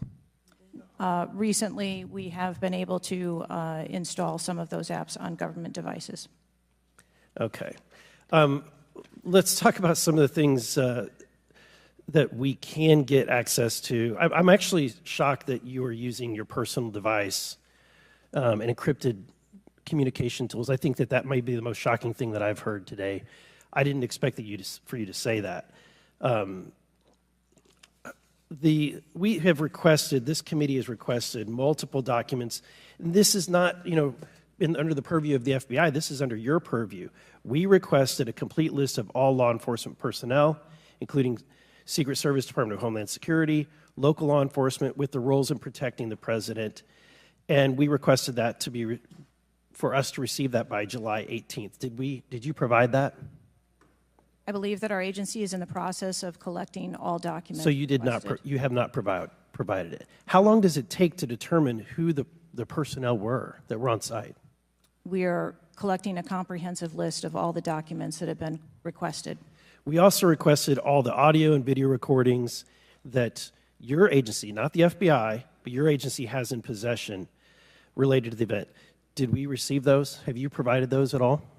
We are in the process of collecting all documentation requested. You're in the process, but you have not. Any memorandums or any internal communications related to the event? We requested that you provide that. Have you provided any of that? We are in the process of collecting the information that has been requested. Okay. So when can we expect to receive these documents? How long does it take to determine who was on site, who was being employed to be there to protect the former president? When can we expect that? How many days does it take to provide that information? We want to make sure that we have a comprehensive accounting of all of the documents that were engaged in that day, and we will make them available as soon as possible. I think transparency is the key here. It's shocking to me that we are communicating in a encrypted app to colleagues. I'm almost certain that violates some federal laws. I would like to clarify, you didn't ask me whether my communications were government work related or whether they were personally related. You're communicating with colleagues. I don't communicate government business with colleagues on a personal device. I communicate on my work device. Are you using an encrypted device on your work device? I am not. No encrypted apps? No, I do not. Okay. Thank you, Mr. Chairman. Chair now recognizes Mr. Waltz from Florida. Thank you, Mr. Chairman. Madam Director, please, I'd like to direct your attention to this video. And I sincerely appreciate the clarity on this. Can we turn up the volume, staff? I just want to ask you, because this has popped up. Republican Congressman Mike Walz, he said on social media on Saturday, and I'm going to read this for you because it does talk about you, Secretary. I have very reliable sources telling me that there have been repeated requests for stronger Secret Service protection for President Trump denied by Secretary Mayorkas. Your department has already pushed back on that, calling that absolutely false, but he is putting this on you. Can you respond to that, please? Well, that is, yeah, that's a baseless and irresponsible statement, and is one that is unequivocally false. Director Cheatle, did you speak with your boss, Secretary Mayorkas? You fall under DHS. Did you speak with him on the 14th, the day after? Yes, I did. So you spoke with him before he made that statement? I spoke with him immediately following the incident. Did you inform him that all requests for additional resources for President Trump had been fulfilled? Or that it was false to say they had been denied? I informed him that the request for that rally that day had been fulfilled. Okay, you continue to answer that very carefully, because I made a broader statement. The agents that came to me made a broader statement that his permanent protective detail for years now have been asking for more. Is that correct? I do not have specific incidents of those requests. Is it correct that they've been asking for more? I have heard the same reports that you have. Without having them in front of me, I am unable. Those requests are made in writing. I mean, the agents are telling me they make them in writing. This isn't a verbal agency. Things are made in writing. I understand what you're saying. I don't have those requests in front of me here. I'm not asking if you have them in front of you. Are you aware that they were made? As I said earlier, there are times when requests are made, and depending on the availability of assets, or if there is a way that So there were times when they were denied. if there is a way that vulnerability can be mitigated in a different way, then that is why the So there are Secret Service- times when they were denied That is- for a variety of reasons. That is why the Secret Service has a multi-layered and multifaceted security plan so that we can pivot if So we need to. in the wake, in the immediate 48 hours of an assassination attempt on a former president, could be the next leader of the free world, almost had his head blown off, your boss says that's irresponsible and false to say things are denied. And you had talked to him. So did he just make that up on his own, or did you tell him that? We were speaking about the requests made at the rally. Staff, can we show the next slide, please? Then we have your spokesman. Did you sign off on this statement? That there's an assertion that a member of the former president's team requested additional security resources and those were rebuffed? This is absolutely false. In fact, we added protective resources and technology and capability as part of the increased campaign travel tempo. But next slide, please. Next slide, please, staff. We have the Washington Post article that then says we now have senior Secret Service officials saying there were at times when it was denied. So which is it? Again, there have been a number of conversations going on here. Did you sign off on that spokesman's statement? The spokesman's statement, I believe, was related to requests that were made. Did for you the sign rally. off on it? For the requests that were made at the rally. Did yes. you sign off on the statement before it went out? I sign off on my press spokesman's statement before they go out. I would hope you would in the wake of an assassination attempt. Yes. You did. Mhm. Categorically false that any requests were made. You signed off on it. Thank you for that. Thank you for that clarity. Madam Director, how many press conferences have you held since the assassination attempt? We have put out press releases. How many press conferences have you held?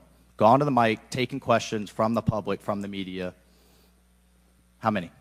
I have not held any. How many has Secretary Mayorkas held? I don't 0. How many has the FBI held? 0. How many has the Department of Justice held? I know you know the answer. I believe there was a press conference in Butler after the incident occurred. By local law enforcement, not by you and not by the Department of Homeland Security. So this is how misinformation flies. In the darkness, in the absence of information.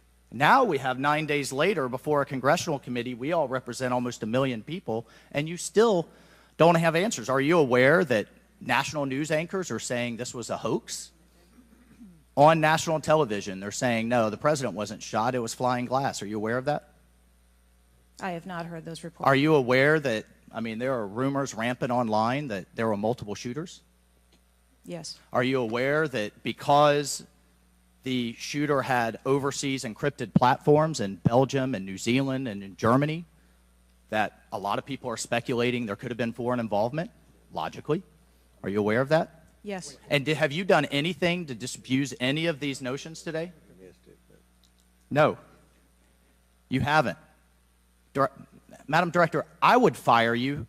Regardless of the failure, I would fire you just how you've handled it since. You should have been the first to the mics to say, America, world, I want to assure you we're going to get to the bottom of this. I want to assure you full transparency.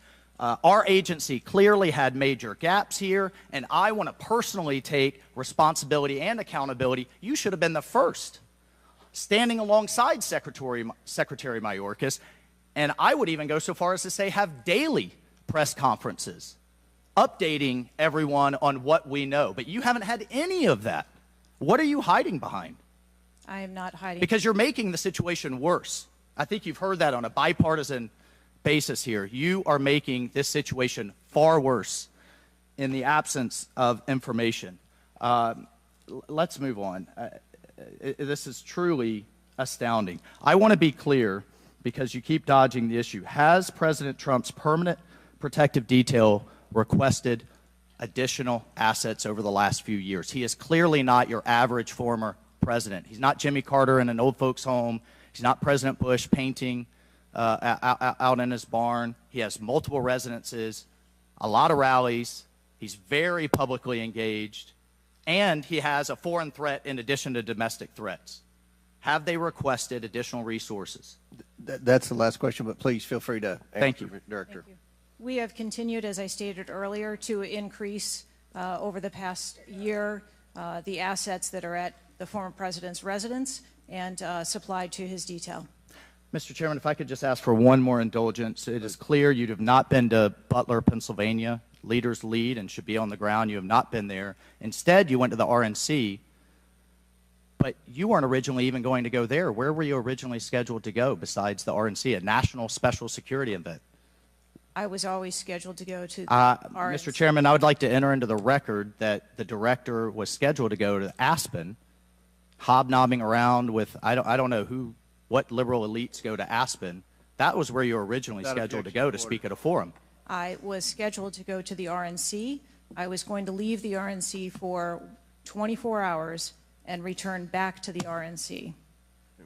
I hope, as your predecessor, Julie Pearson, with a security incident on the White House and under the Obama administration and Reagan's Secret Service detail lead, I will hope you would have the dignity for the sake of the agents in the service to resign. Gentleman's time's expired. Thank you. I'd like to enter a few things into the record. First of all, the remaining articles that Mr. Biggs was wanting to enter into the record, without objection, so ordered. Next, I have a written statement from Representative Mike Kelly of Pennsylvania. His district includes Butler, and he has a written statement that we'd like to enter into the record without objection, so ordered. A bipartisan 114th congressional report titled United States Secret Service, an Agency in Crisis. This was prepared by former Oversight Committee Chairman Jason Chaffetz and former Ranking Member Elijah Cummings. And lastly, the issue subpoenaed compelling Director Cheatle's appearance at today's hearing without objection, so ordered. That concludes our question segment. I want to thank the Director for your testimony today. I now yield to the Ranking Member for closing remarks. Thank you very much, Mr. Chairman. And Director Cheatle, I also want to thank you for your patience over the course of what must have been a very long and trying hearing for you. It has been an unusually encouraging hearing and an unusually depressing hearing. And what's encouraging, Mr. Chairman, is that we came together to issue a strong statement deploring and categorically denouncing political violence in America. And I also didn't see any daylight between the members of the two parties today at the hearing in terms of our bafflement and outrage about the shocking operational failures that led to disaster and near catastrophe on July 13th, 2024. What is depressing is the extraordinary communications gap between the Director of the Secret Service and Congress. And I don't want to add to the Director's terrible, horrible, no good, very bad day, but I will be joining the Chairman in calling for the resignation of the Director, just because I think that this relationship is irretrievable at this point, and I think that the Director has lost the confidence of Congress at a very urgent and tender moment in the history of the country, and we need to very quickly move beyond this. But what I will say, Mr. Chairman, is that I took this hearing to be about two major policy failures, and one policy failure is the one that got the vast majority of the attention, which was the failure of the Secret Service to effectively respond to a gunman on a roof within 150 yards of a presidential visit and speech. But the other failure is on the part of Congress, because the mass shooting that took place in Butler, Pennsylvania, is replicated all over the country every day. And in fact, as I said, Mr. Chairman, it happened that evening in Alabama, in Birmingham, Alabama, where there was a mass shooting where more people even were killed and wounded than were killed and wounded in Butler, Pennsylvania. So it's true, the president, the former president, and a handful of people who get the Secret Service protection are the only people in America we thought were safe from an AR-15 attack. It's clear that they're not safe either, and we've got to get to the bottom of that. But we also have to get to the bottom of the larger problem, which is that the whole country is living like this, in fear and in terror of assault weapon attacks in movie theaters, churches, synagogues, mosques, supermarkets, Walmarts, any place where an audience or a public gathers. And the worst was in Las Vegas, where a gunman got up on a roof and then just mowed down 60 people below him and wounded hundreds and hundreds of other people. So we've got to deal with that problem. Yes, we've got to move as swiftly as we can to deal with the problems of the Secret Service, but the broader problem is still there. And I just wish to the heavens that our colleagues that could get together on the question of presidential security against an AR-15 attack could get together on the question of public security against an AR-15 attack, because all of us are vulnerable. All of our families are in danger by this, and the rest of the world doesn't live this way. And we have to look to see how uniquely strange it is that we allow 20-year-olds to access AR-15s, weapons of mass destruction, and show up in public places to endanger other people. And I hope, Mr. Chairman, we can work together on that with the same spirit of bipartisan commitment to the public safety that was exemplified here today. And I yield back to you. Ranking member yields back. I'll deliver my closing remarks.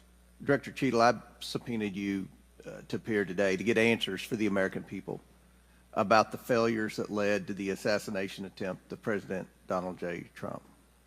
Unfortunately, you refused to answer today. And this committee is not known for its model of bipartisanship, but I think today we came together unanimously in our disappointment for your lack of answers. You've stated that the FBI will investigate and give a report, and you estimate 60 days. We've been waiting for months and months for lots of different bits of information from the FBI. We have no confidence in the FBI. The majority of this committee has no confidence in the FBI. I sincerely hoped that the hearing today would give not just Congress confidence in the Secret Service, but the American people would have confidence in the Secret Service.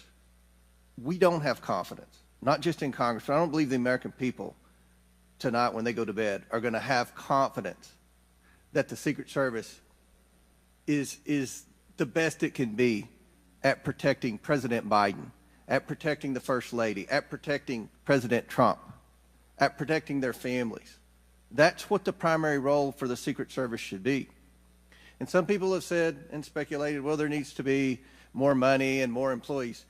As I stated early on, $3.1 billion, I believe next year it's going to be $3.2 billion budget, over 8,000 employees. If the Secret Service is spread too thin in doing things like inspecting counterfeit, which is what the Secret Service was created to do, was to inspect counterfeit money and things like that with the Treasury. If it's spread too thin, then we need to come together in Congress, and I think we can do that in a bipartisan way to narrow the focus of the Secret Service, to protect the leaders of our country, to protect our elections by protecting our candidates. And I don't believe we have any confidence that you can do that as the leader of the FBI. I sincerely hope that we would adjourn this committee hearing and have confidence, not just in the Secret Service, but in you as director of the Secret Service. But we do not. Taking responsibility requires a lot of things. It means providing transparency. It means answering simple questions. It means providing a specific timeline of July 13th to this committee and the American people. I mean, it's been 9 days.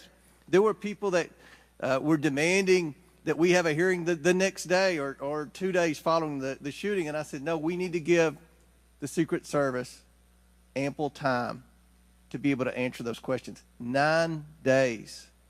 9 days. And I don't think we answered very many questions that the American people have. I don't think there was I've never said this before, and I've presided over a lot of hearings. I don't think there was one question asked by anyone that the average American hasn't already asked at a diner or at church or at a ball game. The American people have questions. They deserve answers. Congress deserves answers. You were subpoenaed today to provide answers, and ma'am, you did not do that. So, as Ranking Member Raskin stated, he and I will be sending a letter requesting that you submit your resignation as a step toward accountability in what happened. And one of the biggest frustrations that many of us have, especially on this side of the aisle, is that there's never accountability in this administration. And when you look at the debacles prior to July 13th, I mean, it would be hard to beat the withdrawal in Afghanistan, the debacle there, and no one was held accountable. To this day, no one has been held accountable for that. But here we have clearly video showing people notifying the police, and the police are blaming the Secret Service. The Secret Service are blaming the police. Homeland Security is blaming everybody. But at the end of the day, after this hearing and after our request for information, we don't have any answers for the American people, and we don't have that confidence that you can lead the Secret Service to restore the confidence. And again, I commend the ranking member for joining with me in the letter asking your resignation, and we certainly hope that you will take that to heart. With that and without objection, all members have 5 legislative days within which to submit materials and additional written questions for the witness, which will be forwarded to the witness. If there's no further business, without objection, the committee stands adjourned.